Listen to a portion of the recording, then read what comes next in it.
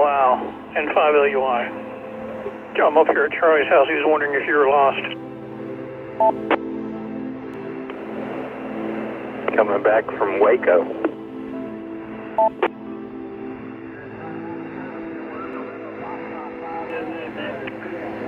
Oh, Greg was up there too, K5GJ. Did you see him up there, or maybe he's at a different event?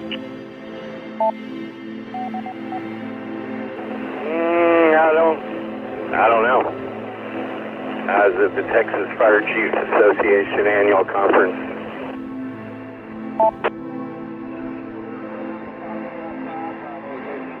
He said he was manning a table up there at Waco for some event. He was kind of scratchy though, going through Armadillo. The Armadillo repeater that they have up in that area. So I was talking to him this morning. So I guess it's just coincidental you all are both at Waco, just two different events. Yeah, you never know. At ours, yeah, you never know.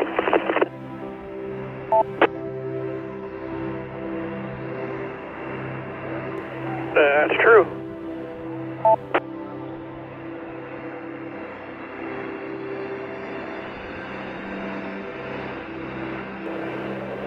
I guess, Charlie, you're going to connect my nodes later tonight?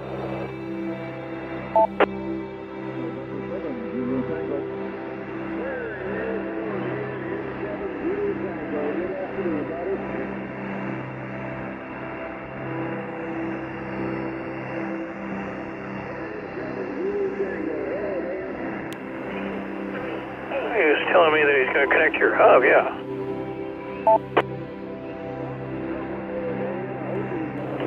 Yeah, perfect.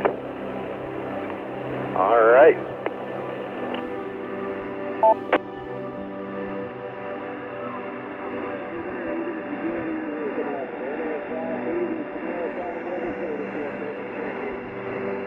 November 7, Zulu Tango. I can hear you now, over.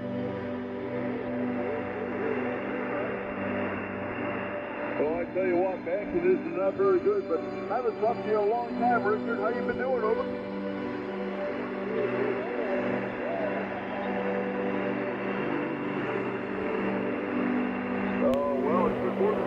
Actually, I guess it's Friday night. I keep forgetting today's Thursday. Yeah, that's what he was asking me. He says, tonight? I said, well, probably not tonight. Man, it's going to be a soggy event when they hold it this weekend. Supposed to see some really good rain coming in. I'm glad I'm not doing it this year. Hopefully the weather will be better next year. AA5JW Mobile. Afternoon, everybody. Yeah, it'll be a soaked Iron Man, if anything else.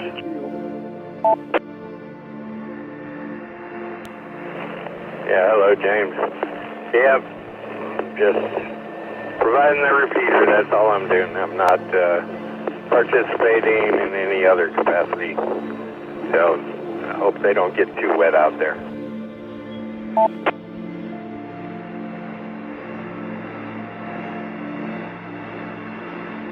Exactly. Well, we're getting ready. We're formatting another node for my system to finish up my 900 leg down in Galveston.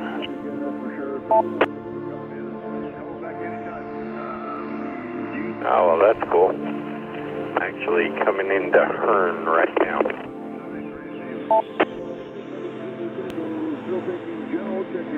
One of UP's, it's a decent sized hub for Union Pacific. Not one of their bigger ones, but it's a decent size for Central Texas.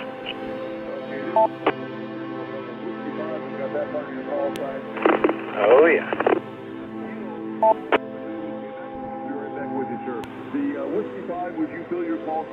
I love listening to him when I'm traveling. I got all the railroad frequencies on my VHF radio, and it's fun listening to him. You just got covered up last time, over.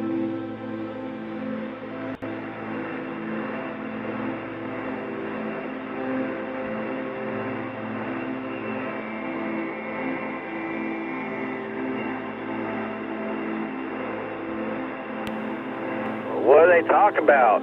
Coupling and uncoupling cars? That's correct, Sid. That's correct. That, and they have problems with the engine, tracks being repaired up ahead, hazards, cattle on the track, road, weather conditions, different reflectors, counting the number of axles on the load that's passing over it, temperatures. There's a lot of different things you hear on it.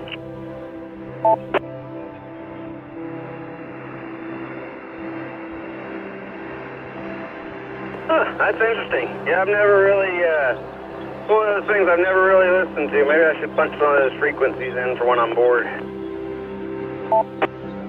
good. Well, hey, we're kindred spirit.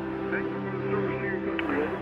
I've enjoyed it, and I remember listening to one when I was coming through New Mexico, coming back from my beach house in California, and they had a train that a knuckle had broken on one of the cars.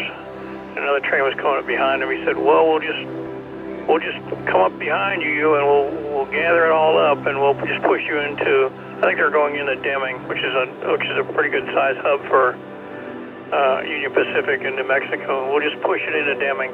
So I guess that's what they did, and the dispatcher approved it. So I guess they wanted to clear the rail. So what's David? I assume you're in Texas, over?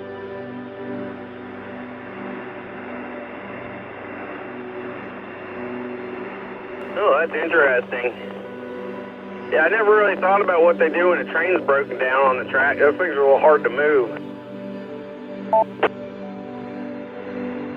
Okay, gotcha, John. I don't have the logger open on the American. It can be. I can't. Anyway, we'll let y'all carry on. We're just about ready to wrap up this node initiation, and also initializing and getting on my hub. So let me get back to over here with Charlie.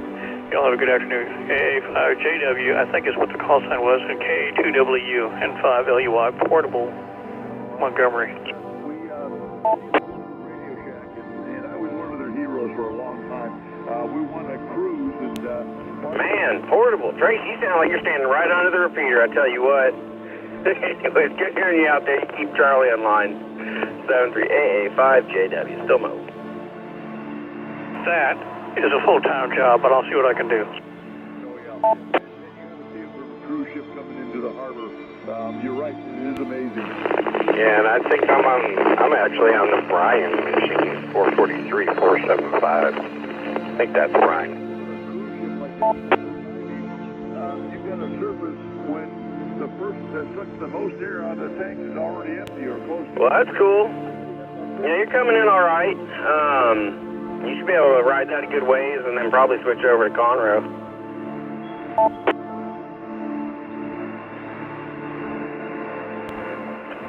Yeah. How you doing, James? Been doing good? Headed home from work, maybe?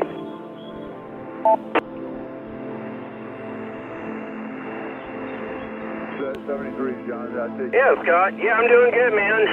I am headed back to the house now. I got a little more work that I'll do tonight, but I'd rather get home and get over and hit the gym first, and then I'll do that stuff later. Save me an hour of traffic. But yeah, been good, been busy. I just got through, did my Skywarn certification for basic weather spotter on Tuesday. That's a really fun course, real interesting, a lot of good material there. If you haven't taken it, I highly encourage it. And yeah, just getting ready for the weekend, although it looks like it's going to be kind of rainy, but I'm supposed to be volunteering over at the Spring Safety Fest this weekend. Always a pleasure talking to you, Richard. You take care. Have a great night. Over.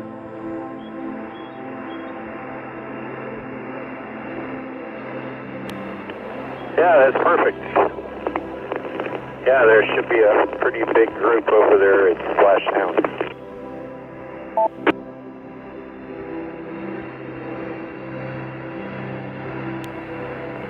Yeah, I'm looking forward to it. It'll be the first time I've gone to that event.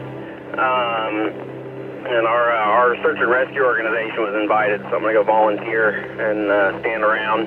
Just told to bring water and a chair, so it can't be that bad, right? Soon be.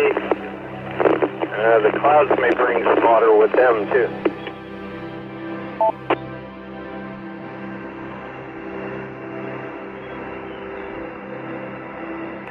Yeah, I think they've already adjusted the hours to close it down an hour earlier just to give us a better chance of not having to tear down in the rain. But, oh well, I might be getting soaked, but, oh well, it's fine. I got a raincoat. I'm not going to melt.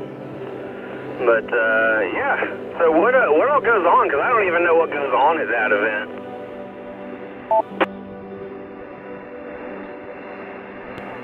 Yeah, you got a lot of fire agencies, police agencies,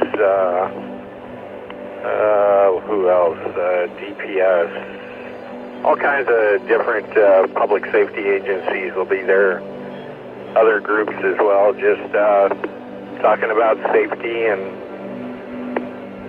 showing off their equipment and stuff like that.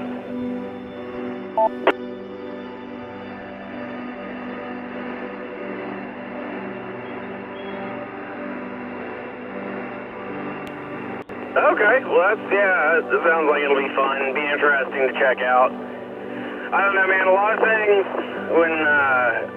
I sign up to volunteer for, I have no clue what I'm doing. They say they need bodies, and so I volunteer, right? That's the gig.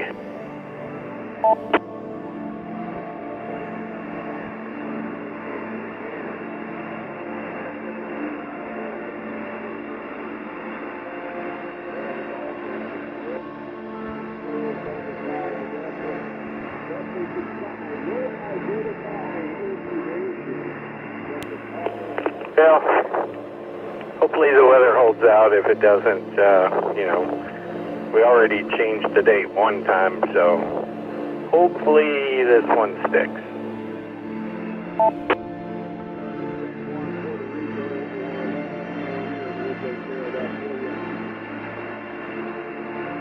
Yeah, that's right. It was supposed to be, last month, and then it got changed?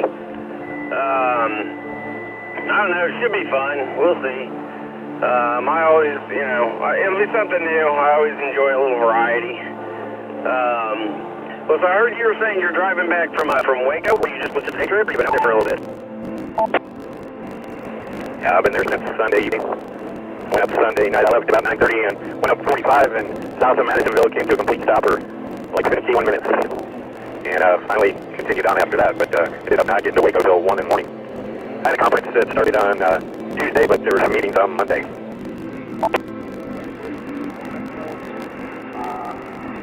No, fair enough. Anybody gonna get a lot of windshield time recently, Scott? Yep, a little windshield time today. We had to do a meeting, actually, over in the side mirror area. That starts at 6:30. I'll end up getting there like close to 5 o'clock. So I'll have an hour and a half to do some more work before that meeting starts. No rest for the weary. Well, did you get your antenna project taken care of at the repair site yet? Hey, 5JW. Yeah, we're one step closer, so yeah.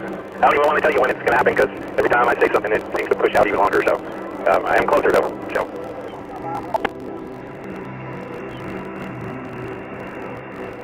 Fair enough. Take it to the virtual lab eventually. I'm sure I'll be able to tell immediately without you even telling me. Probably. I would imagine that will be the case.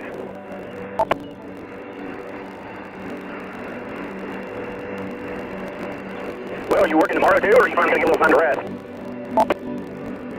Oh, no, tomorrow. Tomorrow as well, yeah. All right, well, that's good.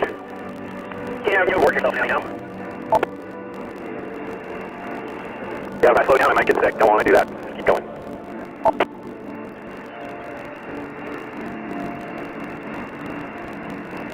Yeah, there's truth to that, man. That's the reason I get at the same time every day, even on the weekends. I don't sleep in. I don't want to get lazy. I eat breakfast with those guys on Saturday morning. I had bright and early at 7, so I don't get a day off on Saturday.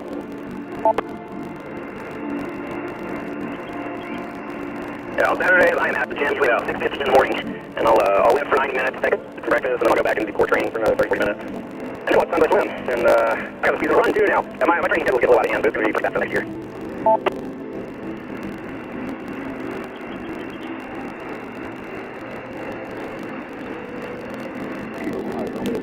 So what is it you're going to be doing?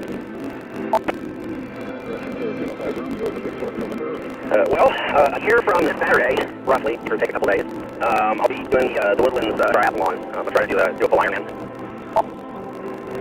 Oh, okay. Well, that should be cool. I don't think I'll be participating in that. Not in this lifetime, anyways.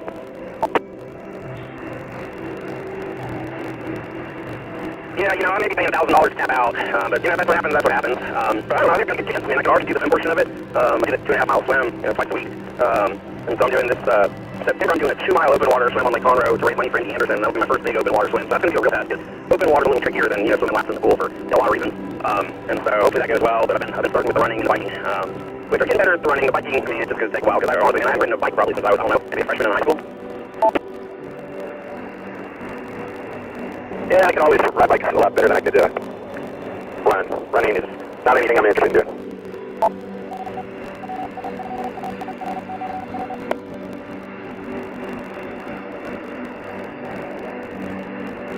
Well, I am in Aggie land now. Oh yeah, man. Go stop by the chicken and get something to drink. Yeah, there's a restaurant called Fuego. It's a tortilla grill. There's only 3 locations, one in Waco, one in College Station, and then one in San Marcos. I did the one in Waco before I left, so no need to stop here. But if I would know it there, I would have came here and got me a couple tacos.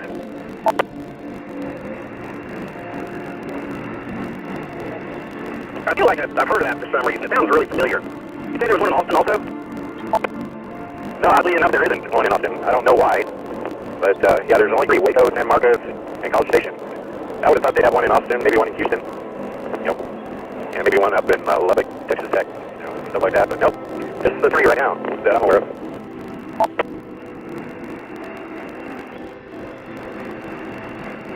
Well, I'll have to try one next time I'm around one. I'm always down to try a taco.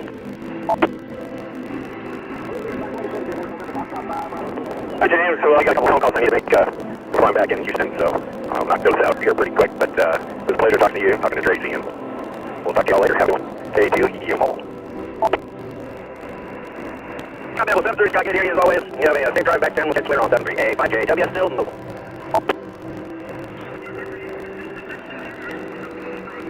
Hey, 5JW, K5, ACB.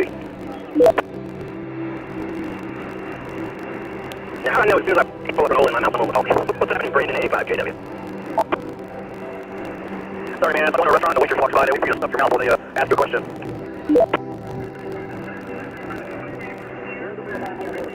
Oh yeah, that's great, man. Trying to get my carbohydrates in before I hit the gym.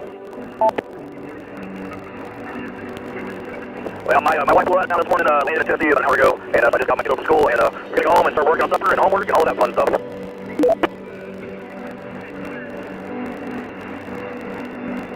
Oh, boy, get on her house down while your wife's away.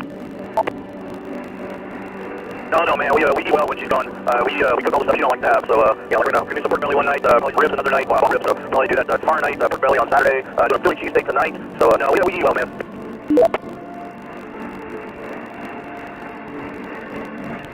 Oh, yeah, I like pork belly. I haven't made a pork belly in a while. I don't know, we eat kind of healthy around the house. People like to jump there, because my wife's on a diet, and I like to eat a lot more of it. Yeah, I hear you, man. We've kind of split down on the junk we eat around the house, so we just don't want to jump around the house like we used to, and try and eat better meals.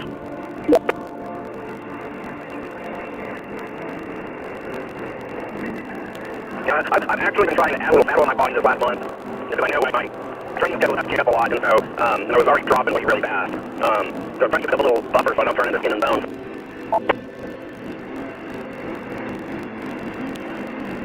Well, it's good not to have, man. I remember when I was in my early 30s that I could buckle down for a couple weeks to a month and really just kind of watch what I ate, and not even really work out heavy, just really just kind of watch what I ate, do a little bit extra walking, whatever, and I can always shave off a few pounds. Now I'm in my late 40s, that's just not possible anymore.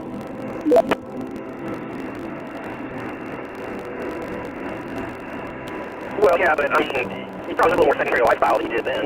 I can lose weight really easily. Well, I can lose weight consistently. I wouldn't exactly say it's easy. I mean, I work out roughly, I don't know, 8-9 hours a week.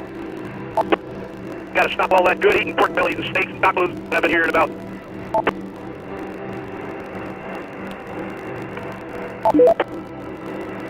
Well, the bad part is the pork bellies and all that, that's still usually once or twice a year, man. It's not something we do all the time. Oh yeah, now he says that. know, it's funny though. I've experienced it all. I've been really skinny, I've been really fat, now I'm getting kind of skinny muscular, so I get now experience all the body types. We'll see where it settles out after this. I'll probably end up fat again. I've been muscular since I was 28 years old. When I was about 50, I lost, well, when I was 40, I lost 35 pounds. And then when I was 50, I gained it all back. When I was about 55, I lost about 80 pounds. And since then, I gained it back until I was about 55. Now I'm kind of leveled off, and now I'm just trying to eat less, that's all. And it might be, to get 72 is really hard to lose weight. Contact. You start an airplane, pull on that propeller. Just keep your fingers out of the way. Go, Mark! Let's see if I got this. You could go or what? I'm waiting for the identifier, the repeater to identify. Neil, calm down. What? A pork belly. Now, I know pork bellies by working on a farm my entire childhood. Pork bellies is just bacon. There's refrigerator bacon, smoked bacon, blah, blah, blah. But, what are you doing? What specific cut of meat from the pork from the belly of a pig are you attempting to make or make? Well, the cut of meat is called a pork belly. That's where bacon comes from. We throw in the crock pot, cook it all day night to slow render it down, and then throw it under a broiler, 600 degrees, and get it nice and crispy. And that's it. Yeah, alright. So you're taking the whole belly and just slicing it into bacon. Huh. Okay. They sell pork bellies at HEB, but I just assumed everybody took them and had a meat slicer home and slice them into strips of bacon. And then you know, or they smoke it and do that, or not. If you're a pork salt, then it's refrigerator bacon. Okay, just curious. So now, KFI, WRE, IPO. Hey, Mark. Anytime you're eating. Waiting for a radio to identify unlikely. I don't know how to tell you. I think I just can't. You can identify for anything, it goes your name. Somebody seems to listen to me. Why would we listen to you? It's just courtesy, you know. You're over here writing that key, and then as soon as somebody else keys up with you, you let off the key. But when you start to key up and the repeater identifies, it's just muscle memory to unkey. Don't let the repeater identify. I don't like to talk over it. It's just muscle memory. Somebody else starts talking, I unkey, shut up. That's all it is. Yeah, I had that same problem when I had sex. You have what? I'm not going anywhere near that. You know, it's problem, the muscle memory and unkeying or somebody else talking. And ladies and gentlemen, that concludes today's briefing. Welcome to the South Coast Lecture. We're trying to the old man in the charge. KK5H. Well, I had some interesting conversations with the North Texas, the Central Texas boys when I was in last weekend. Wait, what's the topic? Charlie's sex life.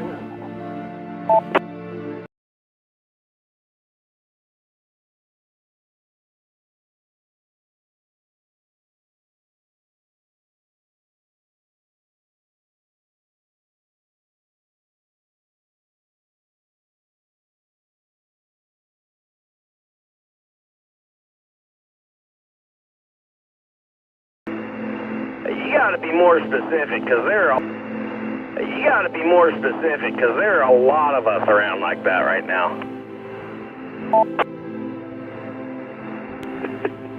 I tell you what, you want to find out how crotchety he is? Try giving him a phone call.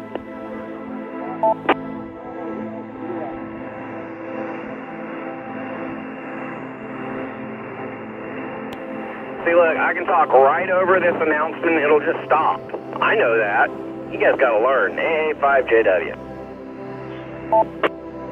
What announcement? I didn't hear nothing.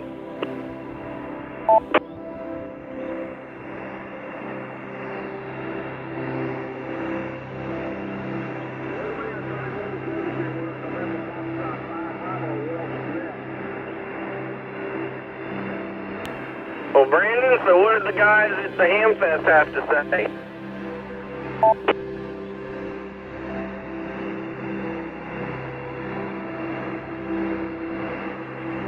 Well, I talked to a bunch of the guys that are up there in Central Texas, and the bottom line is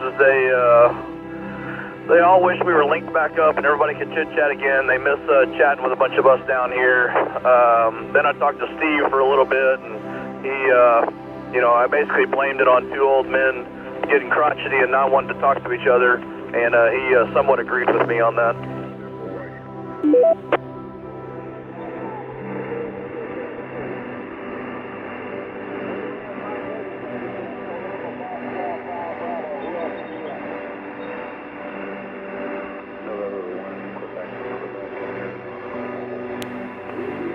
that's the problem. Everybody's always got opinions. And, I don't know.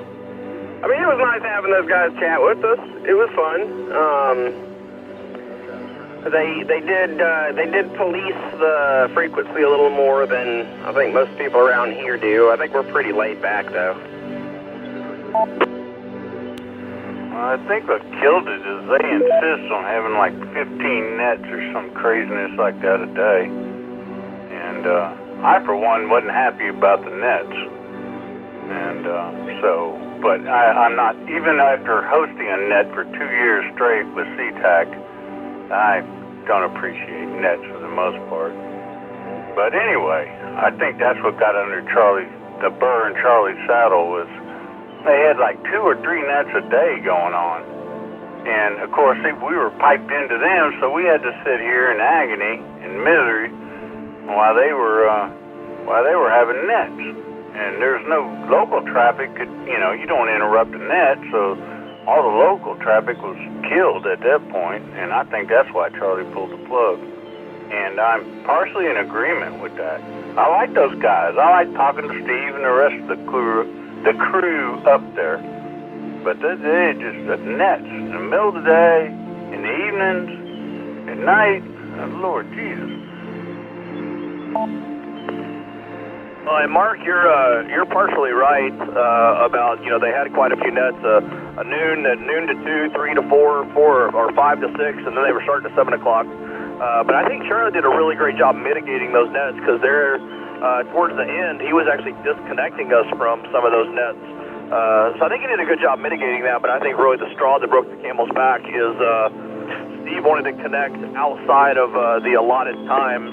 And Charlie typically doesn't allow that, but he allowed Steve to do it anyways. And then what happened is we only have a couple nets that run, like the Sunday night TSM net. We have our Wednesday night Lake Conroe net. We have a couple nets that run here locally, and they started interfering with our nets. And I think that was kind of what the straw that broke the camel's back and why Charlie pulled the plug. Well, then, of course, then Steve got his panties in a wad, and I talked to him about it this weekend and just said, like, hey, can we let sleeping dogs lie and put some rules in place and let's just get reconnected for some hours out of the day? And Steve's he's big on policing the airwaves, and that's why he has the nickname of the repeater police, and he doesn't like it, but he keeps policing, so people keep calling him the repeater police. And it churns it boils his blood when people double. And I told him, like, nobody dies when somebody doubles. Like, there's not an angel in heaven because somebody doubled on the radio. We'll survive, I promise you.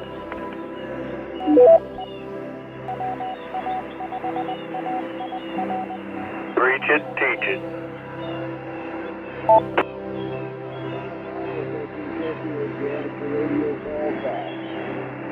Yeah, I got this cool thing where if I get there's too many people talking, I'm doubling everybody, I just get off the radio and let other people have it, or if there's conversation going on that I don't really like, I just change the frequency. I don't have to get involved with everything. Yeah, you must have one of them fancy radios you can dial around on. Hey, Brandon, can I get in here for a minute? Go ahead, Danny. Airwaves are yours. K5 ACP. He should be called the repeater police. All he's trying to do, he's been a ham for over 50 years. And some of you younger guys should listen to some of his older hams about ways to do things a little better. All he was trying to do is when you got a group, it's a good idea to just pass it around instead of all the doubling and stuff. He was just trying to give you a better way to operate a little bit. And, if you get upset at an older ham trying to give you some advice, then I think that's your problem, not theirs. No, Danny, I'm in agreement with you, man. And if you took my comment right there is that I was upset about anything, man, I'm not upset about anything. No, that is certainly not the case at all. I appreciate Steve and I appreciate the knowledge he brought to the table and brought to the airwaves. So no, I'm certainly not upset about anything. I just think Steve has the great ability to rub people the wrong way. I've seen him break into conversations before and tell people on how they needed to talk, and that's just not right, man. Like, you don't break into two people having a conversation and tell them how they need to conduct business. So I've seen him step over the line before. I've heard him step over the line before, but no, I'm certainly not upset about any of it, man. He's jumped on and corrected me about something that he was out of bounds for, and I just got off the radio, man. I don't have to be around for it. Good afternoon, everyone. This is Kilowatt Hero. Okay, well, obviously I'm friends with Steve, and I have been for over 40 years. And he's been extremely helpful to a lot of hands. And if he tries to impart some knowledge that isn't accepted, well, I'm sorry about that, but I don't think Steve has done any of it with ill will involved. He's a very, very nice guy, and all he wants to do is help. KK5X. And Danny, I'll agree with you on that too, man. He's a nice guy. I have really enjoyed getting to know him over the last couple months, and man, I shook his hand in Belton, and I'll shake it again. I think he's a great guy and has a great amount of wisdom. But there were just a couple things that he's rubbed people the wrong way on, and then of course, him and Charlie butted heads over all of this, and so now we're disconnected. But it is what it is, man. But no, I'm not upset. I'd talk to him right now if he was on the air, man. I don't have a problem with Steve at all. I think he's a good guy. But yeah, if I'm not going to be here, I'll be like James, man. I can turn the radio off or spin over to another VFO. Doesn't hurt my feelings. K5 ACP. I wonder why I keep hearing this conversation.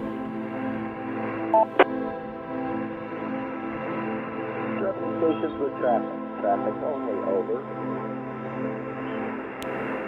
This is the first time I've heard the conversation, but I don't know. I've been curious, why things were unlinked, but I kind of agreed that the nets were a little much, and I thought it was fine for a while when we were dropping, or Charlie was dropping us off, during the nets, because a lot of us drive around during the day and like to yak, but I don't know. Who knows? I'm sure we'll talk again. I don't have any hard feelings towards anybody, and that's why I do this hobby, because I enjoy it. I don't get bent out of shape.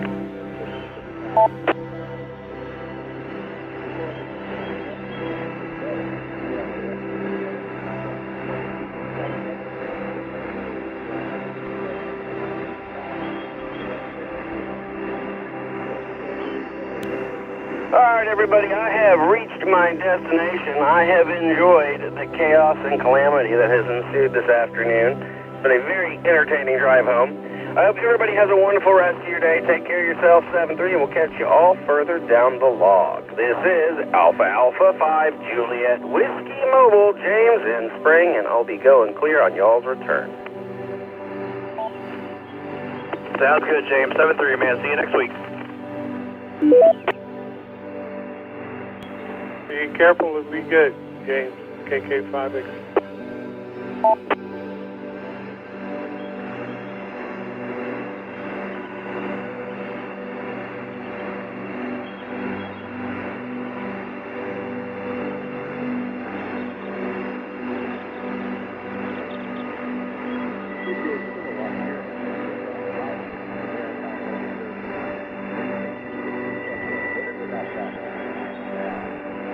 WA4, DCP.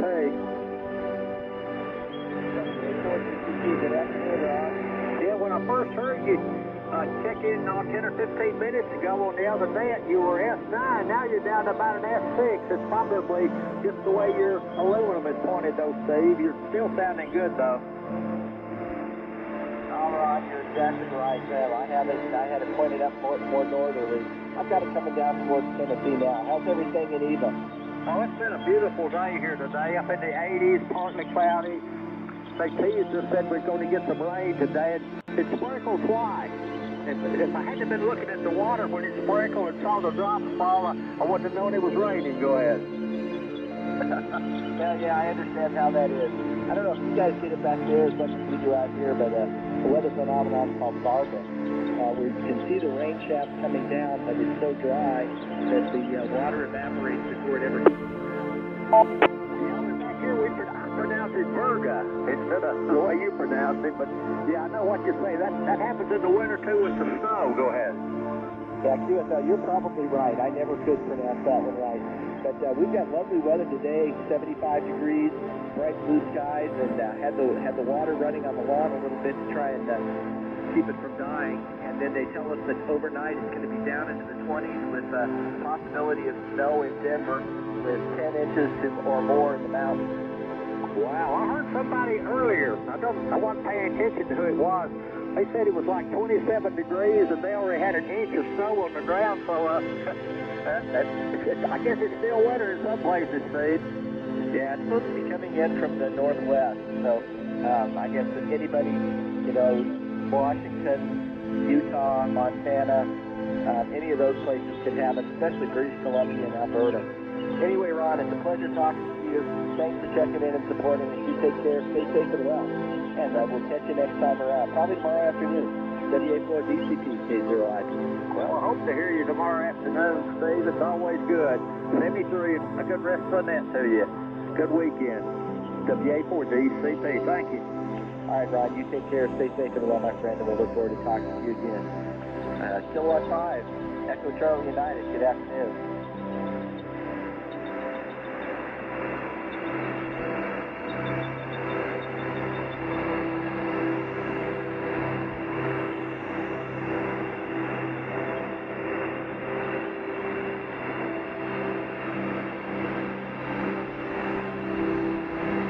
Very good. Well, I think you probably heard with Ron. It's a 75 here, but they're telling us it's going to be in the 20s overnight with snow tomorrow.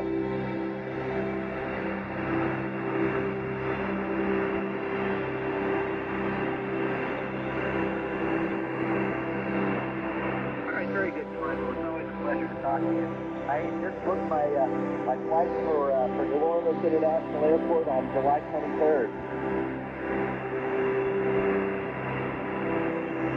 I'll be down actually where I'm headed to Morgan City to a family reunion, but we're going to go visit the World War II Museum, I think on Monday. So, or after the reunion, we're going to be back in New Orleans for one night and then go to the World War II Museum there.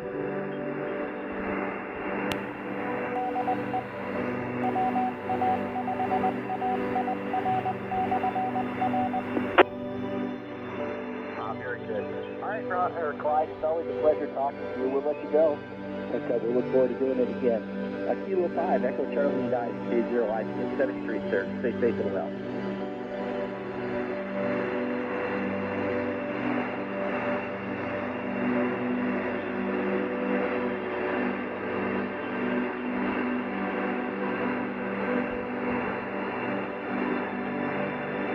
Kilo 4, Yankee Uniform Charlie, good afternoon.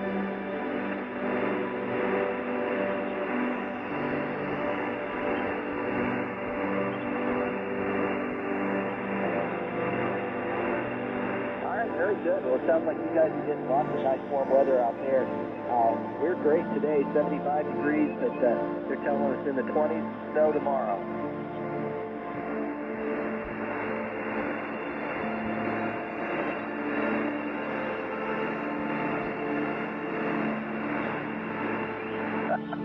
Well, I don't suspect I'm going to have quite that long.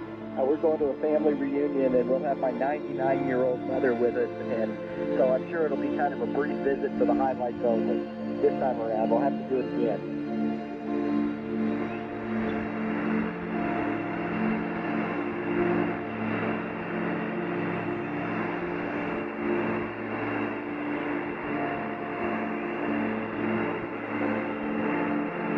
Well, we'll look forward to that, Gary.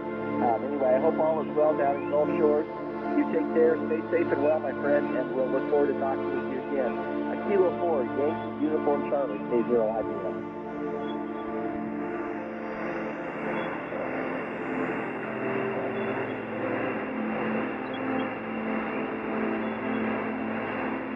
Yeah, no worries. Thank you you very much. You're 10 over S9 into Denver this afternoon. So doing a fabulous job, Gary. You take care, stay safe and well. We'll catch you next time. Kilo 4, Yankee, Uniform Charlie, 0 I.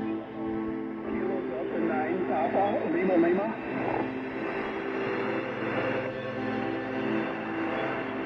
Okay, the November 8th station standby. Kilo Delta 9, Papa, Lima, good afternoon. Good afternoon there, Steve. You are sounding good here in Wisconsin. Oh, very good, John. Well, you said about it. You're 5 by 9 in Denver this afternoon. Great signal. Anything we can do for you, sir? Negative. We're doing fine now. Yeah, we're just listening. Thank you.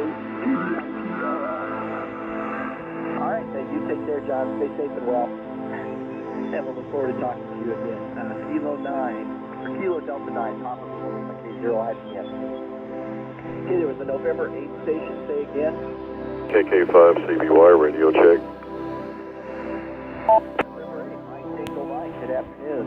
Here, full quieting, loud and proud, cowboy. Come on. K5 ACP.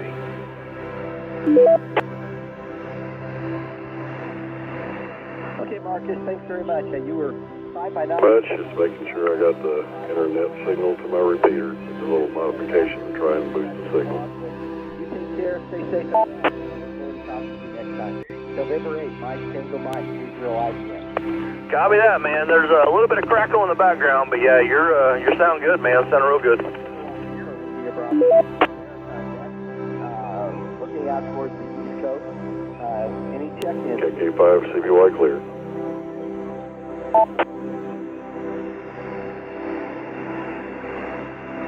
Okay, the November 7th station standby. There was an Alpha Bravo station. Go again.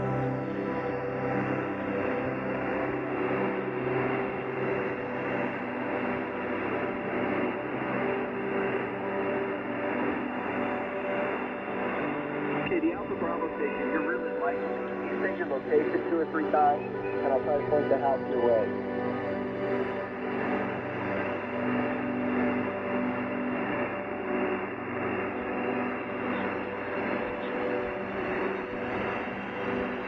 Okay, the Alpha Bravo, let me try off the dipole.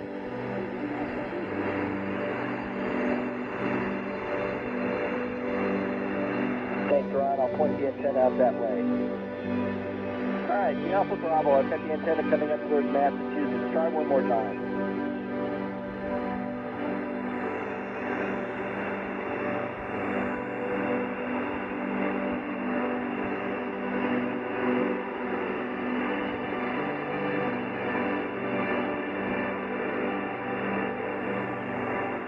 All right, I'm sorry, sir. I just can't copy you. Ron, can you copy the Alpha Bravo station?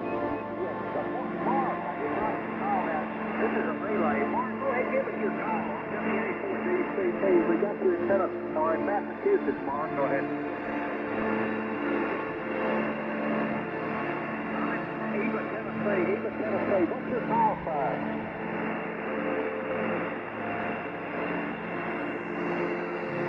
Eva, Tennessee, it's WA4.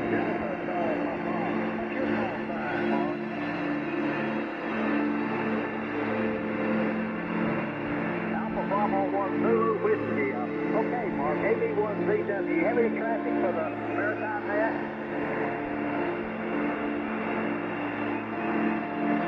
Yeah, GTA, that makes my location. Eva, Echo Victor Alpha. Eva, Tennessee. WA5 LTC.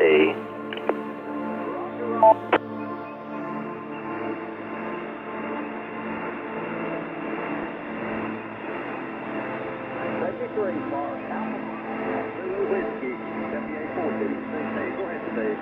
All right, copied Alpha Bravo 1 Zulu Whiskey. Thanks very much, Mark. It's a pleasure.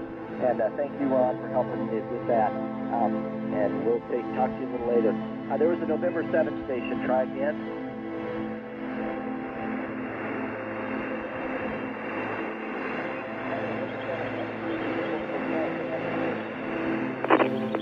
Well, did somebody get a new call sign?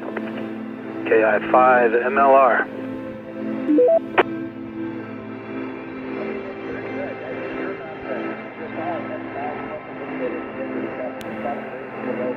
Yes, sir. I did. Kind of sorry about it. kind of like the other one. The Uts. Yeah. Oh well, that's the way it goes. Must have had a geriatric moment. This Saturday, some of the repeaters on the South Coast reflector will be used for the Ironman bike race, so if you hear them working the race, please stand by. Thanks. Oh man, you having buyer's remorse on the license to carry? That's no good.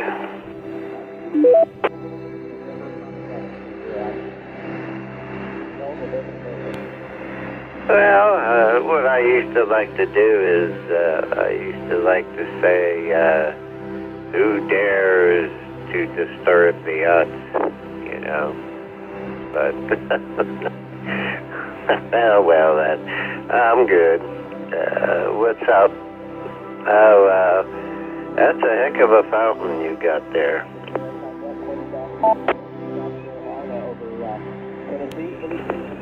Yeah. Man, it wasn't too bad to put it in. Doug, it's actually recessed in the ground a little bit. There's about, I don't know, 6 inches of basin underneath it, so a couple cinder blocks supporting the weight of it, and then we're going to put some river stone on the top of the grate there. And yeah, it wasn't too bad. I just got to figure out how I'm going to run some permanent electric over there to the garden. So that's a project for another day.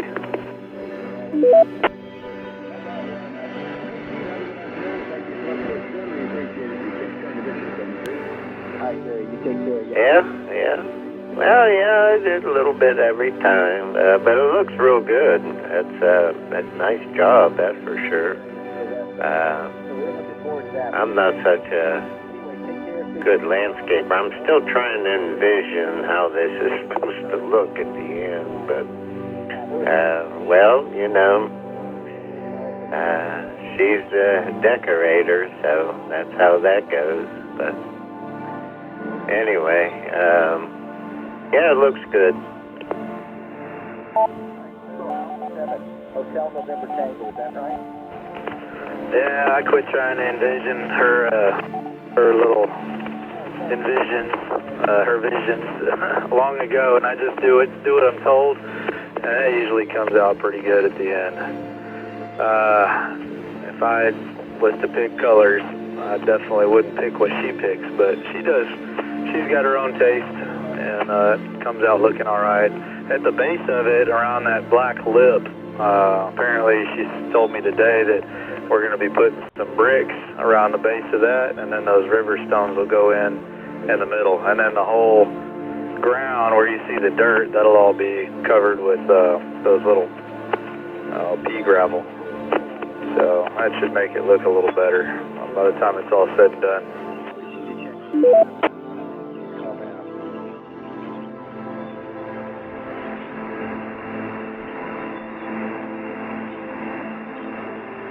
Well, yeah, maybe. If you say so. I'm just, I was just wondering where the heck did she find this, you know? Anyway, I'm sure it'll be okay. But, yeah, well, the electrical, you can, I don't know how far it is, but, you know, they make that UG cable, pretty much direct burial. You don't have to put it in the conduit or anything. I don't know how many amps you need, but it's not cheap. Well, any kind of cable is not cheap anymore.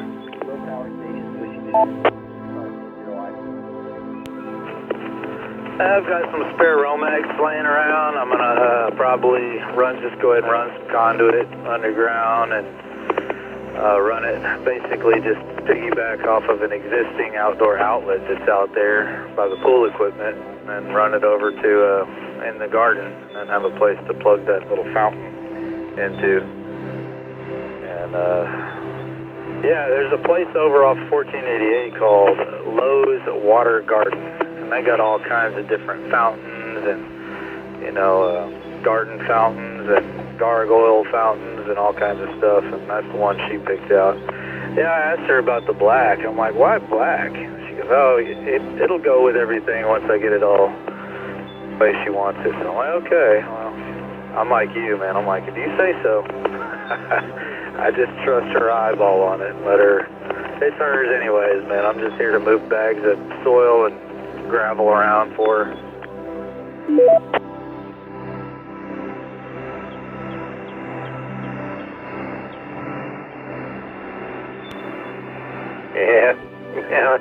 Yeah, I hear you. Sometimes, you know, you gotta do what you gotta do, but yeah, I just was trying to envision what that's supposed to look like that anyway. No, but I actually, I wanted some kind of water feature. I was actually, just before you get to my front steps, I made a square box, and it was I was up in the air, either putting like herbs in there, or I was going to put like get one of those like liners, you know, to hold the water, and then put a pump in there and stuff like that. But that all went on the wayside.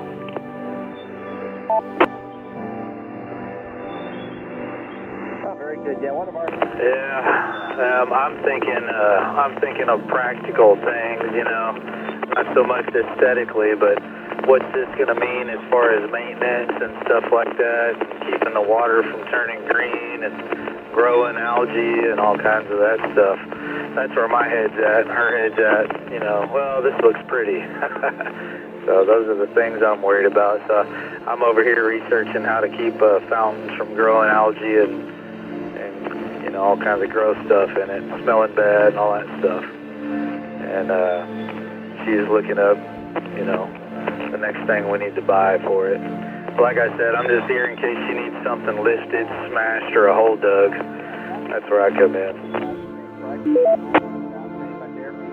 Moving the water around a little bit in the yard, but they tell us it's going to be in the 20s overnight. Okay, yeah. Destruction Construction Superintendent. Yeah, okay. Yeah, well, you know, you're not putting no fish in there. They have all kind of stuff. You know, you can turn that water nice blue, or, of course, I don't know about the birds, but, yeah, no, they got all kind of stuff. And, I was thinking that if I was going to do my little water feature, it's probably, I want to say a 6 foot by 6 foot square box, if you would. I was going to put some fish in there, maybe, but, well, you know, it's high maintenance no matter what you do, and, so I don't know, yeah, I never materialized. I'm probably going to end up tearing it all out, but anyway. Yeah, and it's not cheap to make anything like that. Then I see you had some nice fencing in the background and all that good stuff, so yeah, that's not cheap. Very good. Well, you got a marvel from the mobile into Denver this afternoon. You drive safe? No, I mean, it adds up, but, you know, we do a little at a time here and there. Like, I fenced in the garden last year, and, the back fence that you see behind that fountain, that's our existing, you know, perimeter fence on the yard. And then the garden fence, you know, the little fenced garden area, that's something I did last year. And we just, I don't know, I think we spent $500 on that for the materials and the wire, maybe a little bit more. And then we don't even have all the pea gravel on the ground yet, but we still got some more to do back there with, like I said, running that wire underground, so we've kind of held off on some of it. And it does all add up, but we just do a little here and there, and that's not so bad when you break it into small chunks. Can't eat the elephant all in one bite.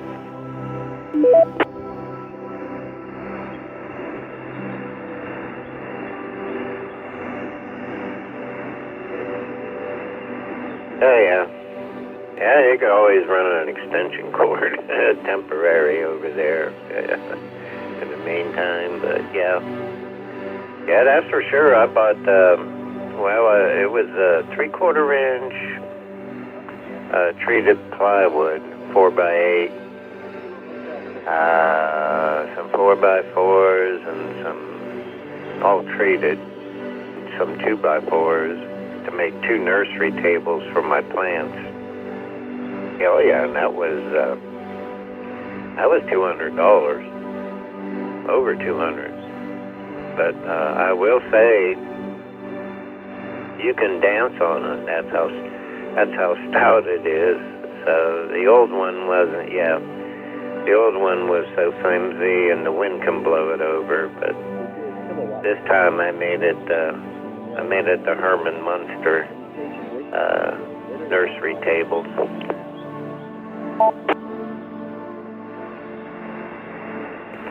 Well, there you go. Yeah, and you know, when you do it yourself, then you can build it the way you want it. You know, a lot of times they sell stuff that's kind of sort of what you're looking for, but not quite, and then you end up just settling, and then you regret it later. It's like, man, this ain't really what I want. You wind up replacing it. Before it's all said and done, you wind up spending more than you would have if you'd have just done it yourself and gotten what you wanted the first time. So that's good. But yeah, no, that's what we're doing right now. I just have it ran with an extension cord for the time being, just so we have it running, and I'll worry about running electrical to it later. I got to go buy some conduit, and I got the Romax. I need to get another outdoor outlet, waterproof outlet, and I can install out there by the garden, and then get to digging. Into Denver this afternoon, but I'm pointed still down kind of towards Texas, so not the most favorable direction for the antenna for you, Justin. Oh yeah, and that's the hard part, the manual labor, that's for sure. Well, yeah, it's like I do well, I wanted to do some stuff today, but it rained a couple times over here, not very long, but just enough to make me stay inside. So, but yeah, just a little bit every day, and that's how it goes. But you got a lot of things to do between the FD and your business, so I can imagine you have to juggle things around.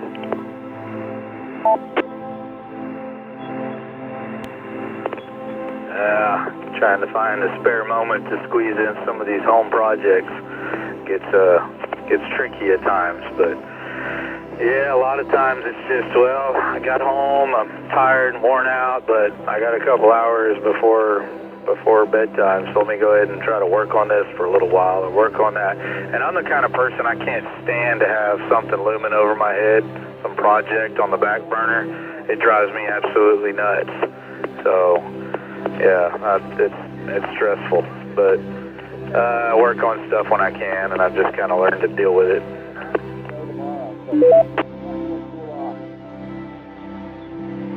Come in.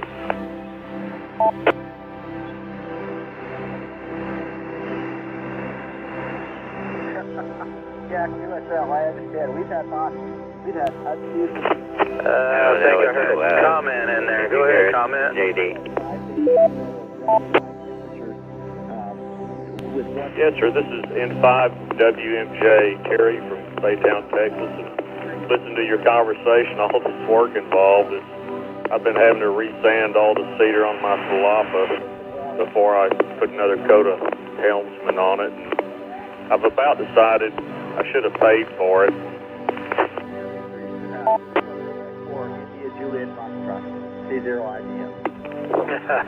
Yeah, sometimes it'd be like that. I've been there before too. I've been accomplished many projects where I sit back and I'm like, yeah, I'm glad I did that one by myself. I saved a boatload of money, or that wasn't so bad. But then I've definitely tried to tackle projects where I look back on it and I'm like, man, I should have definitely hired somebody to do this. It came out like crap, doesn't look good, or it just wasn't worth the trouble and the headache. I've done that before too. Echo, is that correct?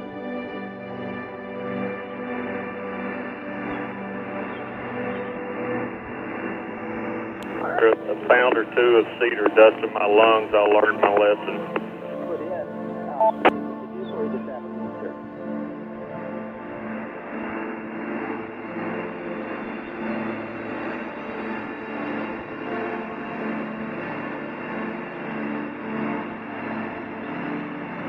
Okay, say your call one more time. I obviously wrote it down wrong. Go ahead, Dennis.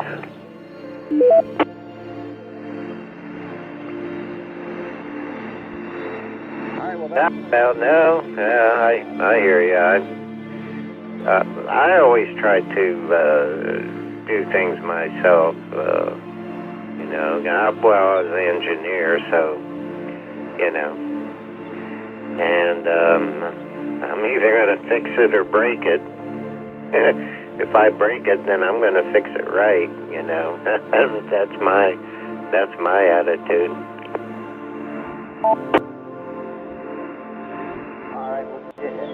Anyway, Jimmy, thank you very much. You take care. Obviously, I still got it wrong. Anyway, I'll find you and we'll get you in the logbook. Yeah, and definitely if I break it, I do try to get it fixed if it's fixable. Our stupid, we have one of those refrigerators that has the pull handle at the bottom, like a drawer freezer, and my 3-year-old hung off of it a while back and snapped that thing off, and I've got the handle sitting on top of the refrigerator. I need to figure out how to get that back on there. But I was looking at it, and Samsung quit selling the little plastic piece that it connects to, and basically they want you to buy the whole door panel, and that's like $350, and it's, I don't know, it's just not worth it to me to spend that kind of money on something that, you know, basically at this point I would just be buying it so it doesn't look like crap. The drawer still works, I can still open it, I can still close it. That handle is more or less just a convenience factor, so it's not really worth the $350 for me, so I'm still hanging on to the handle until I can figure out some way to jerry-rig it back in there.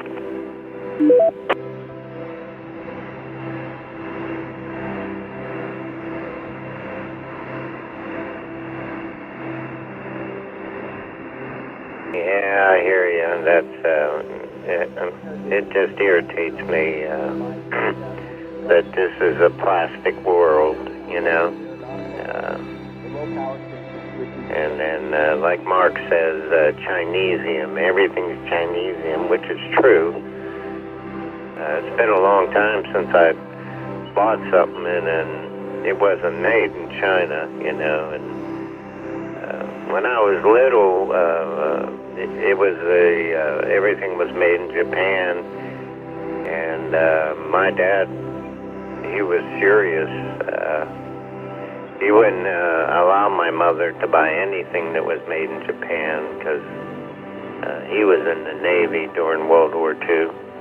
Hey, quit it.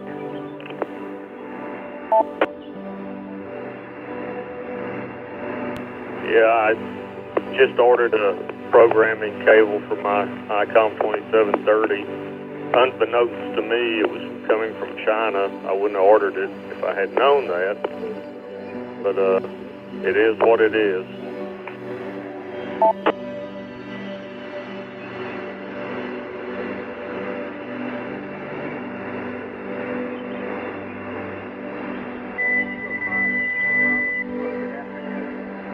Yeah.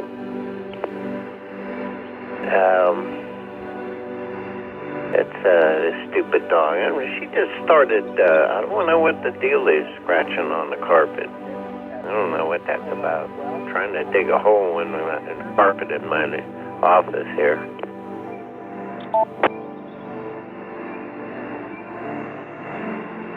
No, I'm afraid I can't help you. Is it a slab or is it a pier and beam? No, those I'll pass on. I think we've only had those in Denver proper a few times. They hit the plane east of it. This thing, I think I heard you kind of were kind of fading in and out. This thing is a rat terrier. Oh, yeah, sorry, I'm off in the woods a little bit here. No, I was asking about your house. Is your house a pier and beam, or is it on a concrete slab? There's another No, it's, yeah.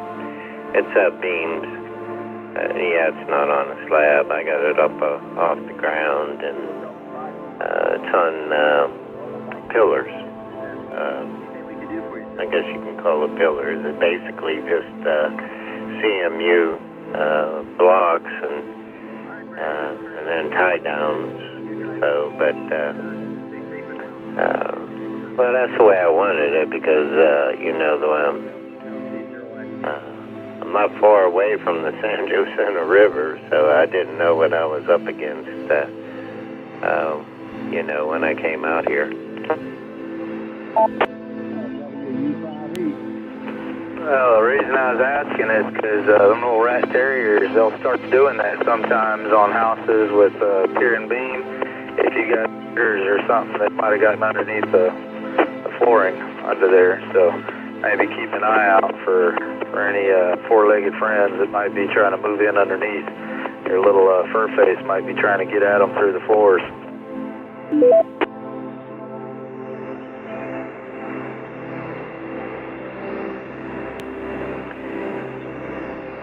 Yeah, actually, now that you say that, I always, not always, but you know, every now and then I go around the whole perimeter of the house, make sure nobody dug a hole and went under it, you know.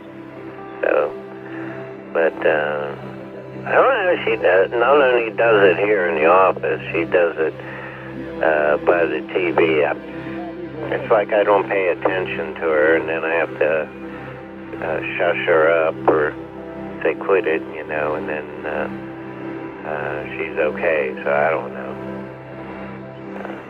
Well, she just turned 11, not in February, so, yeah, old lady, who knows.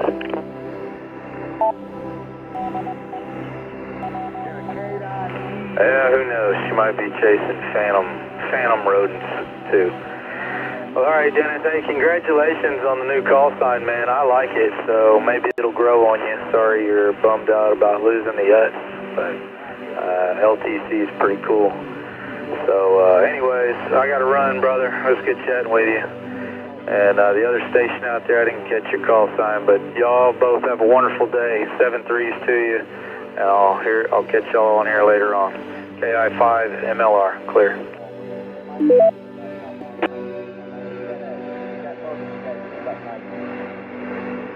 Okay, 5 business, yeah, so I'm in Okie dokie. Take care. Talk at you later. WA5 LTC, clear.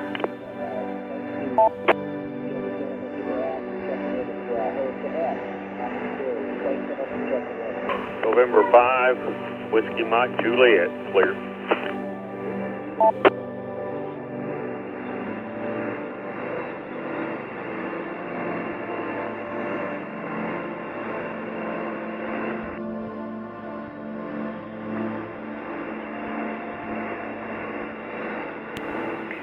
Roger, Dodger.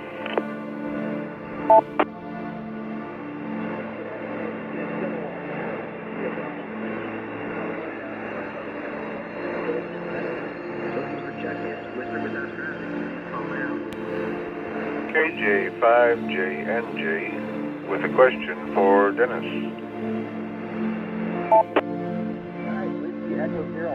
Good afternoon.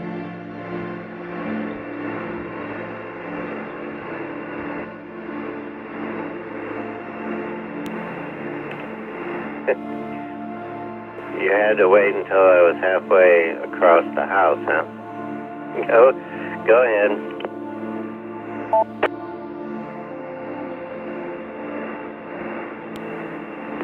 Oh, I'm sorry, man.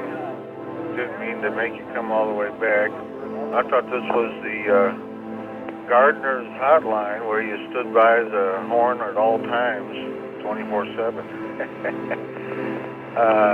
No, this is Justin out of Conroe, and I have a quick question for you. Hopefully it's quick. And, well, the question's quick. Hopefully the answer is too.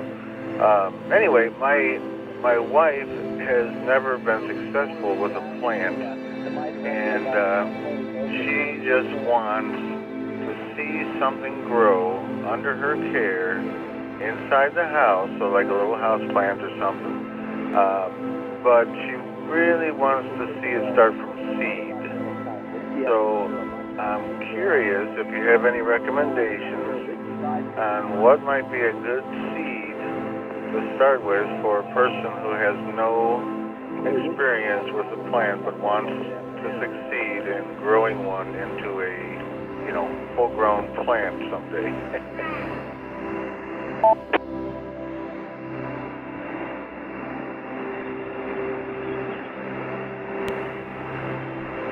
Well, yeah, there's all kind of choices. I mean,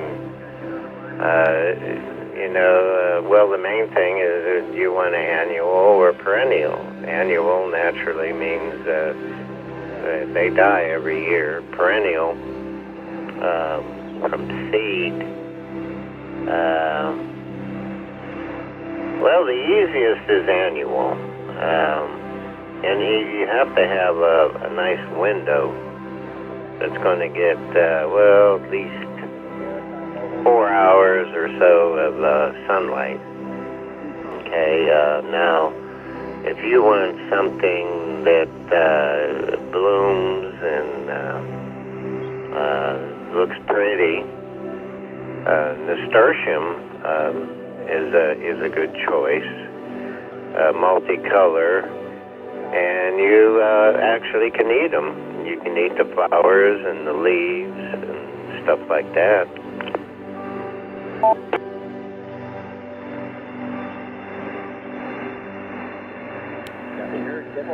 Okay, well that sounds good.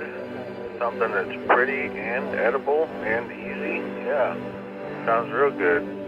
I've never heard of that. I may have seen it or maybe not, but is it something I can, you think I can find the seeds at the local seed store, or do I need to order them online probably? And how would you spell that so I have a better, you know, I can burn it into my memory a little better. I am driving right now, or I would write it down. But, yeah, nasturtium, I think you said, right?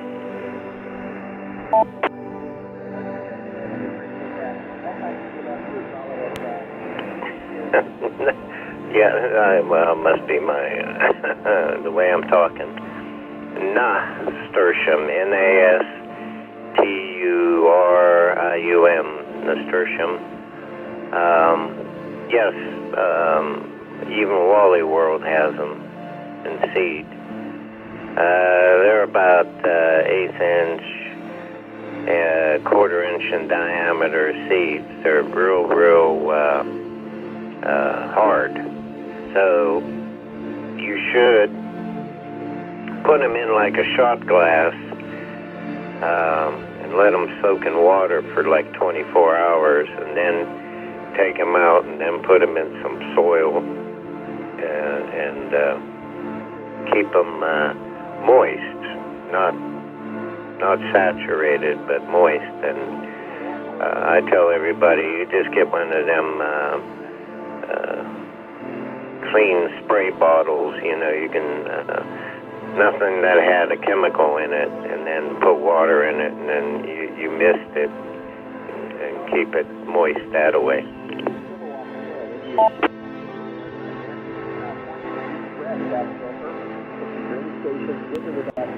Yeah, okay, we can do that. Well, she can do that. My youngest one, she's starting to like to take care of plants too, and she's helped out in the garden, and she's taken some classes over at, or at least one like nature class over at Homeschool Academy. So she's had a little experience with the plants, and she was telling me that she should do grass. She said that's the easiest one, grass. But anyway, so, and she has a mister bottle. Yeah, she has a little great, mister. So she can let my wife use that. So very good. Nasturtium. I'm going to try to remember that, and then we're going to look for it and give it a try. That sounds like a real good recommendation, which I've never even heard of, and sounds like it's maybe pretty common. So, okay, cool. I appreciate that. And you say 24 hours in the water, and then put it in soil and keep it moist. Oh, well, thank you very much, Jeff. You're right. Yeah. Now that taste has a flavor like pepper. It's a peppery taste to it. Another one is borage, B-O-R-A-G-E, or it's called blue starflower. It's totally edible when it's young. You don't want to eat the older leaves or anything. And the borage, it tastes like cucumber. Them fancy chefs on TV, they use that, like to make the real fancy, expensive restaurants, and they put flowers around your meal, and they use plants like that. That's an annual also. That comes up real easy. Those borage, you really don't have to soak them before you plant them. It's a hard seed too, but the main thing is just keep the soil moist, and they come up in about a week. You have to, again, seeds don't care about sunlight, okay? See, they care about heat, water, moisture, and heat. Then once they come up, that's a different story. But to get them, to kick them off, they want water and heat, usually above 75 degrees soil temperature.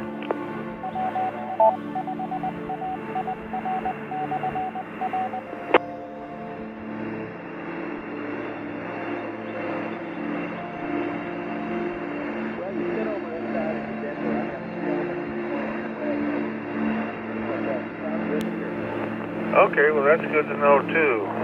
Yeah, because she likes to keep the room cold at night, so she'll probably kill that thing every night when she turns it down to like 70 degrees or 71. Anyway, but normally our room temperature about the house is around 75, I guess, so that won't be too hard. And then we also have we have a couple of leopard geckos the kids keep, and so we've got lights on them and, heating pad and stuff. Like if we needed to, a heat source for something, we could do that too. But it sounds like that'll be pretty easy. So, okay, very good. Yeah, I'll remember most of this and jot it down when I get back home. So I appreciate it. The wife's been asking me about that for a little while. She's like, I want to grow a plant. I've never been able to grow a plant. And I'm like, all right, well, I'll get you a plant. She's like, no, I want a seed. I said, okay, you want a plant or a seed? She's like, well, I want to grow it from seed. I've never seen anything grow from seed like that all the way to a plant, and under my care. So anyway, so yeah, we'll make that happen for her.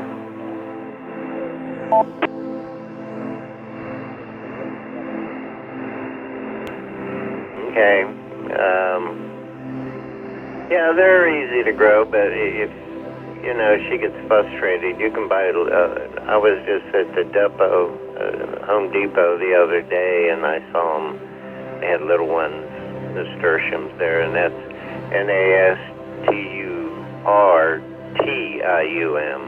I don't know if I said that right the first time, but I'm looking at. I have a pack right here.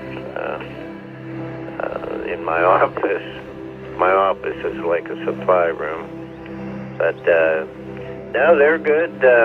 They're good patio plants. Just make sure you get a nice pot that, so that their their roots don't get strangled, But yeah, that's easy stuff to grow, and like I said, then you can eat it.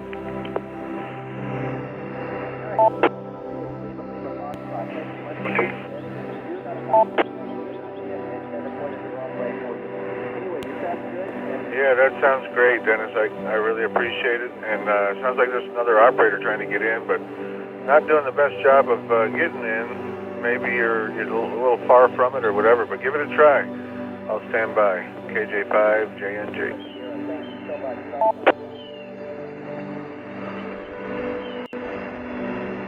You take care, Michael. Stay safe and well. We'll catch you next time around. Kilo Charlie 8, Lima Sierra, 30I.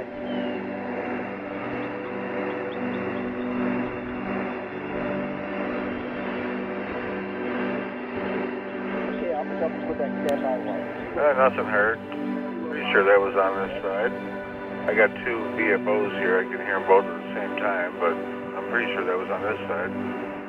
Anyway, yes, maybe somebody's got a comment, wants to get in there. I'll stand by.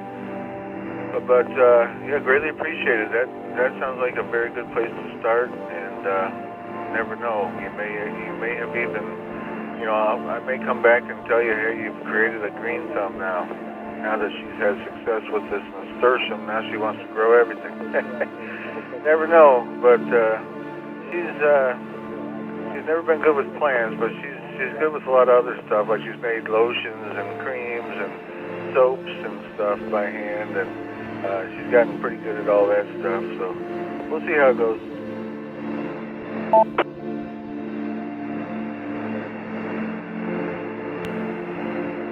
Okay. Well, yeah. If you want another easy one, real easy one. You can't eat it, but that's just a plain old marigold. Marigolds, they'll come up in maybe 5 days, and they smell nice. Bees like them, so just a plain old marigold seeds. But don't make sure you get the dwarf ones, the indeterminate ones. They get pretty slinky, and they fall over and stuff. But you get the dwarf marigold.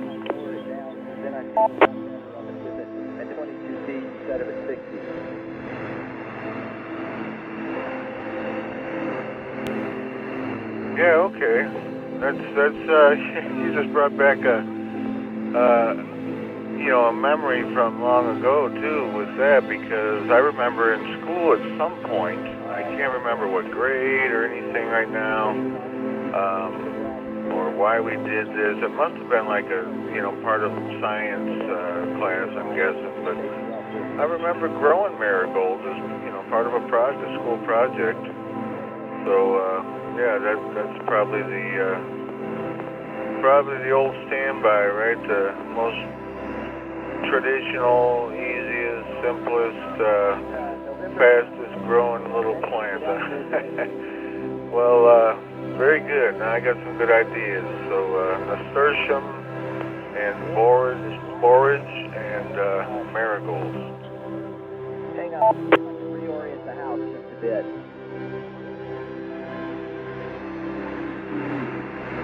There you go.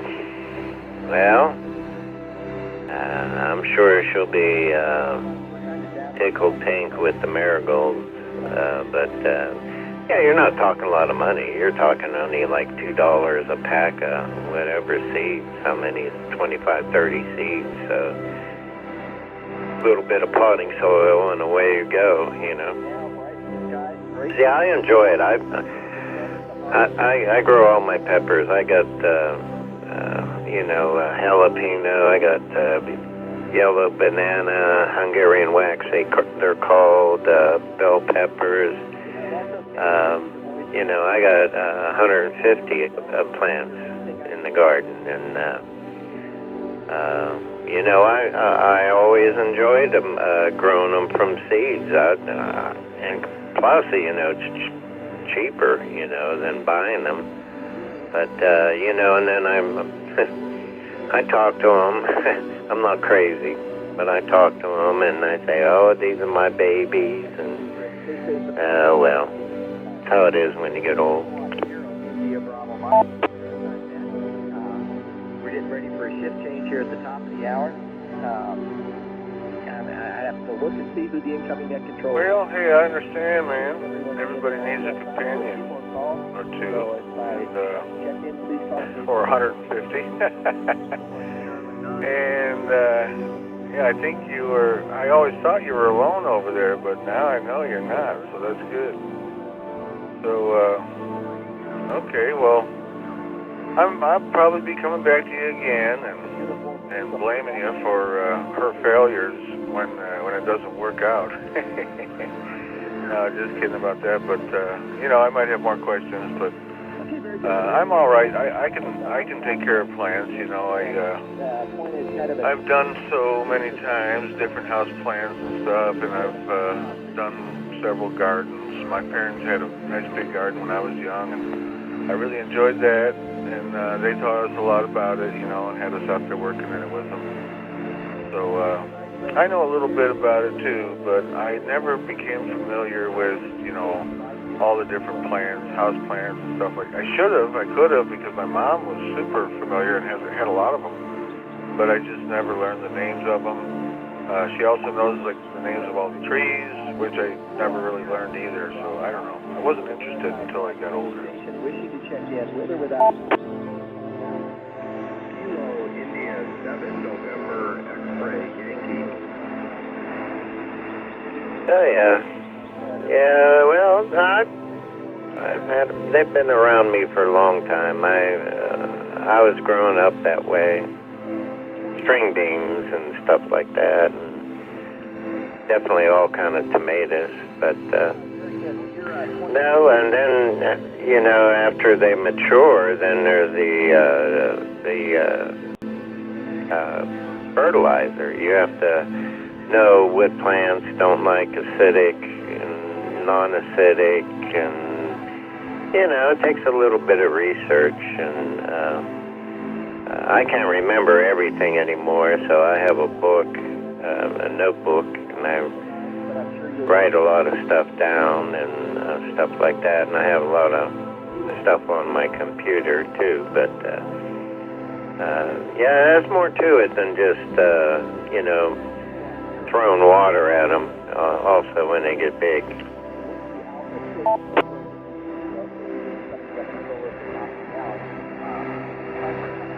KJ5IDD, just checking in and saying hello. This is our first time on this network.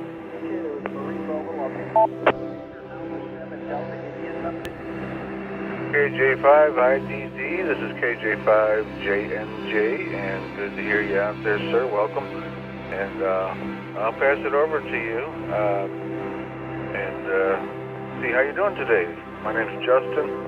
I'm traveling right now around Spring, Texas, and talking to Dennis. So you go ahead, and you got a nice ID.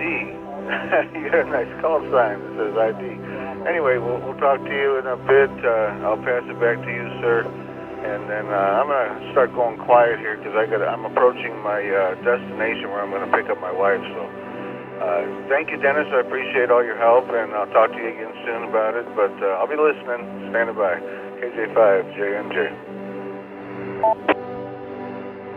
All right, man. I appreciate that. Appreciate that a lot. Well, it's good to hear y'all. Somebody just told me about this network, and I dialed in, and here we are. So anyway, I'm going to add that to my notebook here and start using it as well.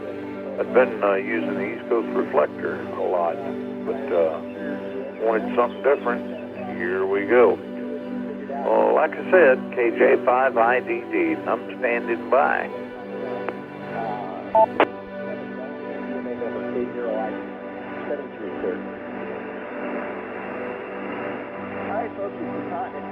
Okie dokie.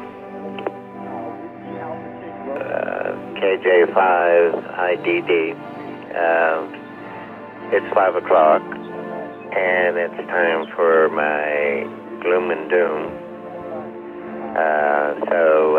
Anyway, yeah, it's a nice network. He has a couple of these repeaters for,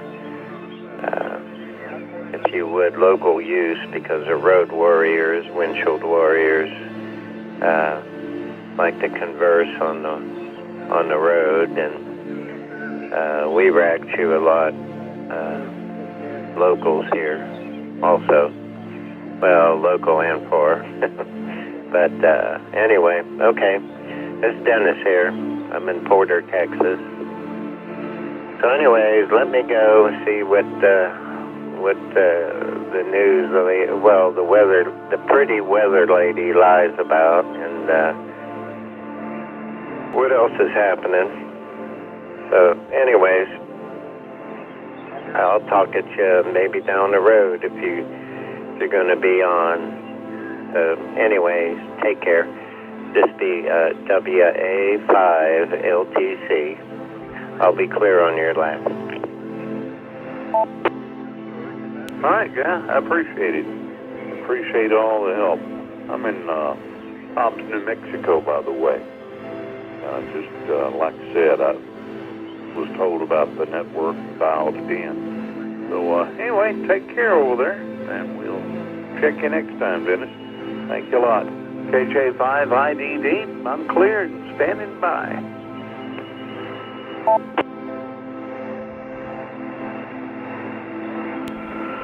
That's clear.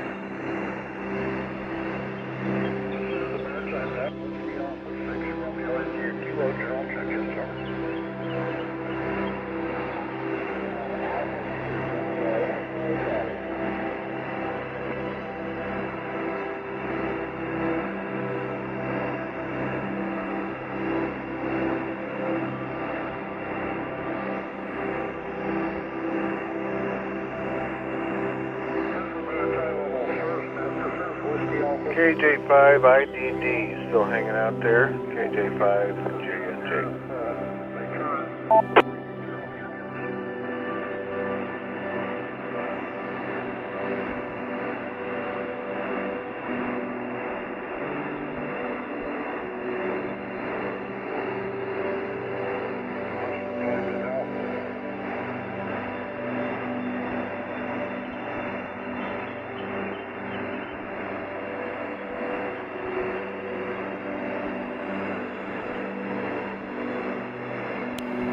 Nothing heard from IDD, KJ5JNJ.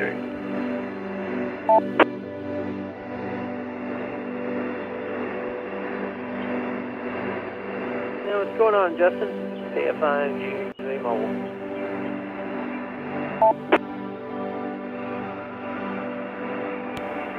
Hey, not too much, Remy. How you doing today? Oh, I'm doing all right.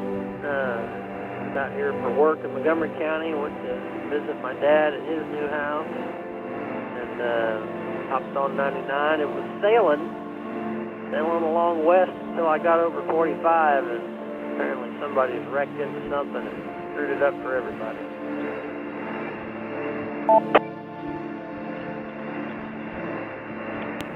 Oh boy, that's not cool. Well, yeah, you said it's not on 45, the traffic, but where you intersected 45, huh? Yeah, we're about to get on 45 and head north.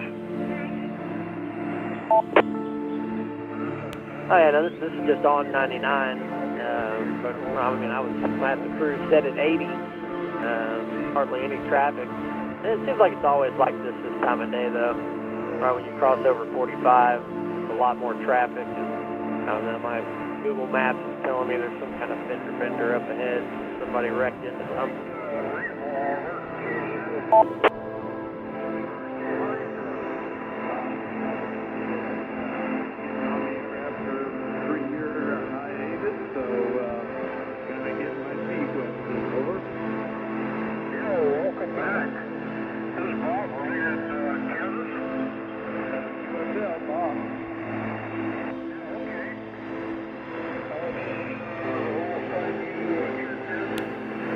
Okay, yeah, sorry about that. I'll probably let you go anyway because I just picked up the wife. We got to figure out what we're doing and everything.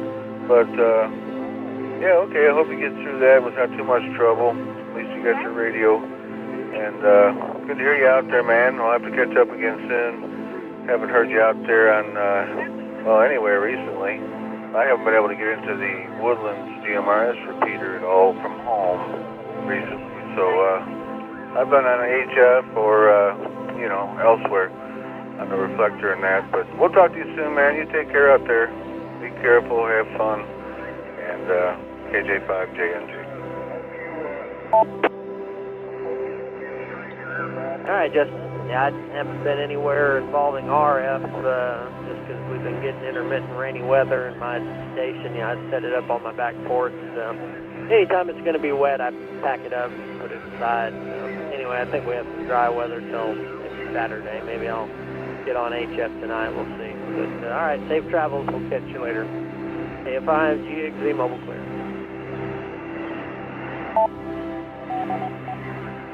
What's going on, Justin and Ramey? Just wanted to come in and say hello before I head to flag football practice. It's Dez, KJ5OQE. Just wanted to say what's up. Yeah, hey Dez, good to hear you out there too. Hope all is going well for you, and yeah, be careful out there. KJ5JNG. Good afternoon, Des. Safe travels out there heading to football practice.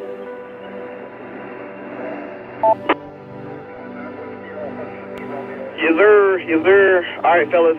I just wanted to come in and say what's up. But yeah, y'all be good. Y'all be safe. It's KJ5OQE. I'm clear.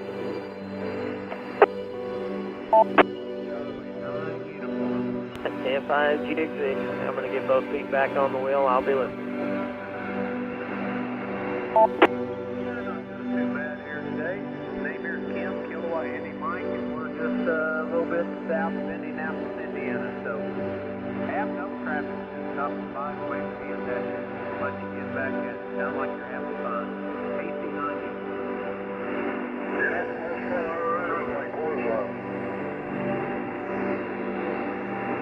Roger that. I'll have to put that one back in the back pocket of you.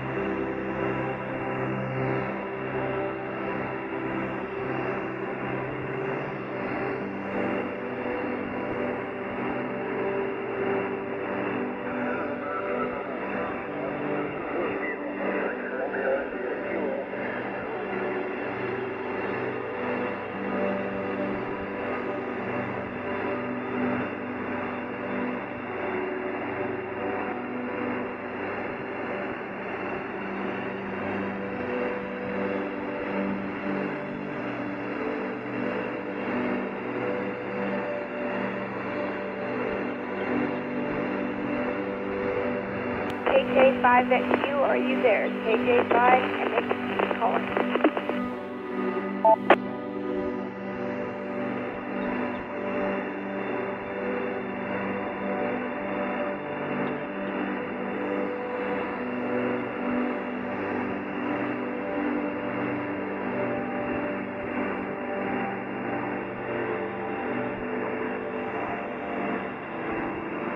This is KJ5, MHB, Juliet 5, Mike Hotel Victor.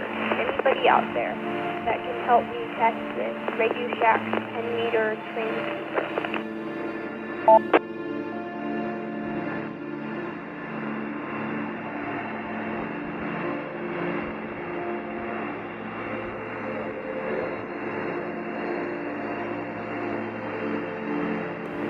KJ5, JNJ, standing by.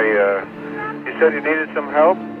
Go right ahead. Let me know if what you need help with. I'll see if I can help you, sir.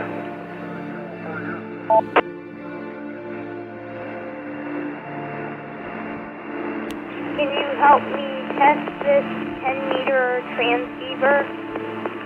Where's your QTH?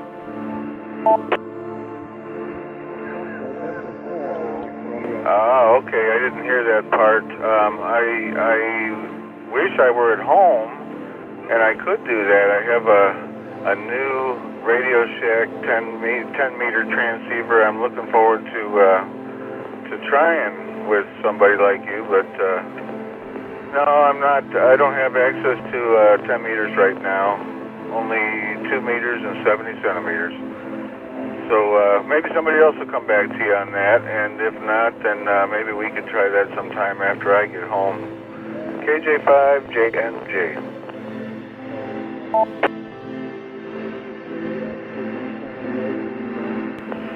Thanks. This is KJ5, MHB, Kilo, Juliet 5, Mike Hotel Victor. Anybody out there that would like to help me test this Radio Shack 10-meter transceiver?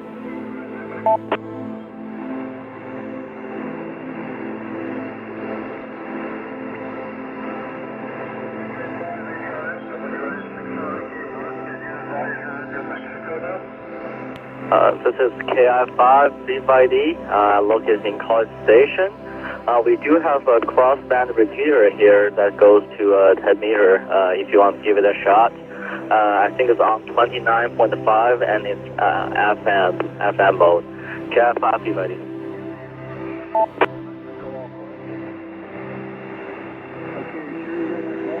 Okay, hold on.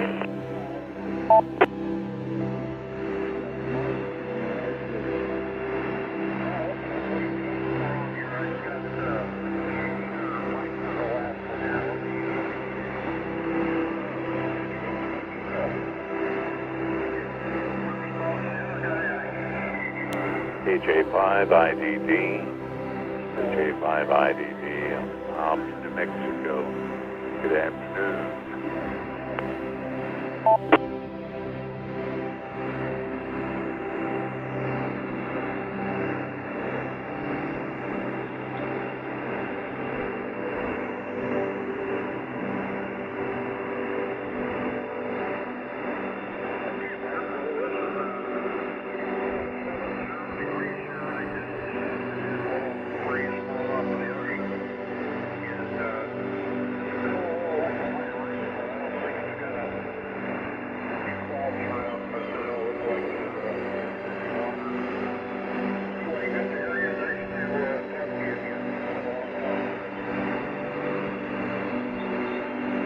Okay, what was the frequency of the 10-meter repeater again? QSL, we have one at 29.6, and we have one on 29.5. How about let's use the 29.6 one? QSL, KI5, C5D.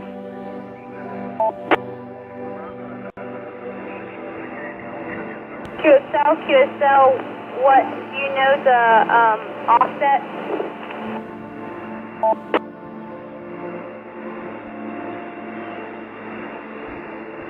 It's a crossband repeater, so I think it's a simplex on 29.6, and then it will go down here at some UHF frequency.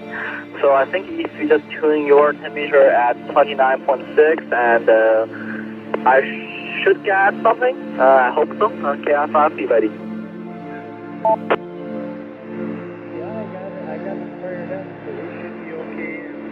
Hold on, can you transmit on the repeater, and I'll see if I can hear.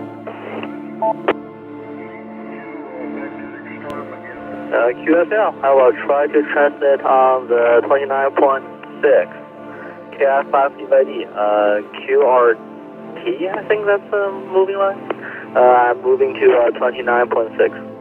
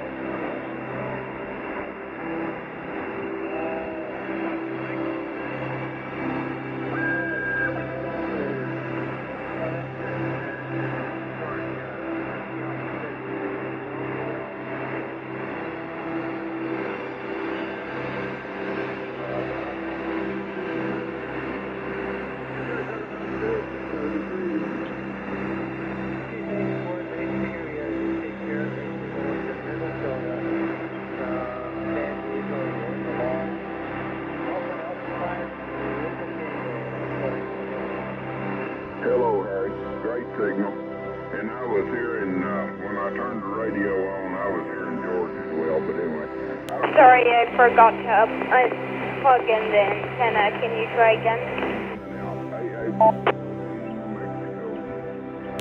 QSL, I will try again. This is KF5, be ready.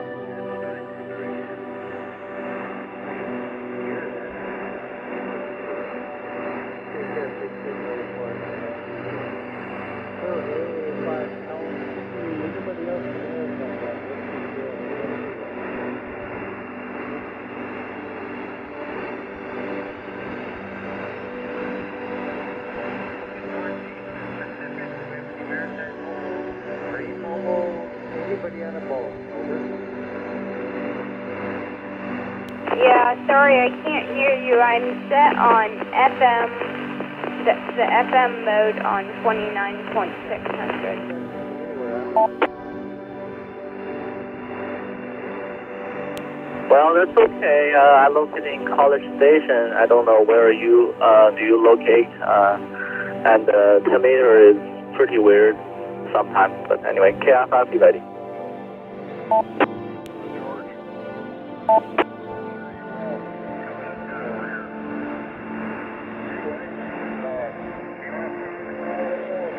Okay, well, I'll say 732. KJ5, MHB, clear for the president.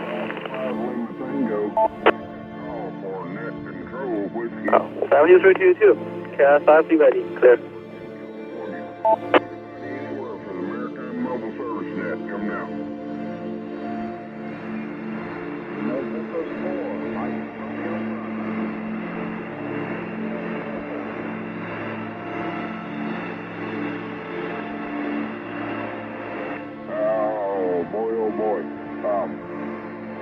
Harry, did you happen to hear the November 4 station in the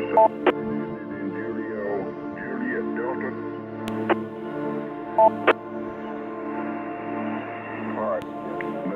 Coast Light, the November 4 station. Mike Romeo Bravo. November 4 question mark Romeo Delta. What am I missing? Mike Romeo Bravo. November 4 Mike Romeo Delta. How are you?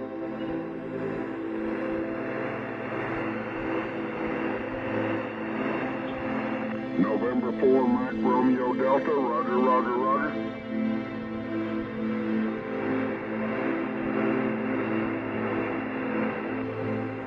Boy, did I totally lose you? The 4 call. Come back.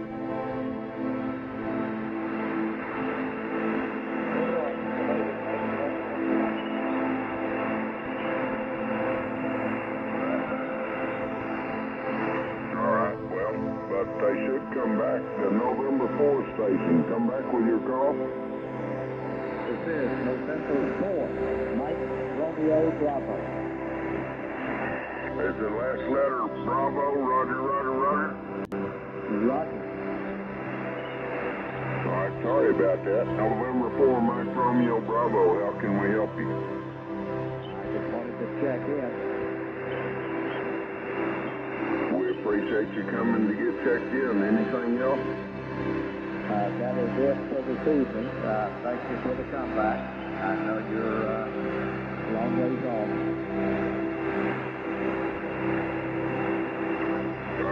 Boy, you're loud enough. I didn't get all of that. Do I have a relay station if it was important?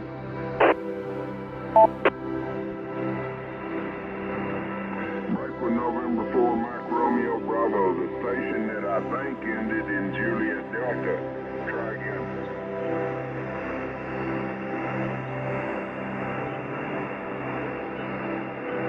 Nothing heard. Check-ins for the Maritime Mobile Service Net. Anybody, anywhere, come now.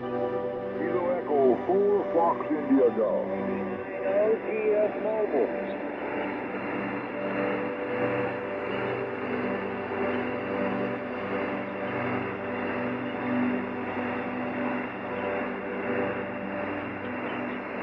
Ah, boy, oh boy, I don't even know how many stations are in there.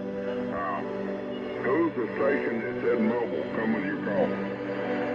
Kilo Bravo 9 Oscar LPL Mobile.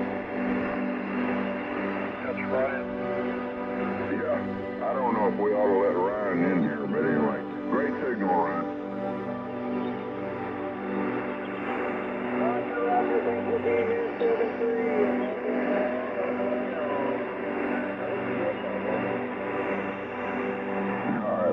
No, you got a great signal.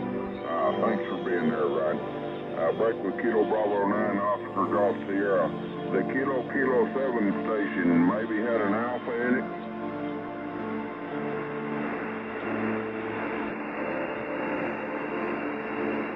I'm missing one. It's Alpha Yankee on the end, but what am I missing?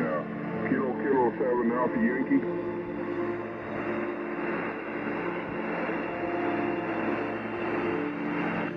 Kilo 7 Zulu Alpha Yankee, roger, roger. Good signal in the New Mexico, just my old ears. How can we help you?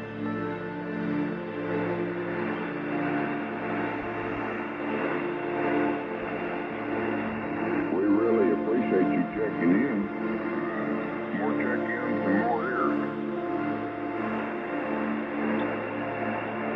Alpha 5 Lima Tango in New Mexico.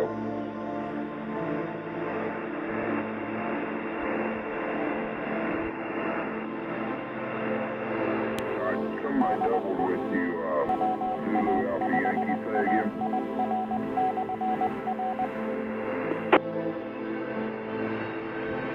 Alright, Kilo 7 Zulu Alpha Yankee, the Whiskey Juliet Hotel Station.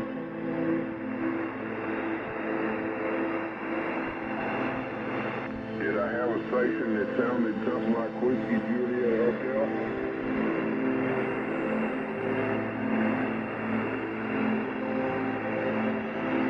Nothing heard.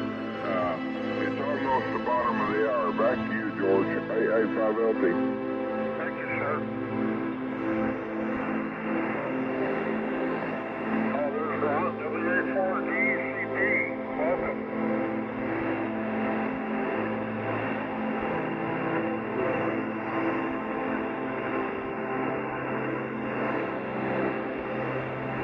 Well, I'm not hearing too much out here on the West Coast. You're not as loud as you usually are.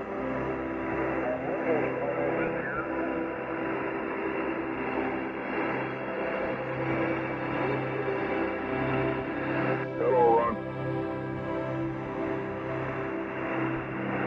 Yeah, I heard, before I sat out here, I heard,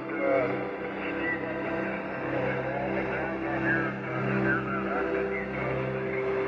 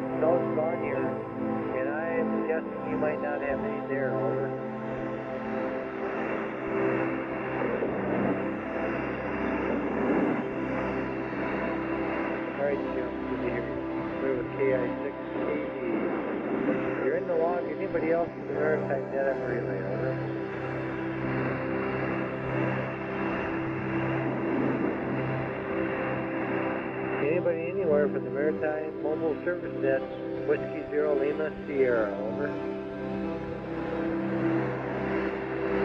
Recheck. Recheck, go ahead. Yeah, Harry, I may have partly dreamed it, but I think there's a mobile station that ends in Romeo, but they were very, very light here. Well, give it a try, window. Was there a mobile station ended in Romeo, or just a mobile station that tried? Try again, AA5LT.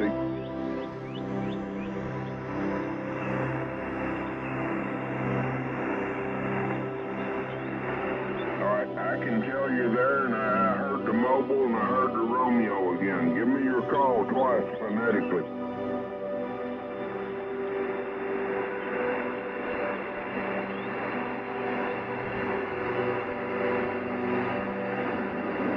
All right, I've got Kilo Bravo 9, Sierra, question mark, Romeo. What am I missing?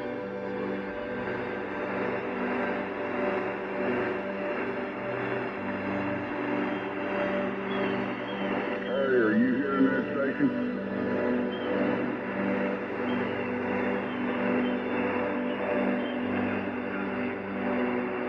All right, Kilo Bravo 9 Sierra. Give me the last two letters.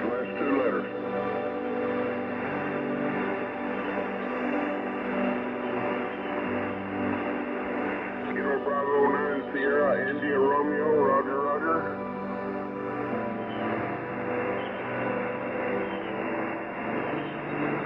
We got a roger, roger on that. Any traffic? No traffic, roger, roger.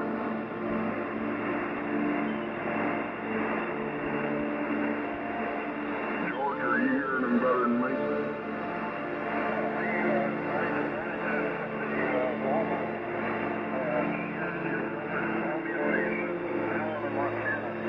Alright, Kilo Bravo 9 Sierra, India Romeo. We're going to put you in the roster, no traffic. Roger, roger, roger.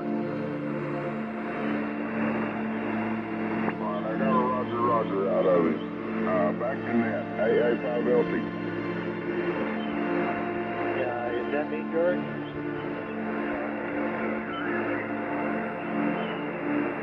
Alright, well, I'm just going to make one more call. Anybody anywhere for the Maritime Net?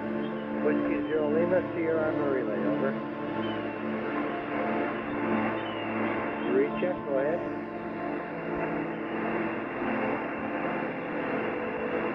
Hey, Clyde, A5ECU in Doyle. Good to hear ya. Always enjoy talking with you, Clyde. Take care, Robert.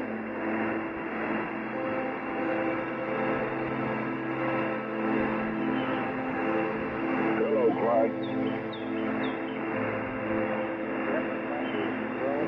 Anybody anywhere from the Maritime Net?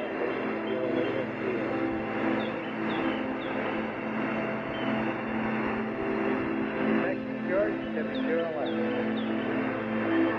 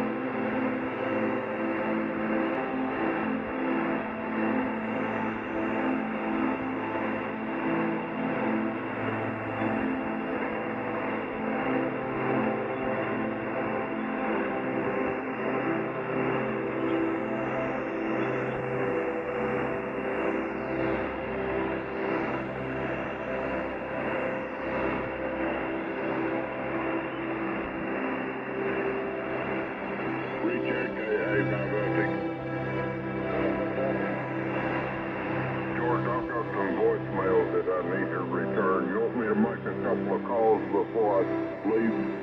Yes, sir.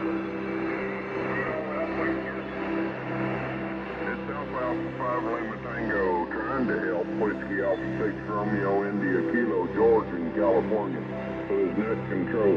Anybody anywhere for the Maritime Mobile Service Net, come out.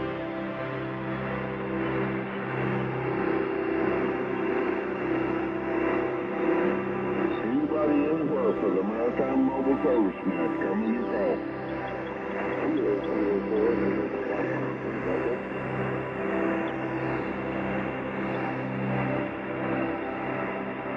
Boy, I only got a partial out of that. I've got a 6 and I've got a Mike Tango, complete the call.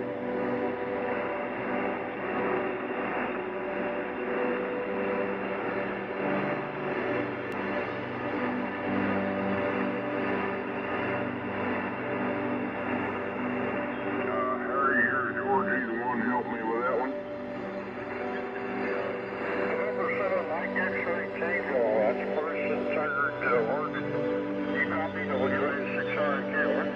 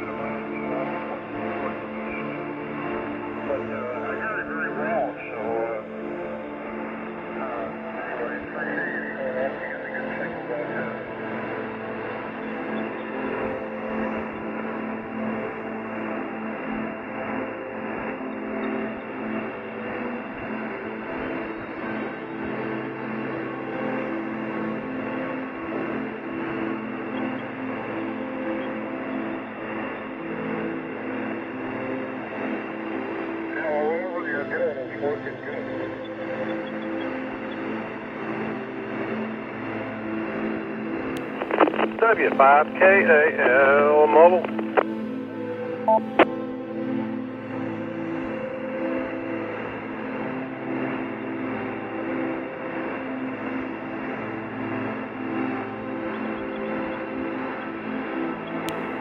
JK5 OUL Mobile.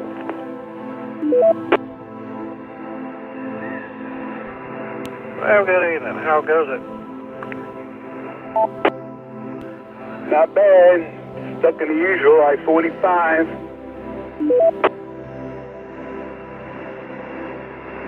Man, I'm sorry about that. Yeah, I'm just leaving work here in Conroe, headed to the house. Not going on I-45. Yeah, I'm around the Woodlands Mall, and I'm headed down the Hardy towards Bush Airport.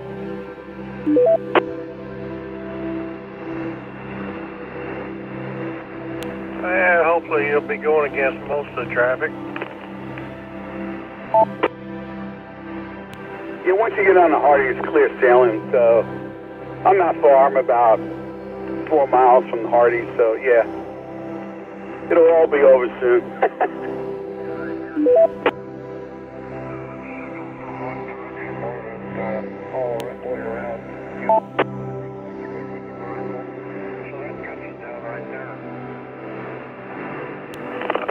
did drive on the Hardy. Well, let's see. I'm thinking HOV lanes. I've been on the Hardy, but I was thinking HOV. I never did venture on the HOV lanes, but been on the Hardy a few times. Yeah, it's, you know, I the tolls, but it's the fastest way between 2 points, so time is of the essence, so I got to turn around. I'll be heading to College Station in about a half hour.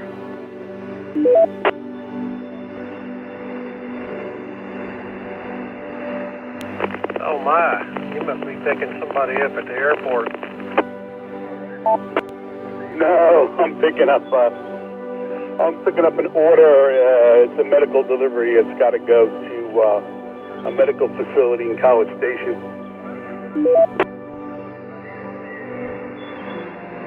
Oh, gotcha. Yeah. I considered doing that at one time. Small runs like that, small freight runs like that, little hot shot runs. Yeah, I'm retired, so I do it a couple of days a week. They have some dedicated routes that pay a pretty good price, so it's like I just, you know, it's a onesie-twosie kind of thing.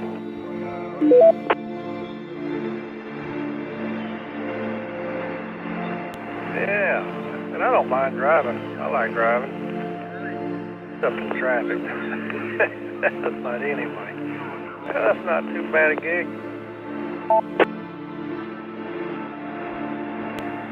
Yeah, well, that's why the radio here is your buddy. It's my co-pilot.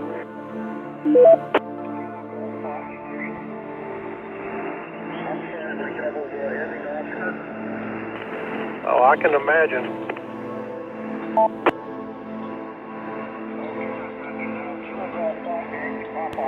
Yeah, the longer runs are the ones that actually pay a pretty good dollar. So on Friday I'll go to Tyler, and then on Mondays I go all the way to Plano.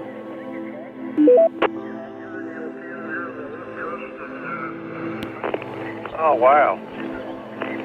Do you get to stay overnight on that Plano run, or is it a round trip? No, it's a round trip. You leave at about 10 at night and you come home about 6 in the morning.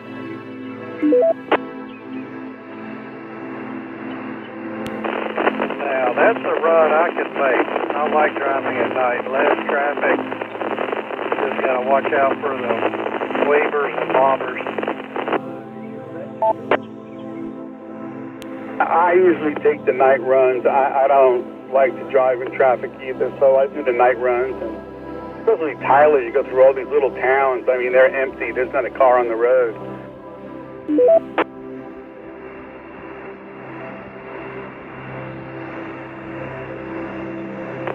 Man, oh man, that sounds like a good run overnight. Man, I'll have to keep that in mind in case I need to have me a retirement job here in a couple of years. I tell you, I found a list of some really good repeaters. Those folks up in Crockett got a really nice repeater, and there's another one in Palestine. Man, you can really hit them from far away.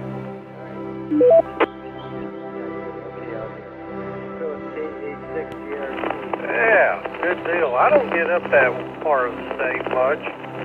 Most of my travels are between here and Waco, Crawford, or Clifton, or Bandera, San Antonio area.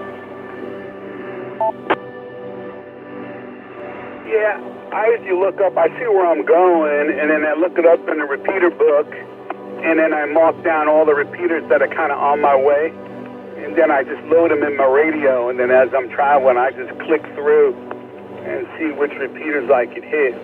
I got a lot of them written down, so if you go to the same place a couple times, you know what repeater to hit on your way.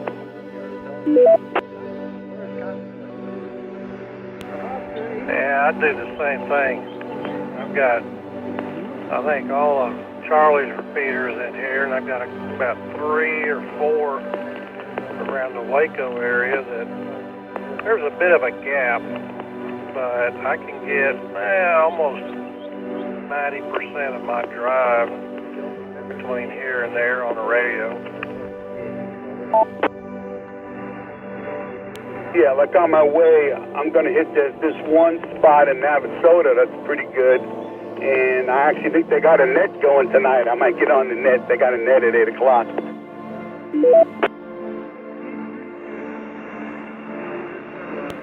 Yeah, good deal. I think I've got Navasota repeater in this radio, but I don't get out that direction much to get on it, but they seem to be pretty active in that area too. Yeah, and it's a pretty decent repeater. I mean, I can hit it from the 105, and it's like I'm probably 35 miles away. I can hit it really good. We got up to the low 80s here, actually. Today it's 79 right now in Minnesota. Of course, there's no snow.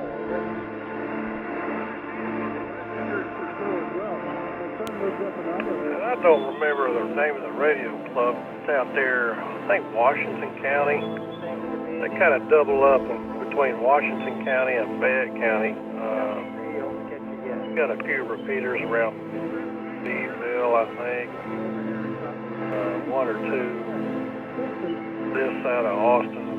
I'm not sure if Brenham has one or not, but I've been on there. It's been a while, but I've been on there and listened to them a couple of times over the last, couple of years. Yeah, there's another club up in Walker, it's in Walker County, up just around Huntsville way, and they're pretty busy too. I talk to them a lot.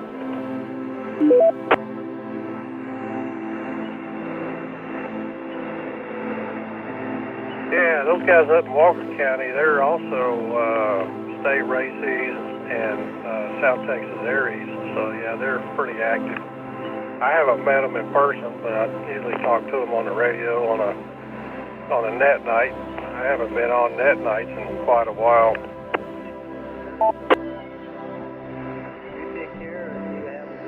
Yeah, they run some nets up that way too.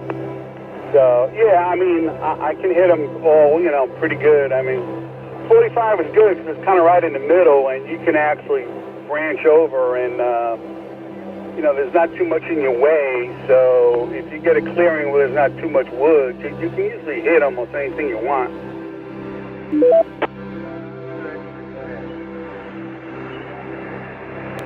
Oh yeah, Franklin, Texas has a good footprint repeater. There's one in Centerville. I don't know how active they are. There's one up in the Centerville area. And Mahia, I kind of think there's another one that goes a little bit northeast of there. I don't know if it was Fairfield or Corsicana, but yeah, if you're going up 45, you almost have complete coverage all the way to Dallas. Yeah, roger that. I hit there's one in Buffalo that I've got. There's a bunch of active guys there. Fairfield, I haven't. It beeps back at me, but I haven't really got anybody on there.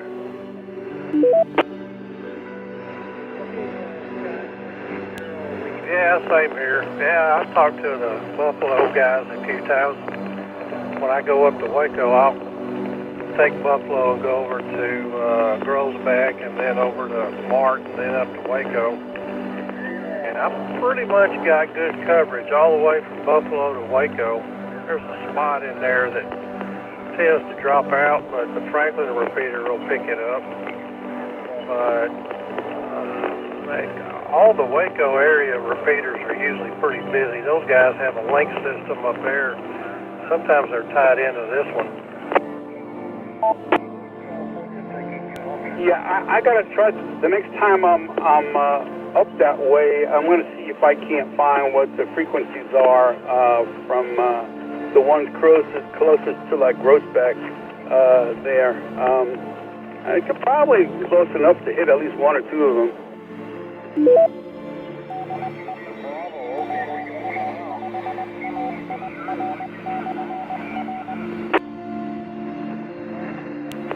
W5KAL mobile. Yeah, almost all, well, I'll say all, they're spread around the Waco area, but there's a couple Waco repeaters you can hit from Groesbeck. There's a Mount Calm repeater north of Groesbeck a little ways. I don't remember how far as the crow flies.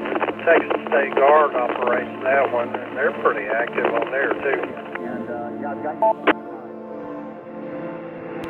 Well, that's some good information. I'll have to look them up. I'll have to look them up in the book and see how far away they are and program them in my radio. So yeah, the more the better. I mean, the radio takes about 1,000 presets, so you can just load it up. Many times, and I try to check in when I can. I actually yeah, there you go. I don't have the fancy software that downloads a repeater book into the radio, so I just had to get the book out and punch the buttons on the front of the control panel to program mine. I prefer doing it that anyway. Keep me honest with the radio anyway. Hey, that works. Can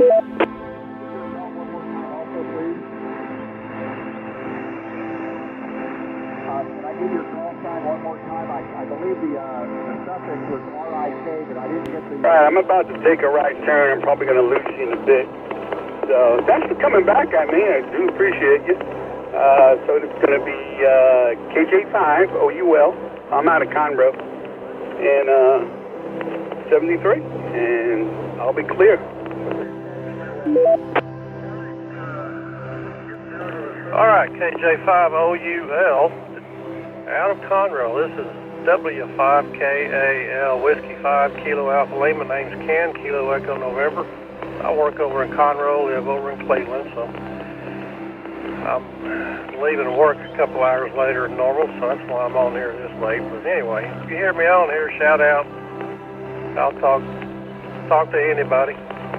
Catch you maybe tomorrow, 7-3s. Enjoy your trip tonight. Thank you. 73 back.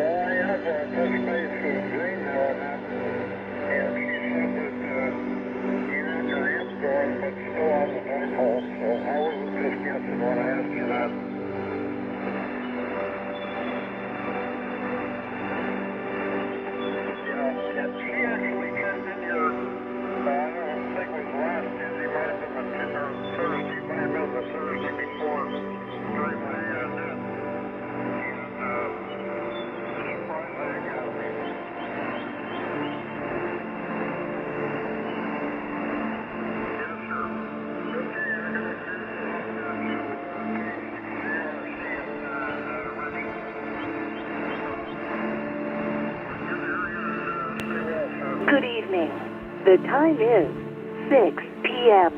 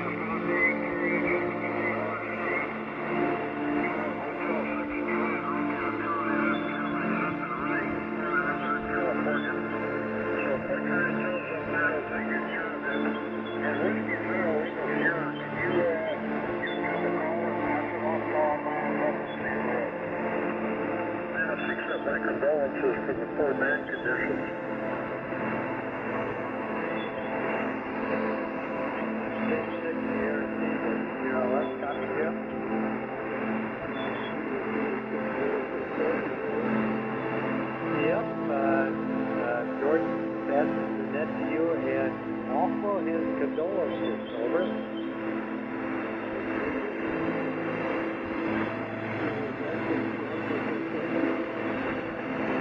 I think it may be because he doesn't feel the danger is too great.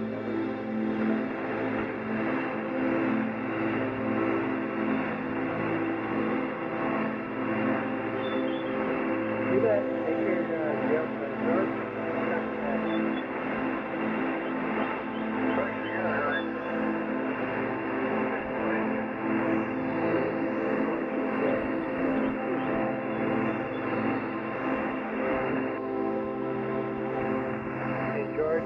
Jeff Pat, condolences back to you.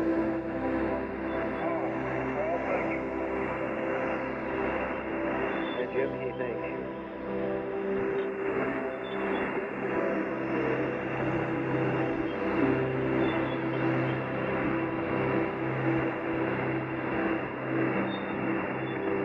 Yeah, you too, Jim. Go ahead.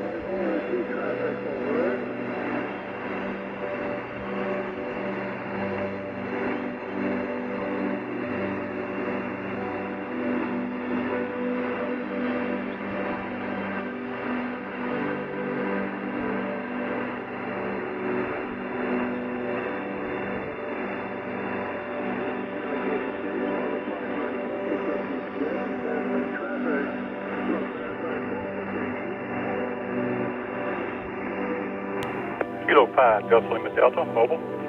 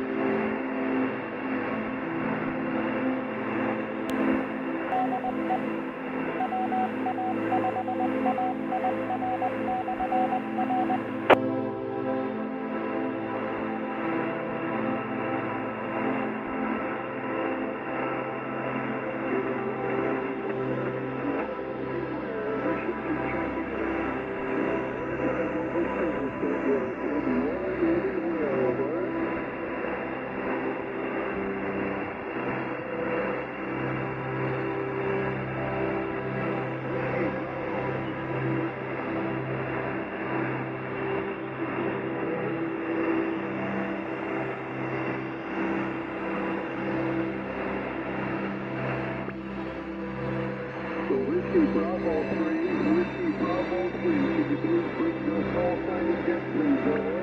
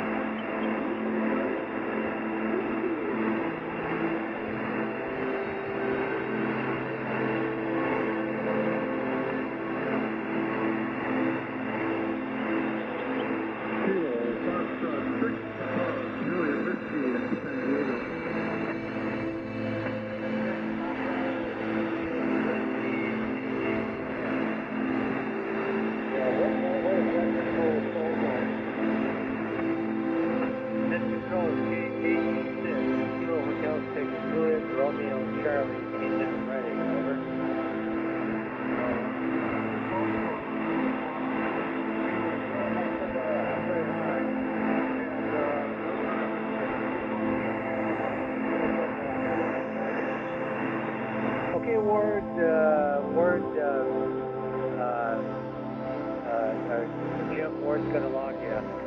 It's KF6DJW in San Diego. Back to Jim. This is Squirrel Cam, and I'll log him.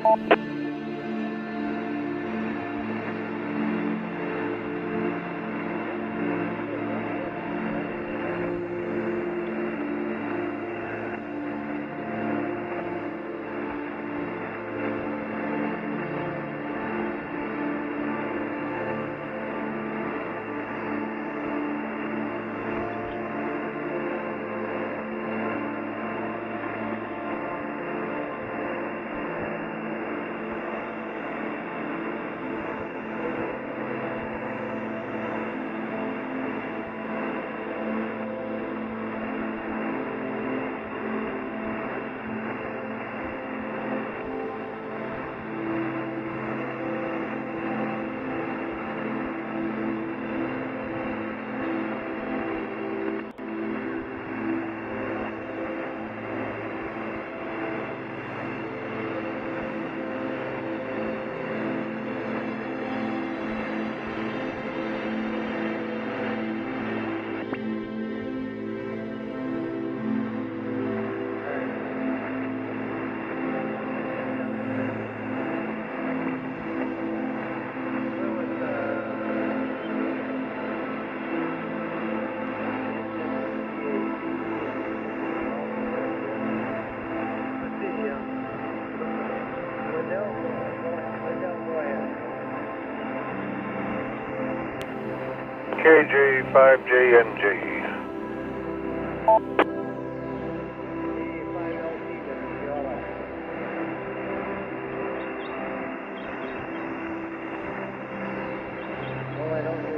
Anybody else?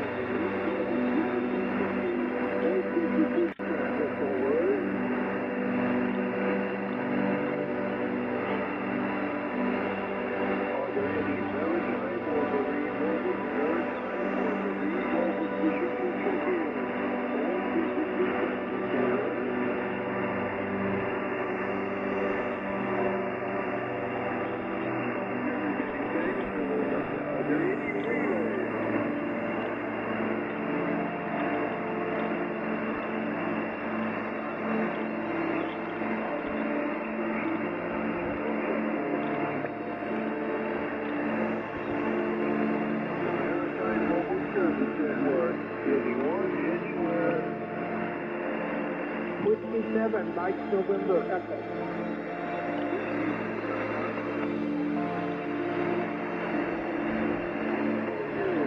I'm doing good, Jim.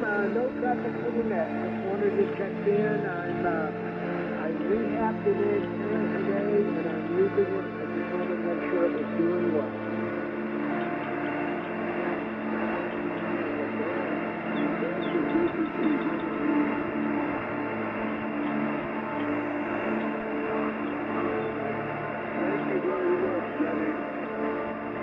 Roger, you're 87 here in Central New Mexico.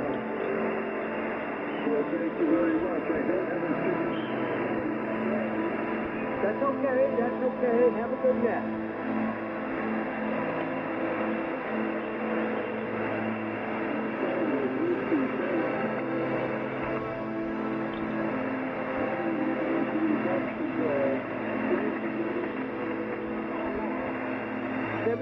To you, aloha.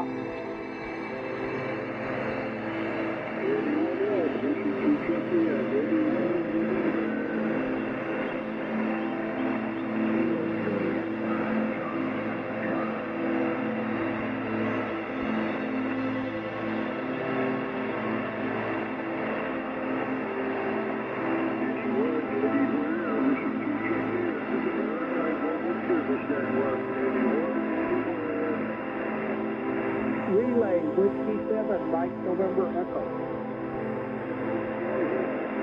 Juliet India Tango, I believe it was Kilo 5. Juliet India Tango, this is Whiskey 7, Mike November Echo. Relay station for the Maritime Yacht. You'll have the call right.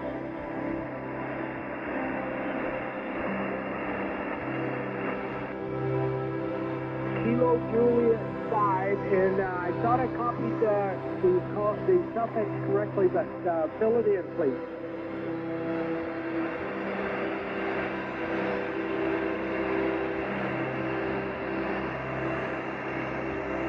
Kilo Juliet 5, Delta India Tango, how copy W7MNE. Any traffic to the next? Okay, what's your name? And I understand you're in Arkansas. What's your name?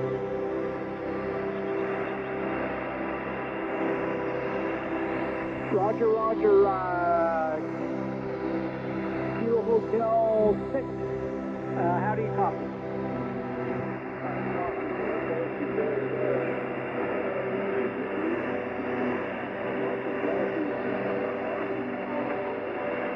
Roger, I think it was Kilo Juliet 5, Delta India Tango. Roger, Kilo Juliet 5. You're welcome, back to you.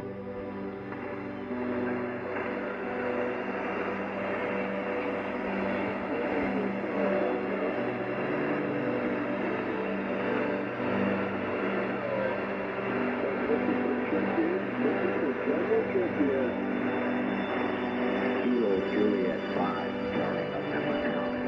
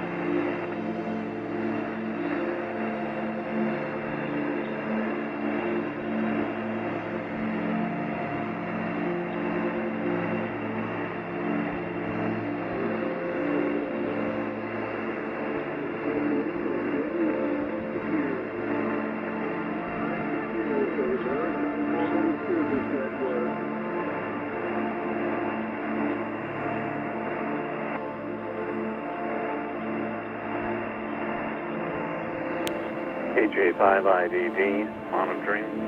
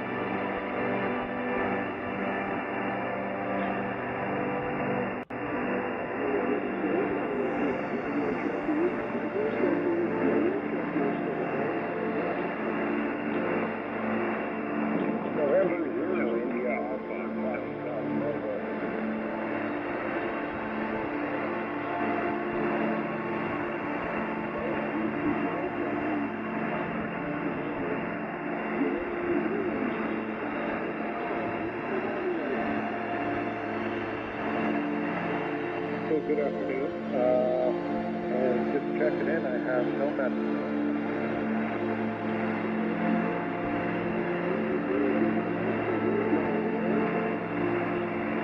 Well, doing fairly well. We're finally into spring.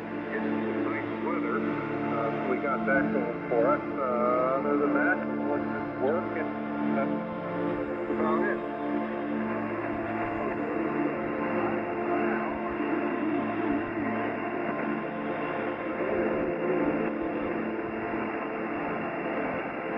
I'm jealous of you, but I only got a year and 8 months to go before I'm finally retired.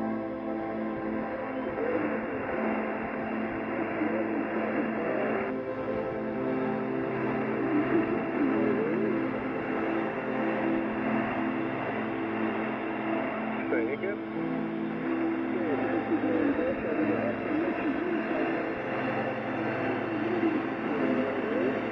Oh, thanks for the QSO in 73. Have a good night.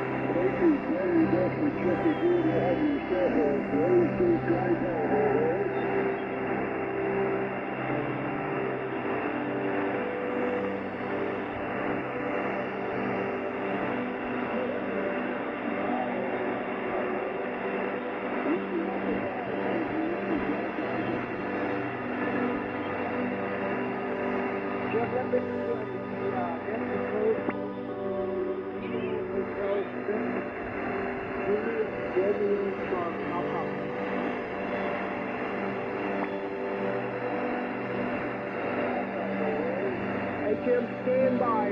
Mike wanted your call sign. Please give it to him again.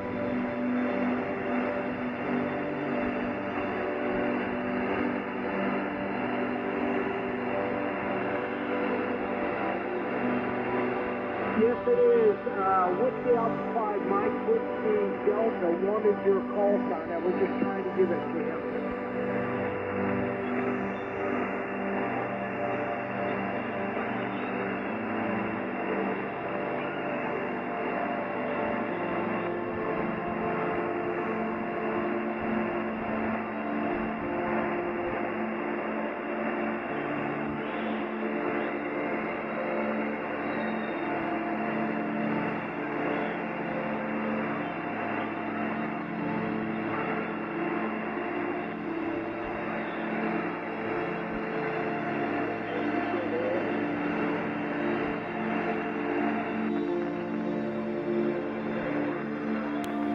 Good evening. The time is 7 p.m.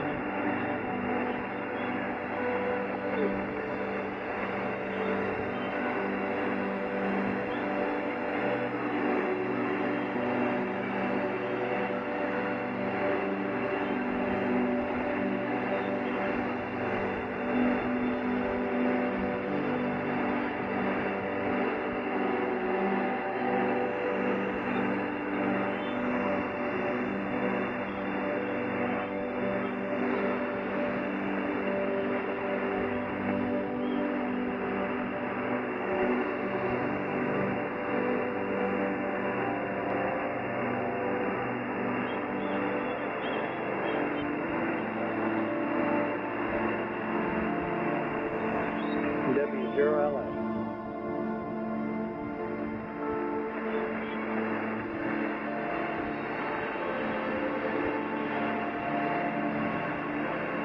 Hi Dave, you're sounding good. They signaled tonight. I think last week when you took over, I could just barely tell you were there. Over.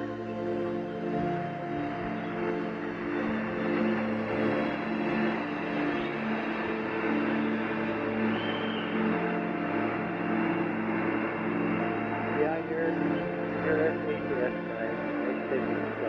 How you been, over?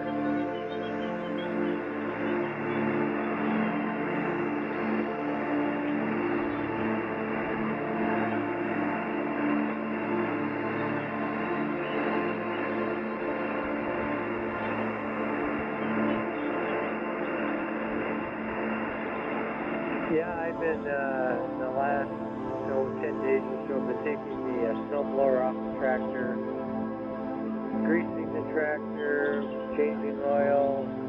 Today I put the deck on it, the lawnmower deck on it. So, and I'm kind of tired, over.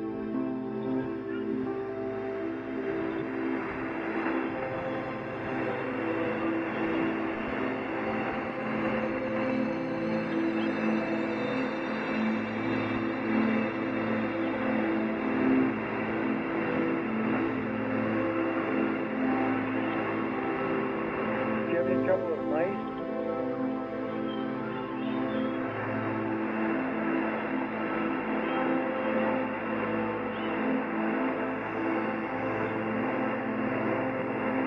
Yeah, I recall like traffic trailer, put tires, whatever. And I always catch some, and I don't know where they get in, because I thought I had all the holes plugged over.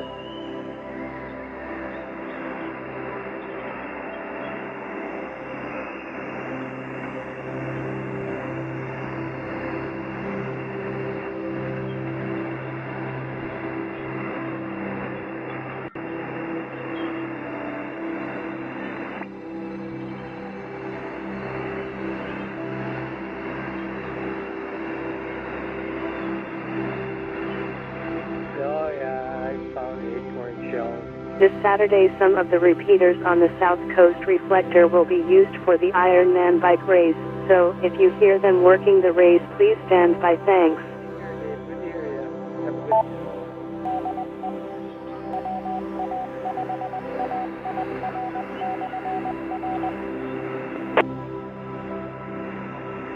Will do, Dave. 73, W0LS.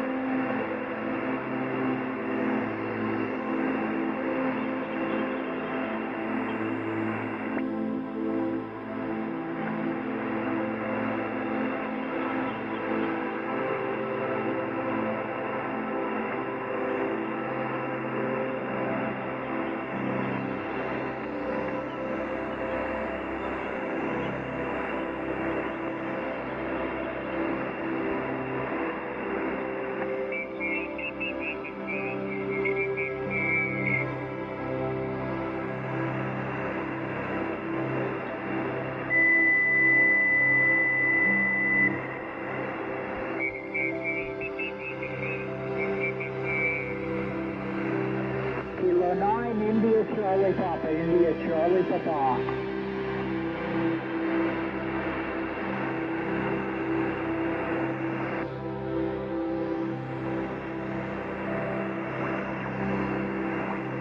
Roger, 55 Indiana, 55.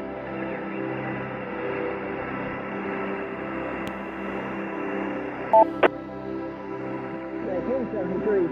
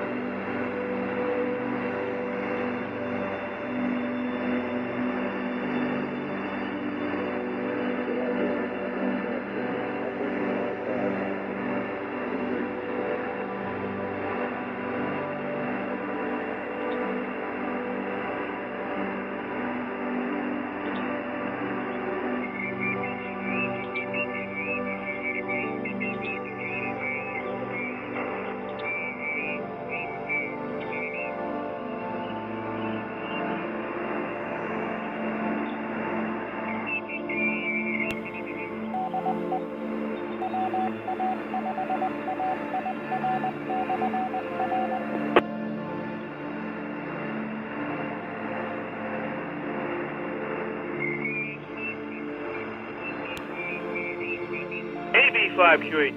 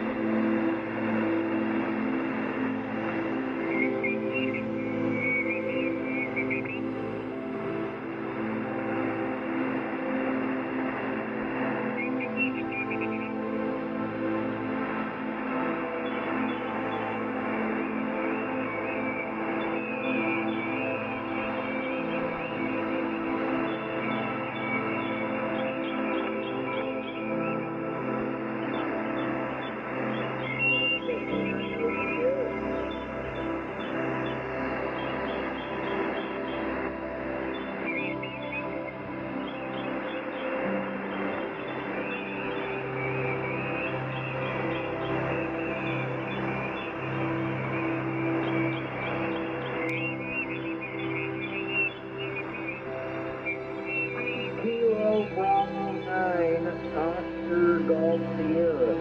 Sorry about that, I had to get my info.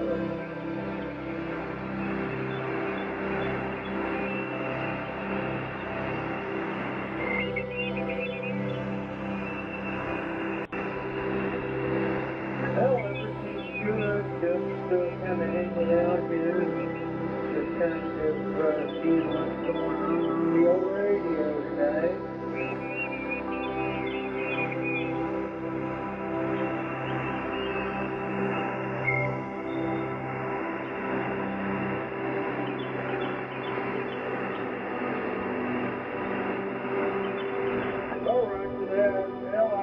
I have the volume. because I was on a phone call, but now I've got it up. So I will be riding along here. Over.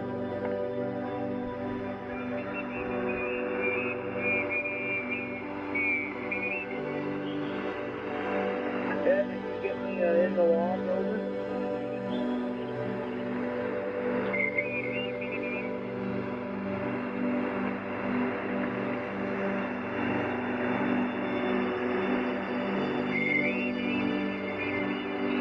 Well, roger that. 7:30.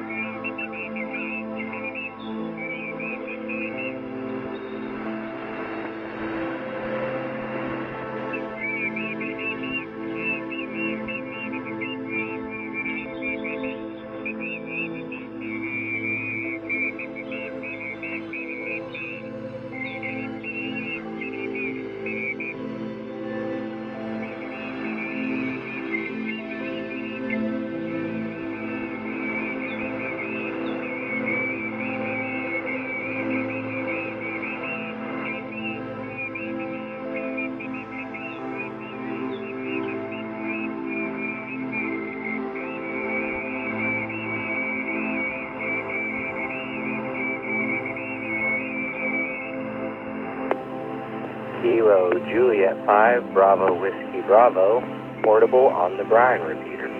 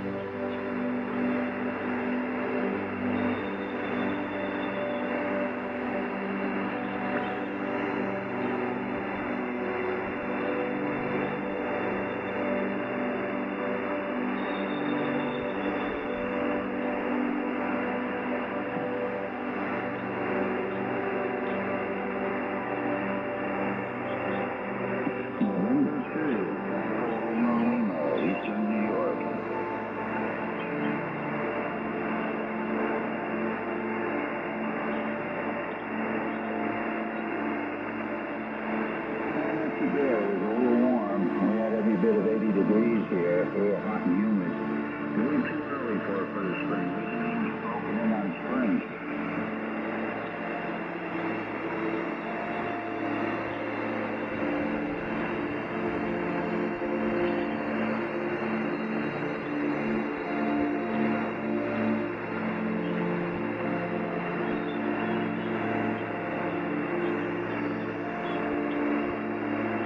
Okay. This is the weather where it's going to be good. Watching the weather channel. Good evening. The time is 8 p.m.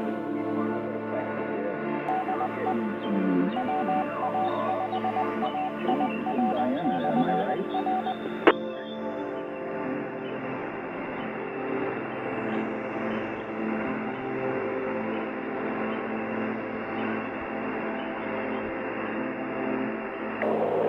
This is KJ5 OUL Mobile.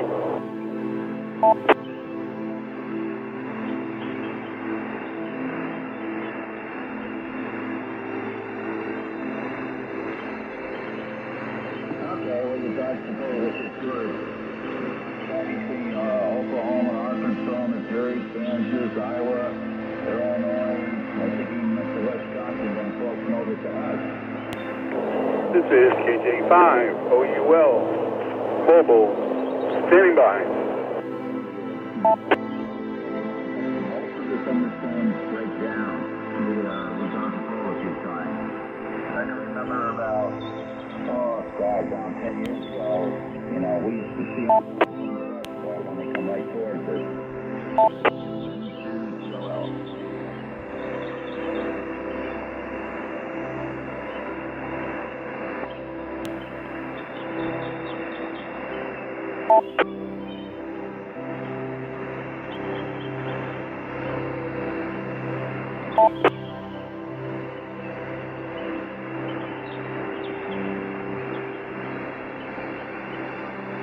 Okay.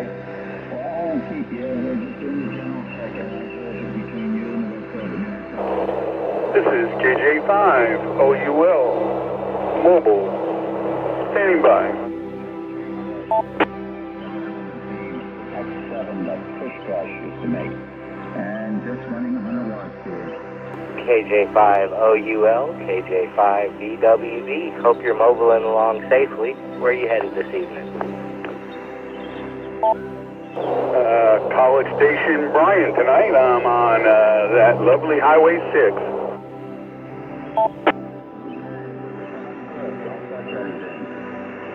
Before you know, we'll have running. I'm familiar with the lovely Highway 6. I'm out here in Gauze. I'm probably 20-30 minutes from Bryan, something like that. Yeah, we take 6 to get into College Station and stuff, so it is kind of a nice road when there's not a bunch of traffic.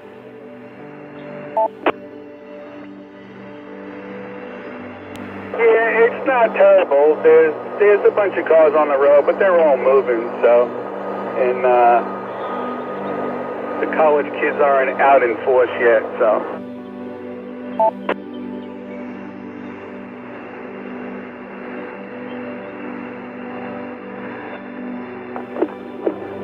Oh, yeah, it'll be tomorrow night. Yeah, what is the main drag there in Bryan College Station? What is the party street? Like, Austin has 6th Street. So, what is it there in Bryan? Do you know? Well, you got A&M, and there's also, there's a junior college there called Blinn, which is actually connected to A&M. And a lot of kids that go to Blinn wind up transferring to A&M, so you got a whole clique there.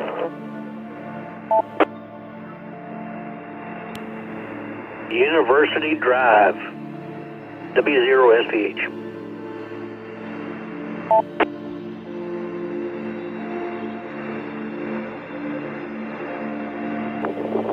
Oh, thank you for that. W0SBH, KJ5BWB, along with KJ5OUL. That's a good one to know. I don't often want to go have a beer in public, but when I do, there's not really too many spots around here. I'm not a big fan of Hearn. But go ahead and pick it up and then pass it over to OUL. Well, thanks. I'm up here on a delivery, actually. I'm coming up from Bush Airport with delivery to a medical facility, but I usually come up this way on Thursdays, and I usually come through Conroe.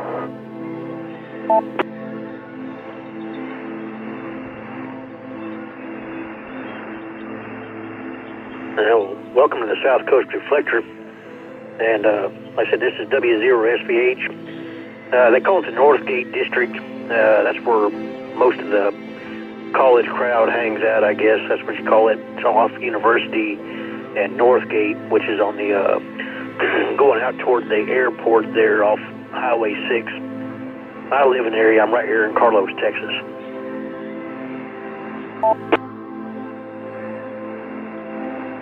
Yeah, my son's buddies all came from A&M, and they all worked at this place called the Dixie Chicken.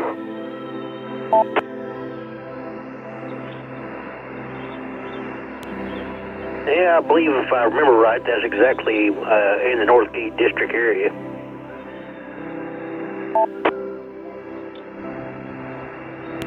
Yeah, the whole crew worked there. They had bartenders, they had waiters.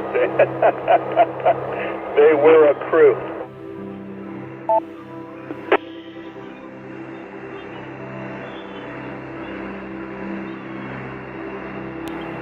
I got a question, that accent.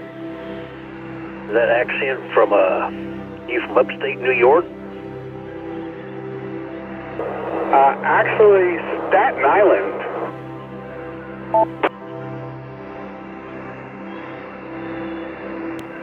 That's pretty close.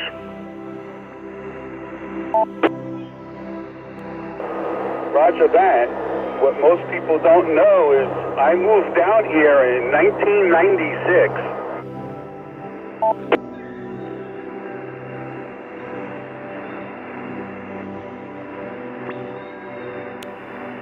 It's one of those things, you pick up a little bit of the local slang, but the actual tone of the voice never leaves you. I'm originally from northwest Kansas, and so I grew up in Louisiana, and I've lived in Texas for 30 years, so.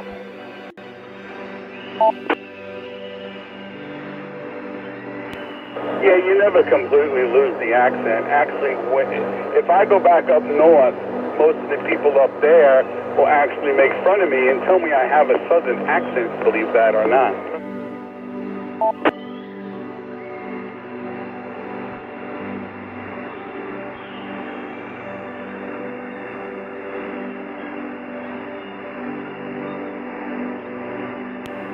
Yeah, I can understand that. All right, guys, I got to jump to the side. I got to listen to another net over here on a different repeater.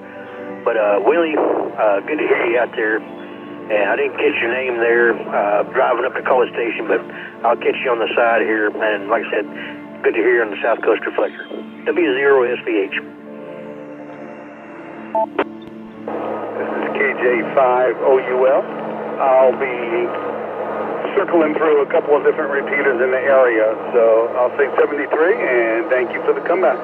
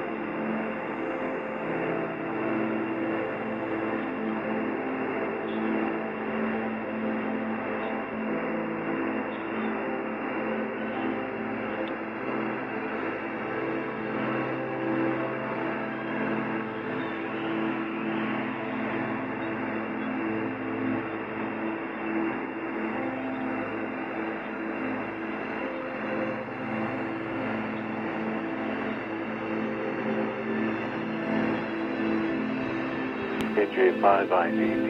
Well, it's awfully quiet out here.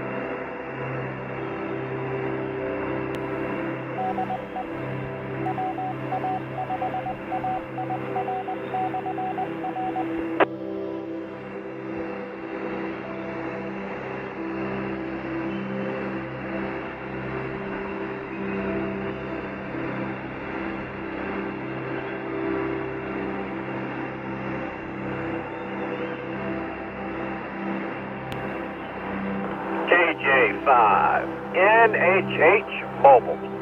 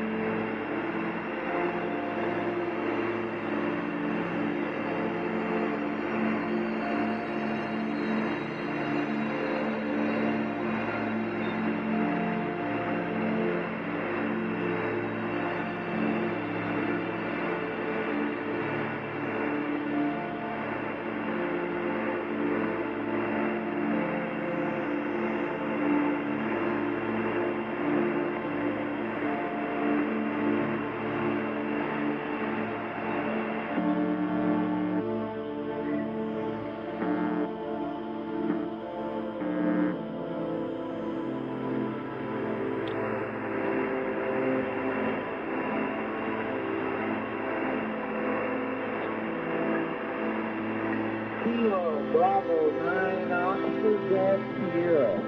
Yeah, I had taken a jumper apart from my mic and it must not have got all the way plugged back in.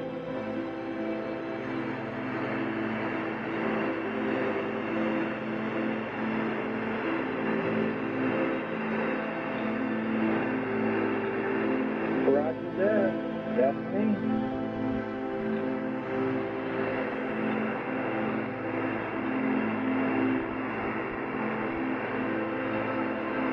Oh, Roger that, thank you, yeah.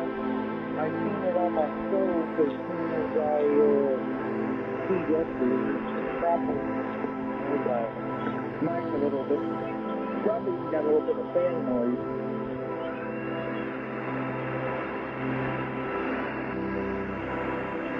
Well, I'm going to let you be. I've been riding along here on and off, so you take care of 7:30.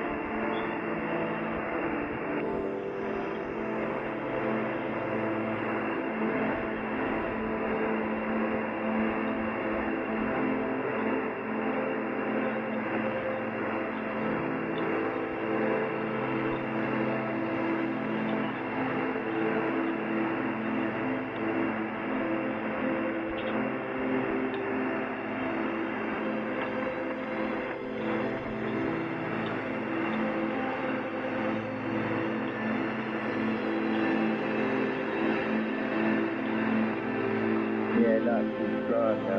Kilo 1 kilo Alpha 5 supply. No traffic, over.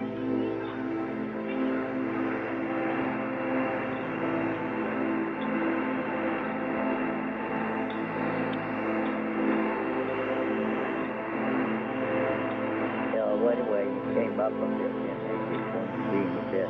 But anyway, I've been watching frequency just about all day. I've been working all day in the shack here.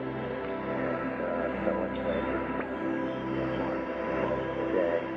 So anyway, have a good evening. Thanks for running that. We'll ride along with this little boat and that. All right.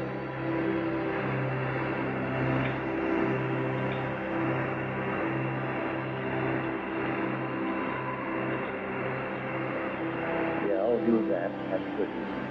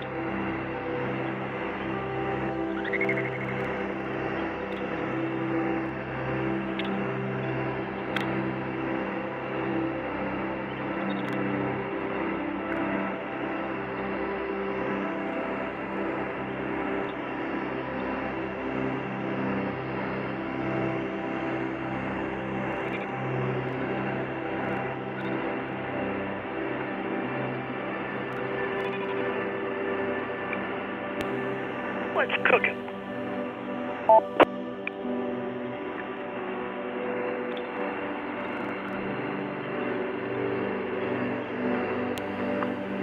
Oh, I caught splits cooking. I'd probably say your finals. W0SVH.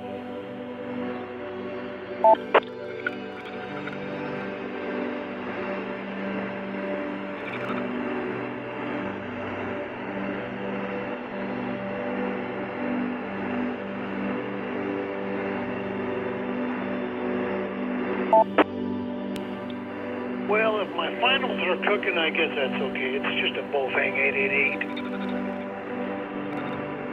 Easily replaceable.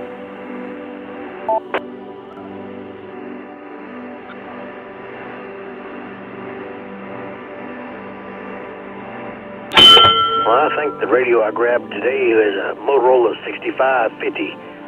I hope it don't fry. They're kind of expensive.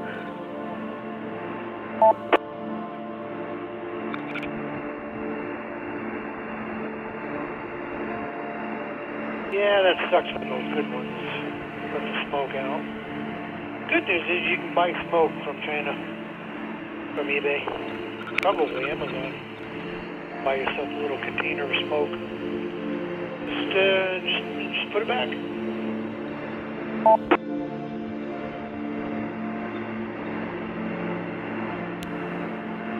Yeah, I think I've seen that. The only problem is that instructions on putting it back are in Chinese, and I can't read it, so I've never had no good luck with that can of smoke that you can buy.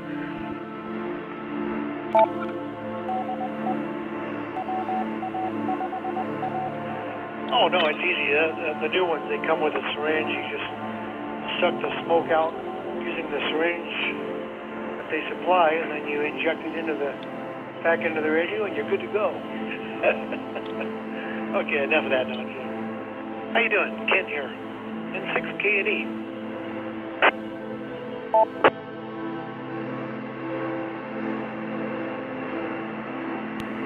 Yeah, good evening, Ken. This is Sean and Carlos. We've talked before. Just harassing you back.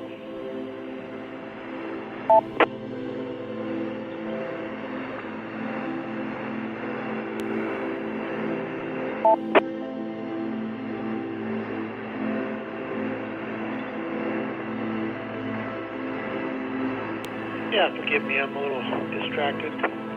Trying to get some stuff done in the kitchen here so I can call it a day and watch some television or something. Fall asleep to the TV maybe.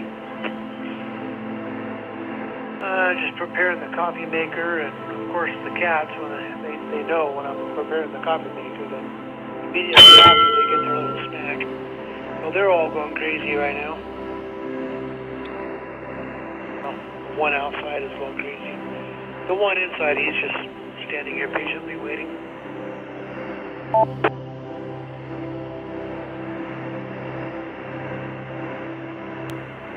Well, how's the tropical life down there? Doing all right down there? Everything good?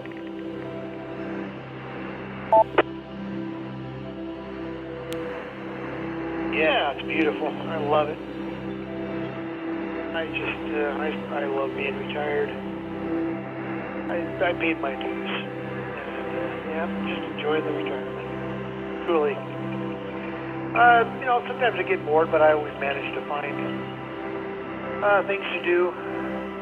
Right now I'm just helping a lot with All-Star and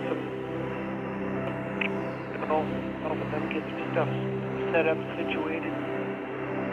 Theo, he had a minor little problem. Went in there and searched around and found that, got that fixed.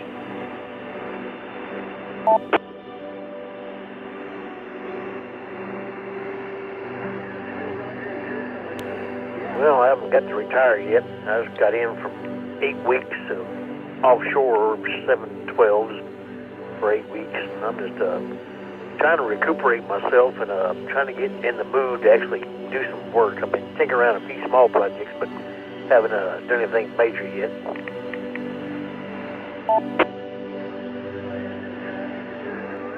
Oh, offshore oil? Is that what you do?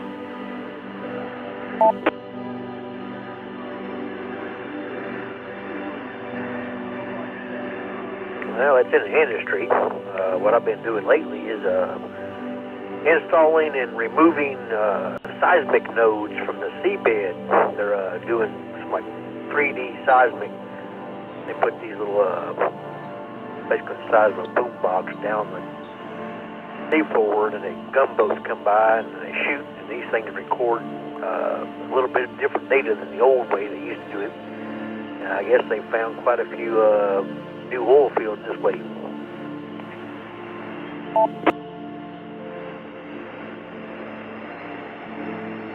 Oh wow, okay. That sounds like a pretty cool gig, I guess.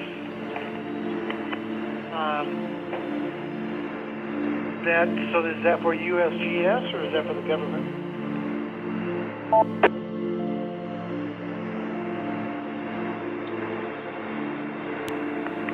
Well, it's for a private company, and they, I guess they contract out to the different majors to do the actual operation and give them the data. So now it's all private.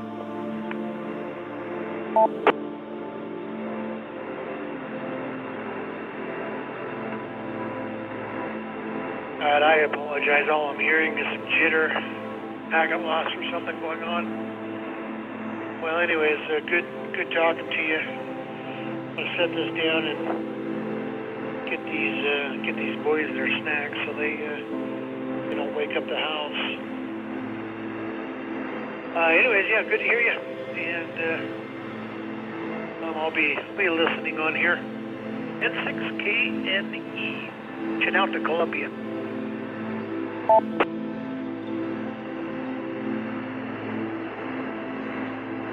Alright, Ken. Well, maybe I need to reboot my node on the repeater. But good to hear you, and we'll catch back up with you after a while. W0SBH.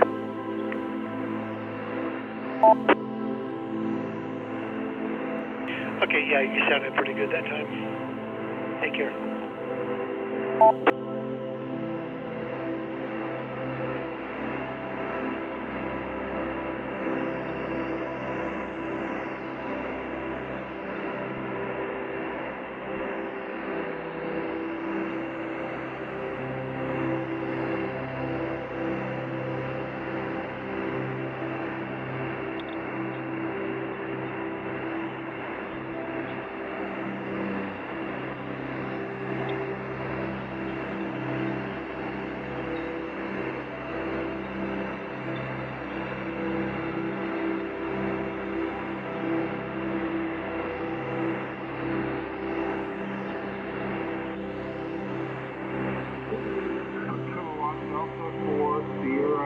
November.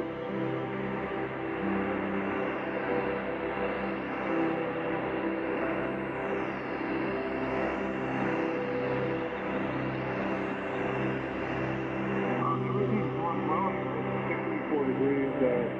Steady stock at 730 humidity. We're expecting a warming trend over the weekend. Otherwise, going pretty well. No other traffic for the desk. Just checking in.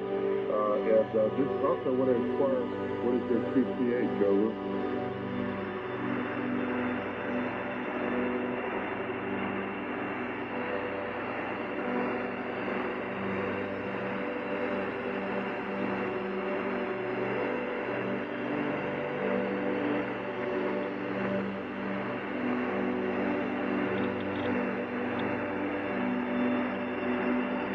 QSL, I just heard the beam towards you in Texas. I thought you were in the north.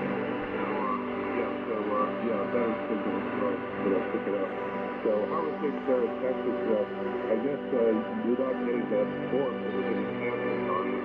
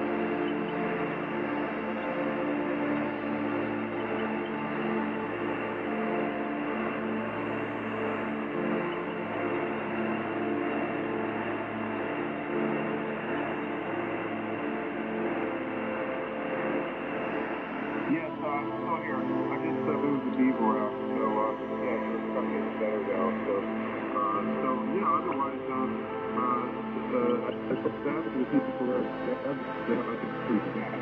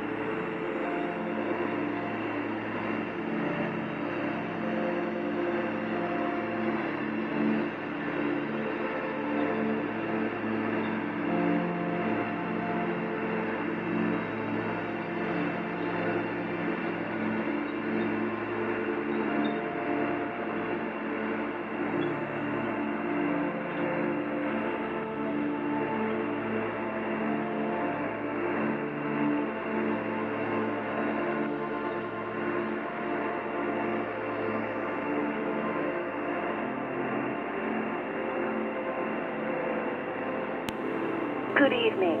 The time is 9 p.m.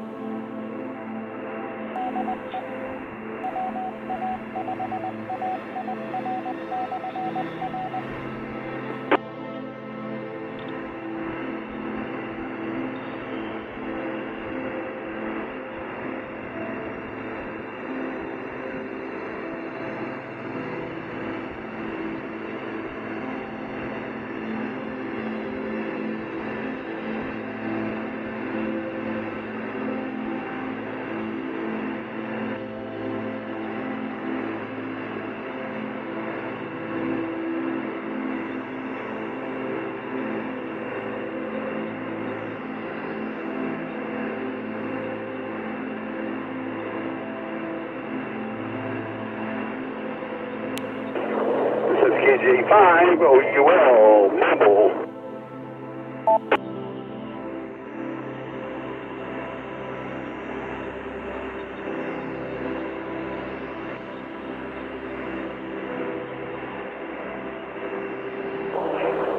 KJ5 OUL mobile. Standing by.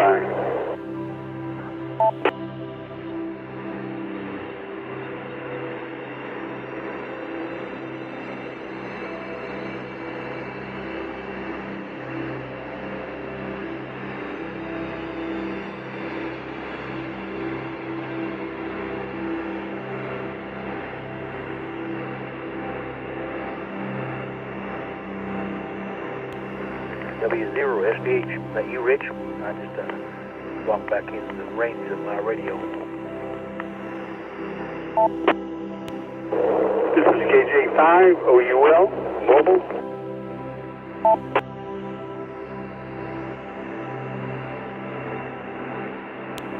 Oh yeah. Make it to caller station, okay? W0 SDH. Yeah, I'm trying to get home to Conroe, but the GPS just put me on Highway 30 for some reason.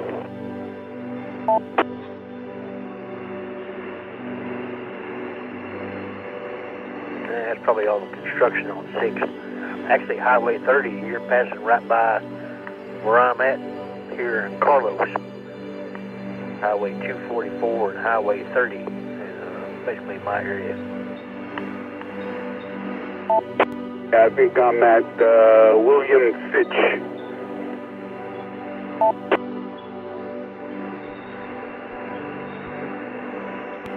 Oh yeah, that's all under construction too, so it might take you a minute to get through there. This time of night, hopefully it's all open. But well, yeah, once you get to Highway 30, it's going to put you on the Huntsville and take you into 45 that way. That's fine with me. Just need to get home.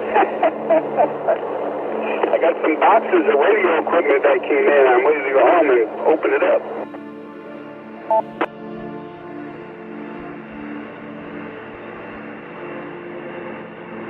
Well, I know how that goes. I work offshore, so this last trip was 8 weeks. So when I got home, I had a few Christmas presents waiting on me.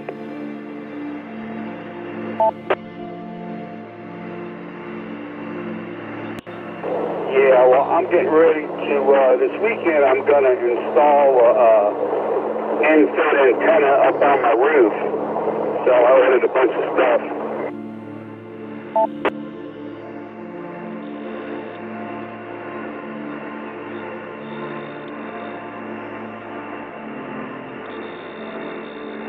Yeah, good luck on that. Well, I need to get up and do some work in my tower. I actually think you might be coming in on one of my repeaters, I'm not sure. But, yeah. It's all fun and games. Just costs a little money up now and then.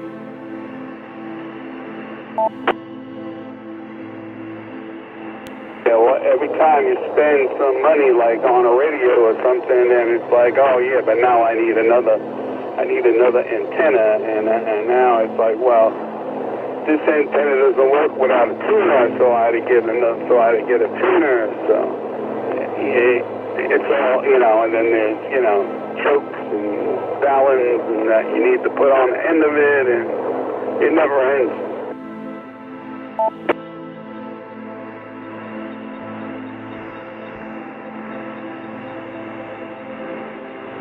Oh yeah, copy that.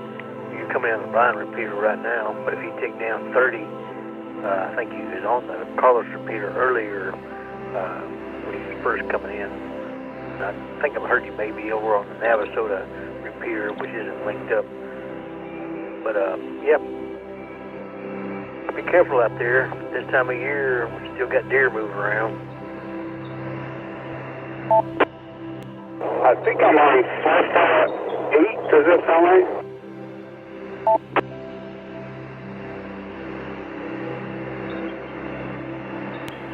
Yeah, you're on 475, the Brian repeater. That's what I'm picking you up on. I got your mom pulled up, see what she was on.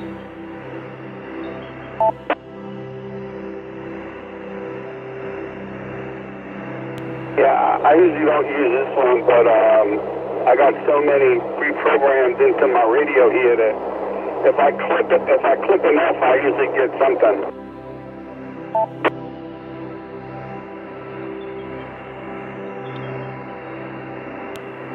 Oh yeah, well you're leaving Brian coverage, you'll pick up the 443.950, which is my repeater here in Carlos, so it's about halfway between you and Conroe. Well, actually about halfway between you and Montgomery. You pick up the Montgomery repeaters, and then you can jump over to Conroe if you want it, but either one of them will probably take you most of the way.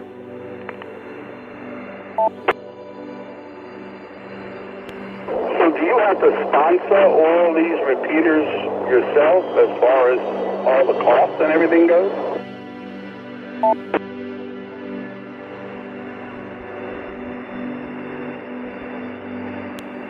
Well, I have two. I have a 2-meter repeater and a 70-centimeter repeater. Actually, I got 3. And I got a GMRS repeater right here in Carlos, which is basically east of College Station. And then Charlie, who owns the South Coast Reflector Network, WA5 SCR network, his call sign is WA5AIR.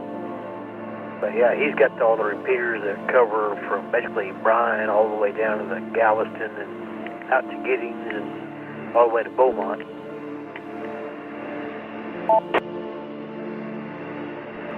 Yeah, I've talked to Charlie before. I've got him on the Conrail repeater there at AC5 CL or something like that.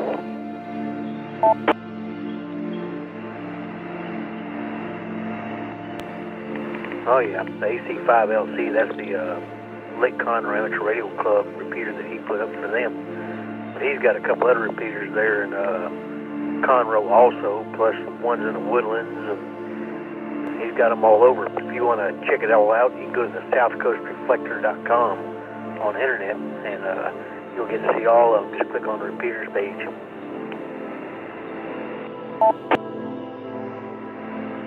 Yeah, Charlie's a good guy. He actually helped me out the other day. I was in my backyard working with a handheld, and I had it connected to an antenna on the roof that I had put up, and he got back to me and told me something was wrong with it.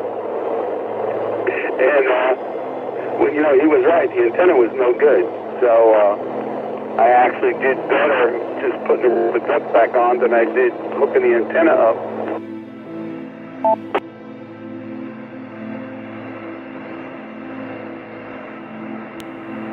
Oh yeah, roger that. Charlie's a good guy. He's a good friend of mine. But yeah, I got my 2 repeaters as far as the ham network. I'm just tied into his network to expand it. He's got like 15 or 17 repeaters of his own, plus my 2, and 2 other people have their repeaters on his network also on the South Coast Reflector. And then we work together with GMRS also.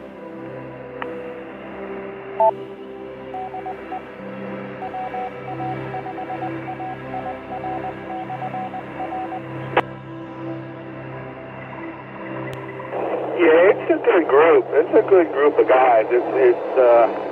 it's great when you can actually all work together on that stuff. You can really put together some really nice stuff.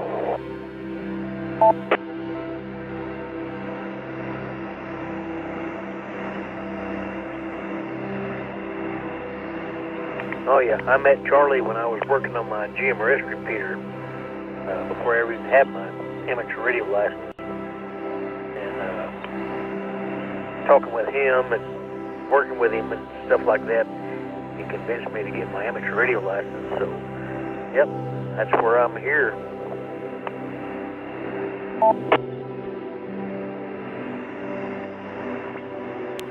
Yeah, it's really interesting stuff, and it's a shame because I mean, I worked in the industry for years and years, like 35 years as an engineer, and a lot of my buddies were always into ham radio, but I never caught on to it until after I retired.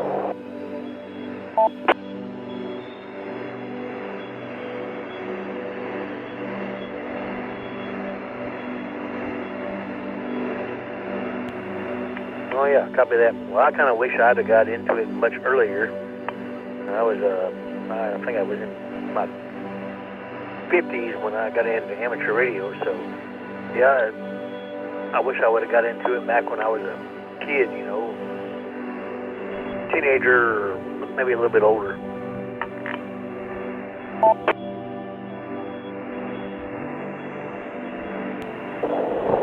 Yeah, it's a lot of cool stuff you can do with it, but it's like now it's even better for me because it's like, you know, once you retire and you run out of things to do, and certainly, you know, I'm out of the technology world, so if I want to get my hands into something, this is kind of the only way to actually do it and still find interesting stuff to do.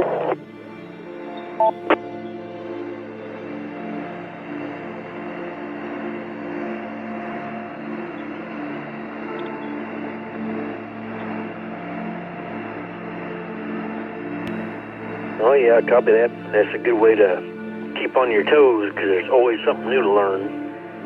Yeah, more money to spend too, but always something new to learn.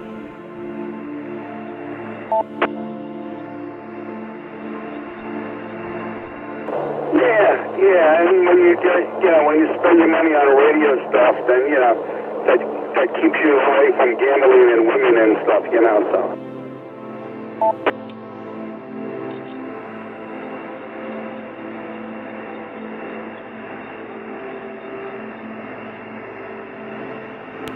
Yeah, copy that. All that money you spend on radio, you can't gamble away, so that helps keep the pocketbook somewhat straight.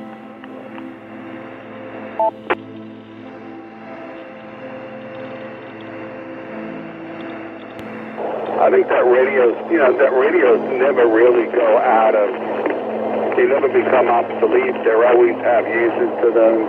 You might get a new one, but the old one always has something else you could do with it.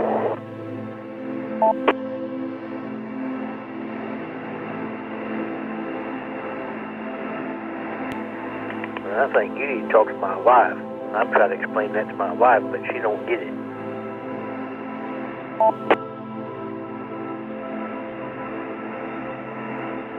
I know. I told her, I said, look outside the door. I got some boxes coming. She goes, what is all this stuff? I said, oh, you know, the project I'm working on this weekend. So, you know, I had to order some stuff.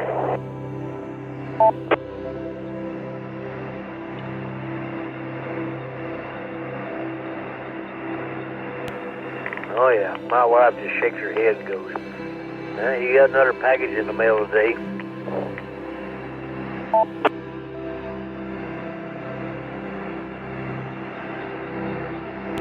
Yeah, I've been giving everybody a little bit of business. I split it between ham radio outlet and gigaparts.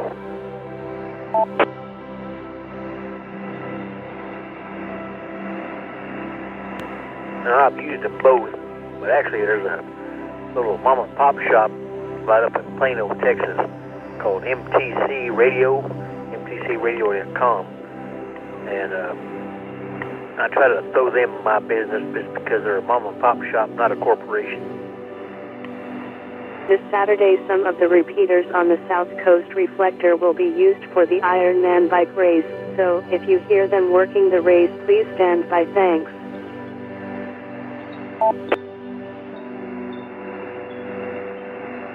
Yeah, I actually bought 2 radios and 2 antennas from them, as a matter of fact.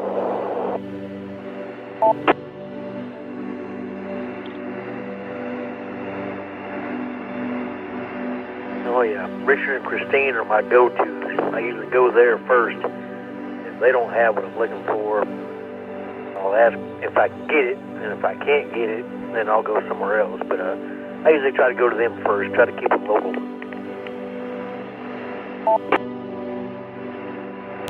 Yeah, I bought my 2 Comet antennas from them. I bought the first one for the house. I bought a GP9 for the house. And then later on, when I did this mobile, I did the Comet. It's called CA2X4.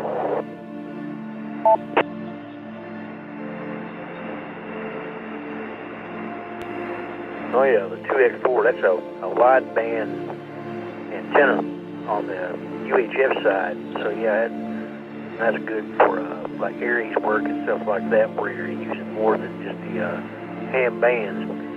It'll work with MERS, it'll work with GMRS and stuff like that.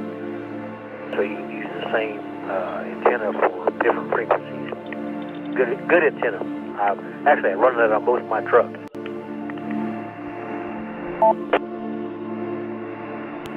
Yeah, well, that's what I got on top of my roof here. I mounted it on top of the roof, so it's got nice height. It's a nice 40-inch vertical, so yeah, I mean, I get out really good with this one.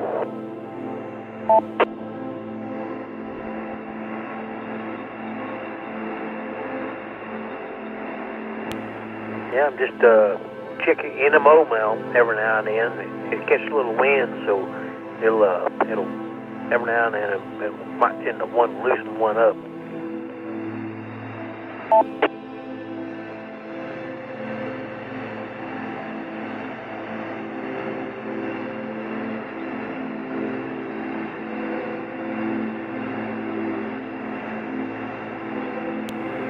I'm making another turn here. I've never been in this part of town, so.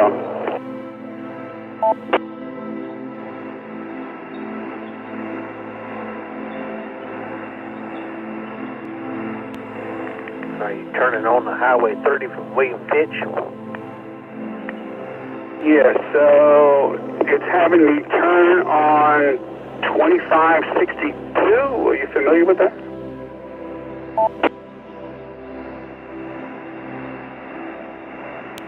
Yeah, not off the top of my head. You see you're going to Conroe? Yeah, it's having me make a right turn on 2562.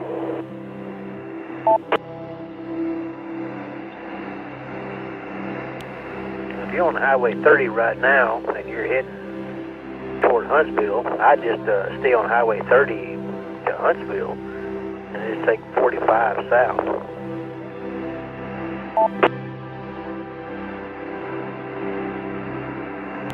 Yeah, I don't know why it's telling me to turn. I'm gonna have to FM 2562. I think I'm gonna just stay on this one.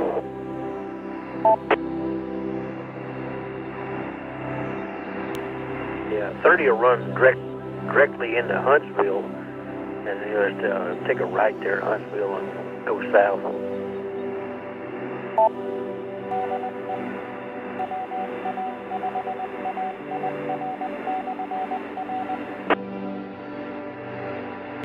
Like now it wants me to turn on 1486.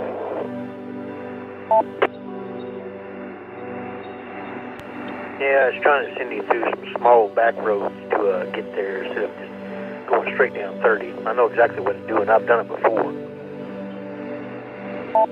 I'd rather just stay on 30 here. That's fine with me.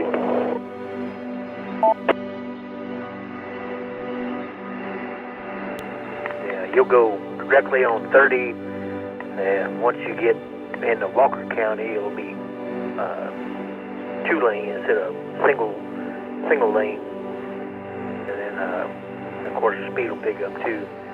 And you'll turn right there on 45 once you get past, I believe there's a Chevron station on the right-hand side. All right, that's good. Thanks. Yeah, I don't like driving where I've never been before. So, I don't mind if I go a couple more miles out of the way. I'm good in Huntsville. That's fine with me.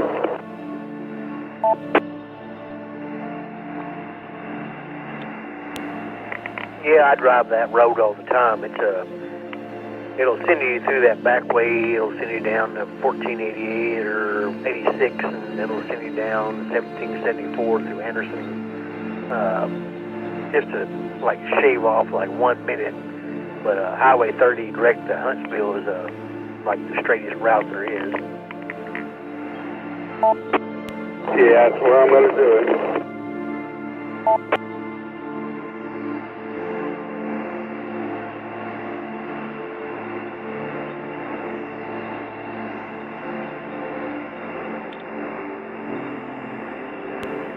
WMJ listening.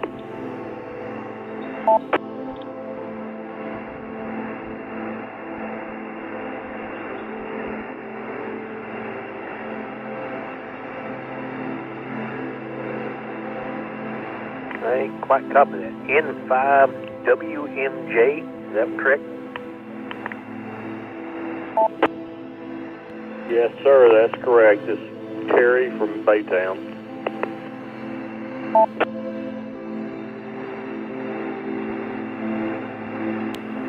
Yeah, hey Terry. I think I've talked to you before. I just don't recognize the call sign.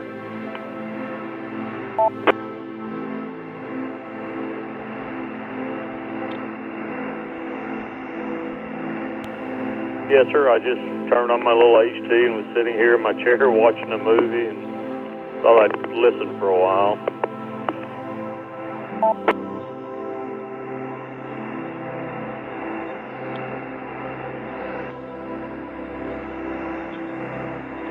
Alright, well, I've been visiting with Rich.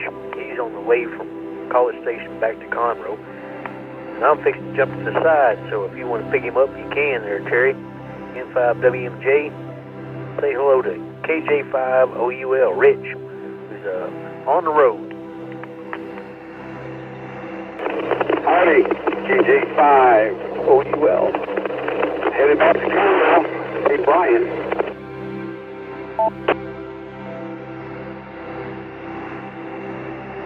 Well, you don't have too much further to go before you get there. Well, I was down here. The GPS took me off the 6 and put me on Highway 8. And I guess I'm heading to Huntsville. But I had never been on this road before, so I have no idea where I'm going.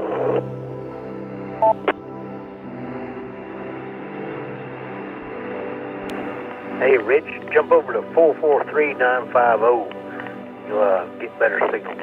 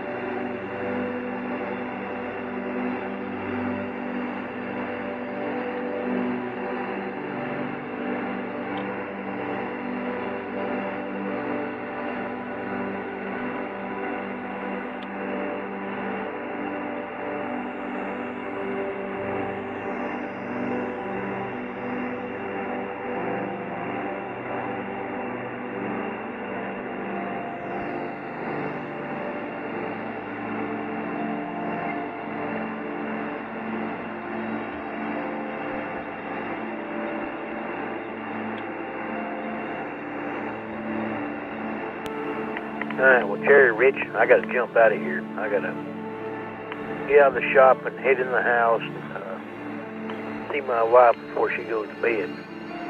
W0SPH. Y'all have a good evening.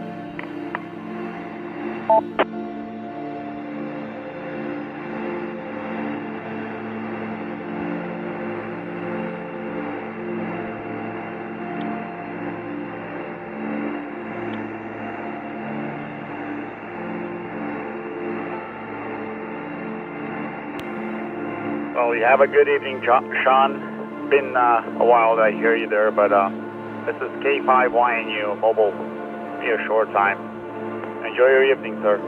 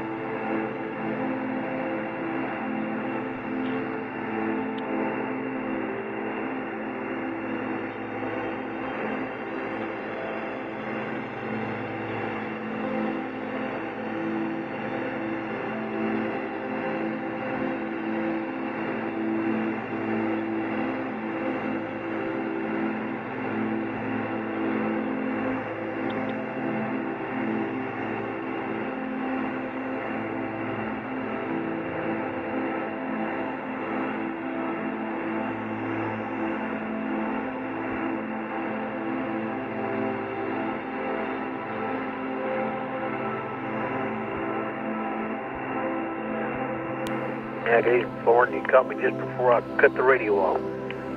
Have a good evening, sir. We'll catch you after a while. Good to hear you.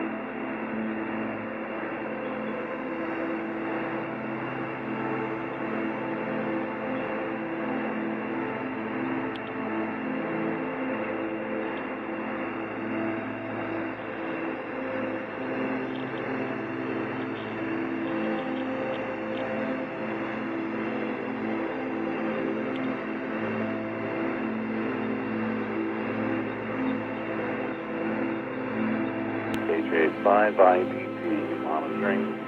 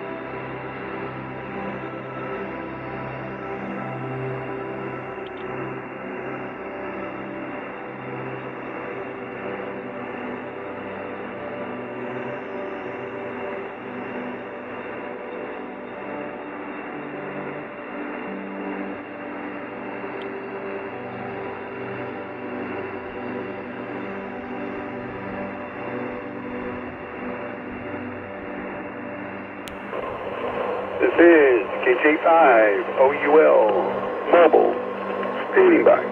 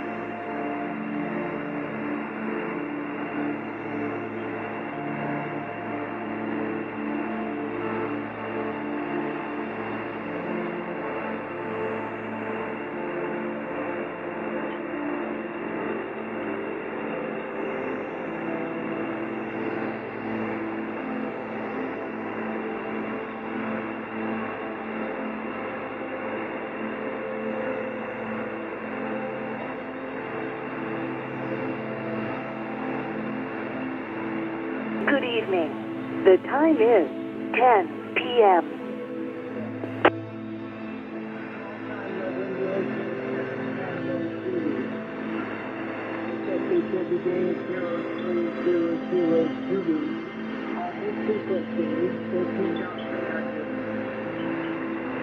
Position reports and weather information from Delta 1 Hurricane.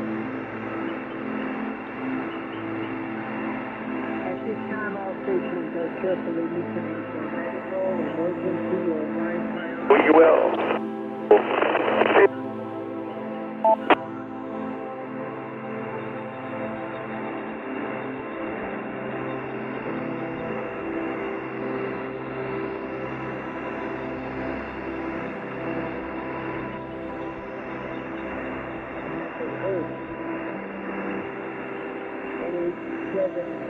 Tango Judy, my name is Jimmy, Julian Alpha, November Echo. I keep notes with the deadline live, all right.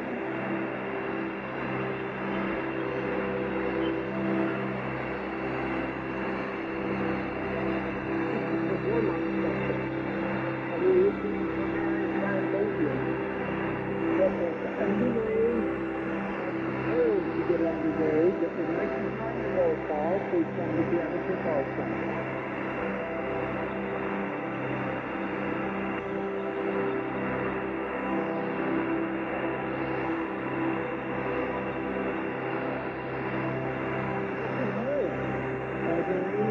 Liaison frequency, your time.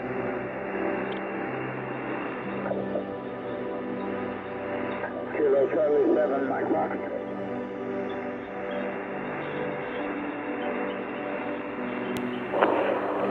This is KJ5 OUL Mobile, standing by.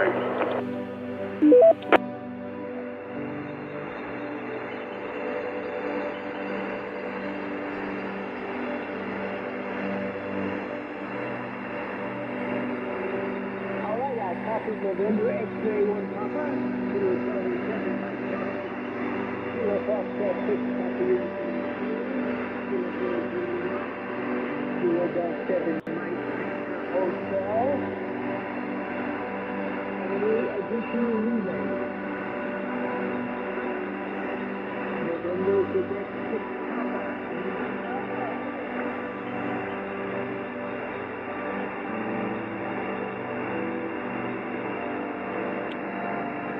All right.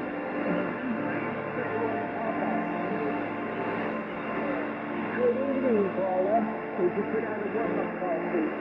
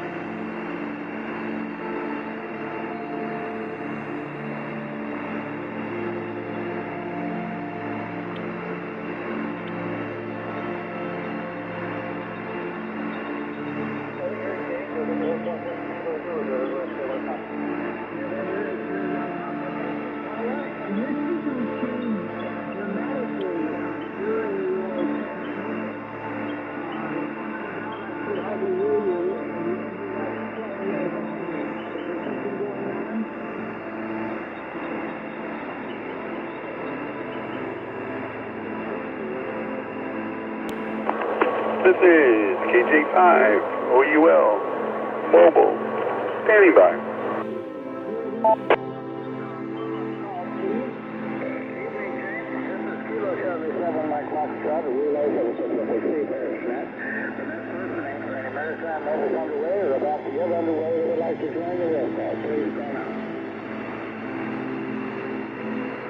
And do we have any addition on that relay station that's calling out, please, over? KC7, that's nothing heard. KC7, Mike Foxtrot. All right, thank you, Rick. Squirrel Foxtrot 6 coming up on Zulu, NX72J. Hello, Rick. Would you please put out a warm-up call?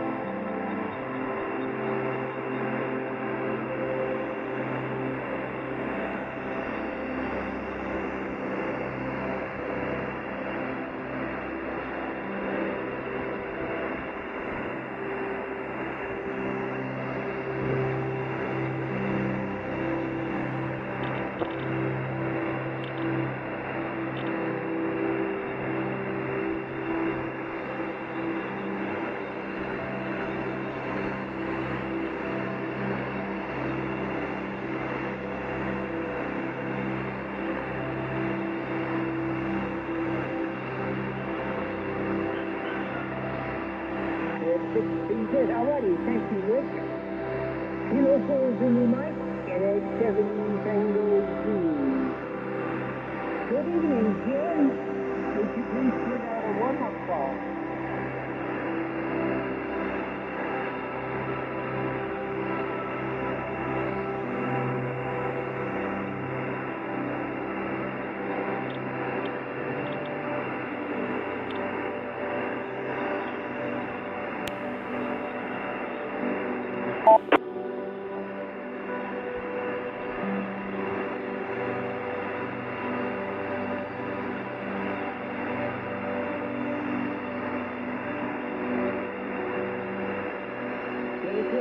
Alright, thank you, Jim, and I should have information that Aloha is 217 has pictures on the call, NX7 Tango 2. Peter, thank you for the signal report, and you will put on a warm-up call.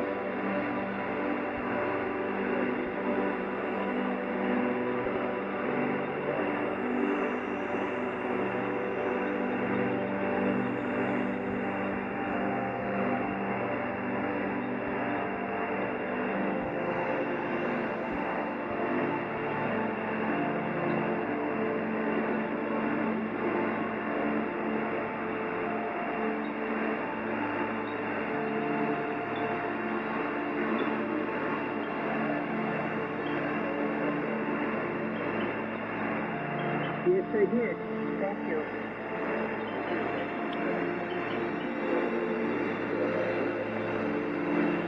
All right, KC7 India, thank you very much, Peter. Whiskey X-ray 5, Echo, Echo, Echo. This is what? My call November Hotel 7 Tango 3. How can we help you?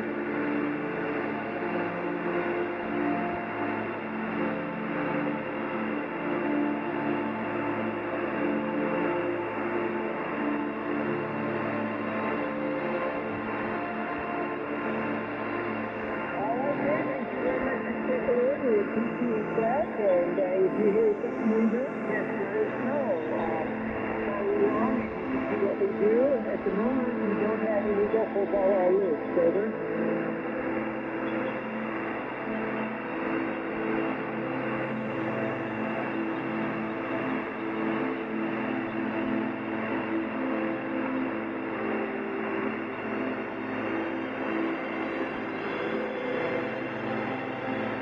Your signal here is about an F5, and very nice.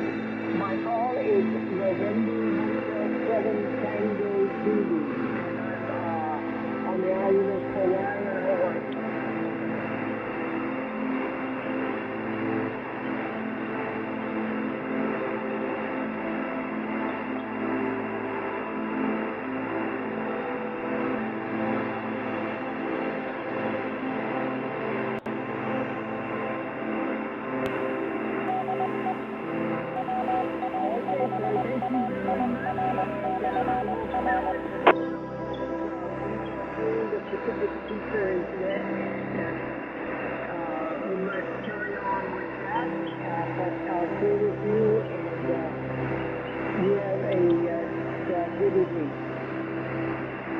November, Quebec 6 Papa, and 7 Tango Zulu.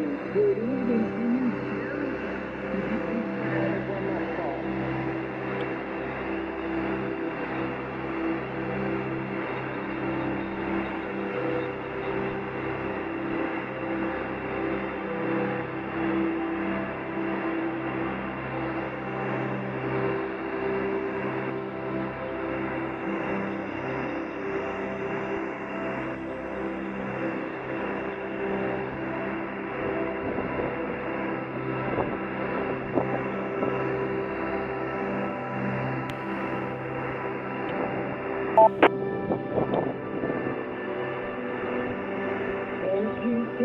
Thank you, Jim.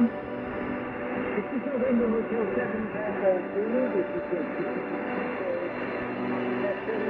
we're listening to Maritime Mobile. That's underway or preparing to get underway.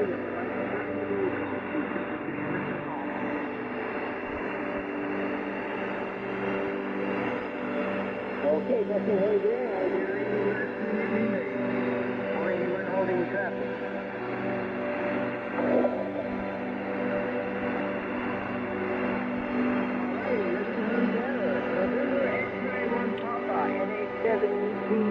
Paul, would you please put out a final call?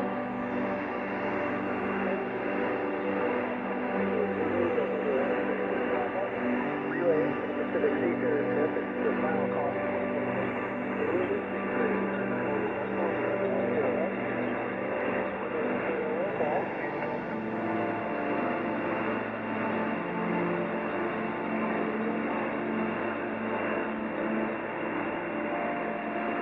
Very quiet here, Jay. November Hotel 7 Tango Zulu, November X-Ray 1 Papa. November X-Ray 1 Papa. Thank you very much. Appreciate you checking in with us and helping out every night. Kilo Charlie 7, my top truck. Rick, would you please put out a final call? Happy to do it. This is Kilo Charlie 7, Mike Foxtrot, a relay for the Pacific Seafarers Net. This is the final call from this Arizona station. For any maritime mobiles underway or about to get underway who would like to join the roll call, please go now. Nothing heard, Jane, but if Whiskey Echo 5 Echo would hang around if he's still there afterwards, I'd like to have a word with him. I think I've spoken to Eric before. Whiskey Echo 5 Echo, are you still on frequency?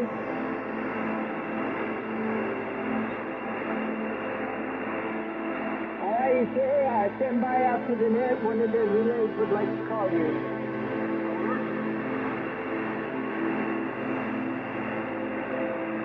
Okay, thank you very much.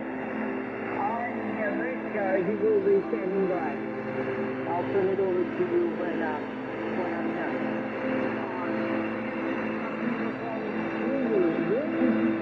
A final call.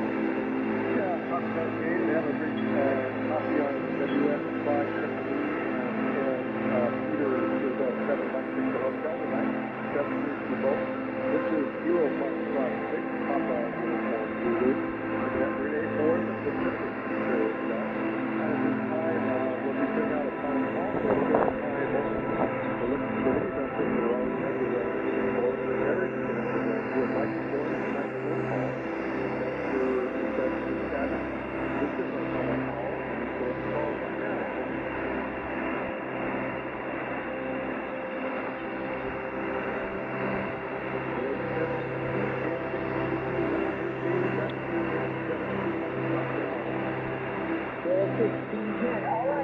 Thank you very much, and thank you for keeping that up to date. And just FYI, next week I'm going to be on I am running in Tennessee and blanking out. Copy? Yeah, roger that. Just a heads up.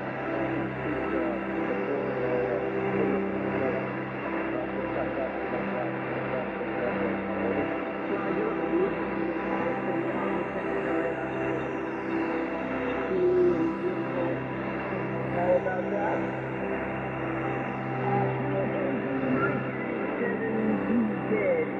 Jim, would you please put on the final call?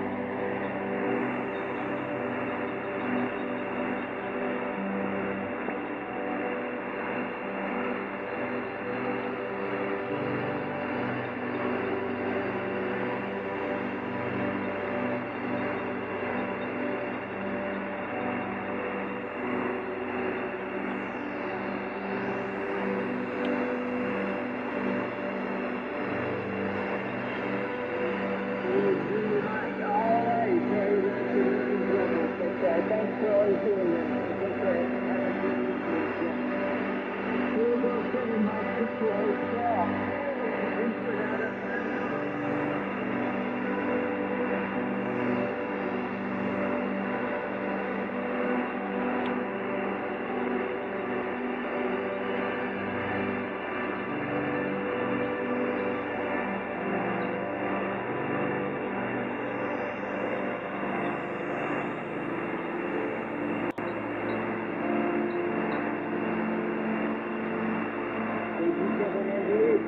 Peter, thank you very much. Appreciate your approval.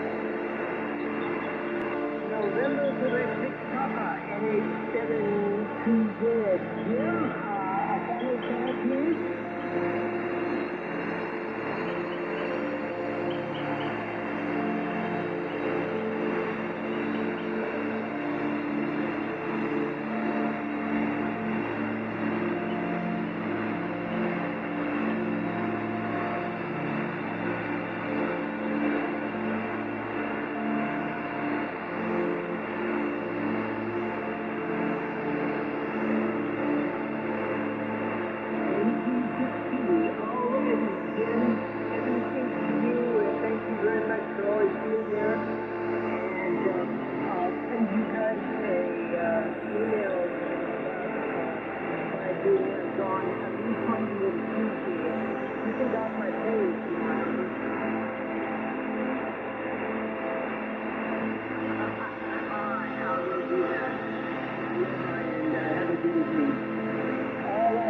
November Hotel 7 Tango Junior. This will be a final call from the Pacific Eastern Test for communication traffic.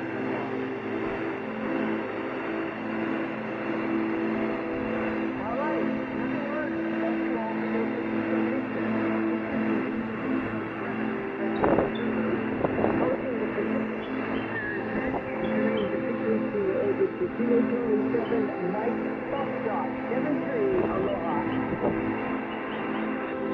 73, James, thank you very much. Whiskey Echo 5, Echo, Echo, Echo, Kilo Charlie 7, Mike Fox.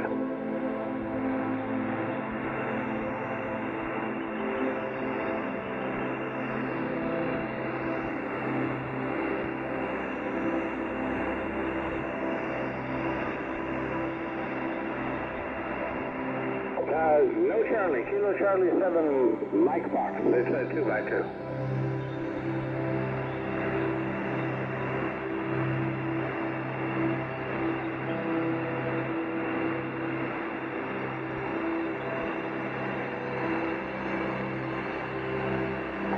My call sign is Kilo Charlie 7, Mike Foxtrot. Mike Foxtrot.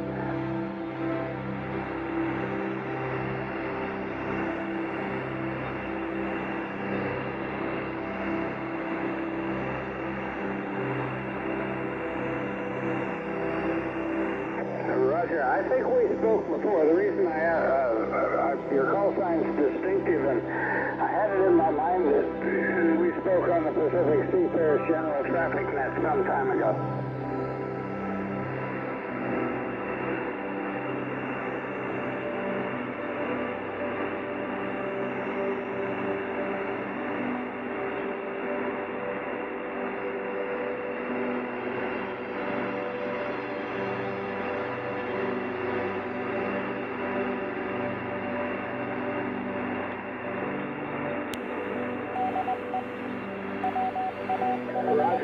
Yeah, by the way, you're a good 5819 in southern Arizona tonight.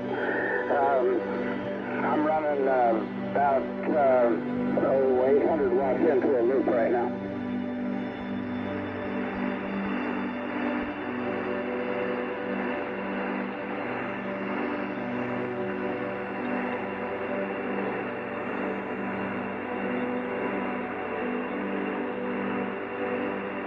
Roger, well, your 80 watts is doing great. Your audio sounds terrific.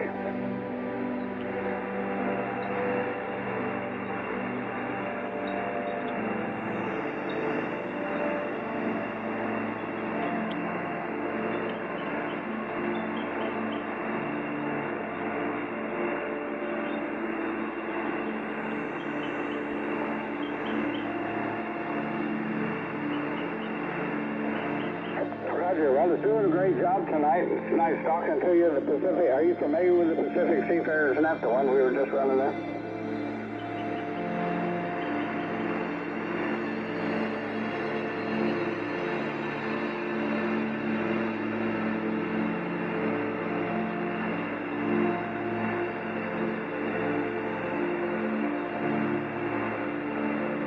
Well, the Pacific Seafarers Net's been around for a long time. The purpose of it is to take position reports from vessels at sea, usually in mostly sailboats and mostly in the Pacific and South Pacific. But we'll talk to maritime mobiles anywhere. We also take sea conditions, weather conditions, and so forth, and aggregate that data. So it's not a net that it takes open check-ins and that sort of thing, but it is a fun one to relay if you have a 9-2 to become one of the relays for it. It's interesting what you hear when sailing season's running.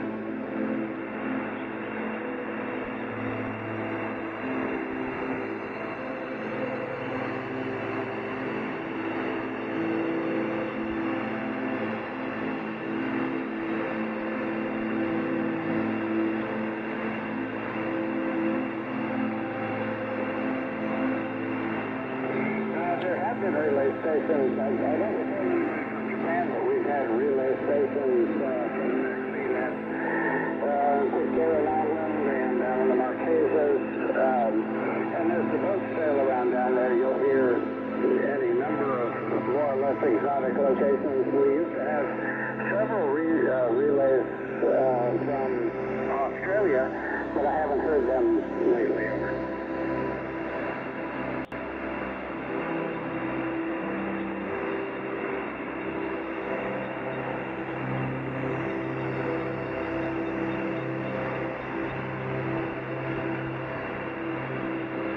It's a daily net. We're here every day, and it lasts usually just a few minutes unless there's quite a few boats at sea.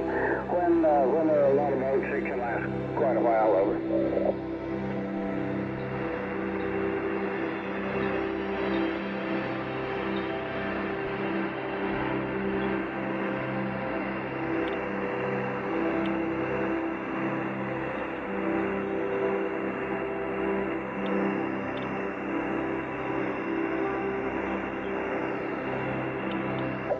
Whiskey X-ray 5 Echo KC7MF. It's good talking to you. I won't keep you long tonight. I know you're gonna look around and see who you can find, and I'm looking at my band scope here and seeing there's There are some people up and down the band, so I may run around and see if I can pick some of them up too. Great talking to you, 73. You have a great sound station. Have a good evening. Whiskey X-Ray 5 Echo Echo Echo Kilo Charlie 7 Mike Box.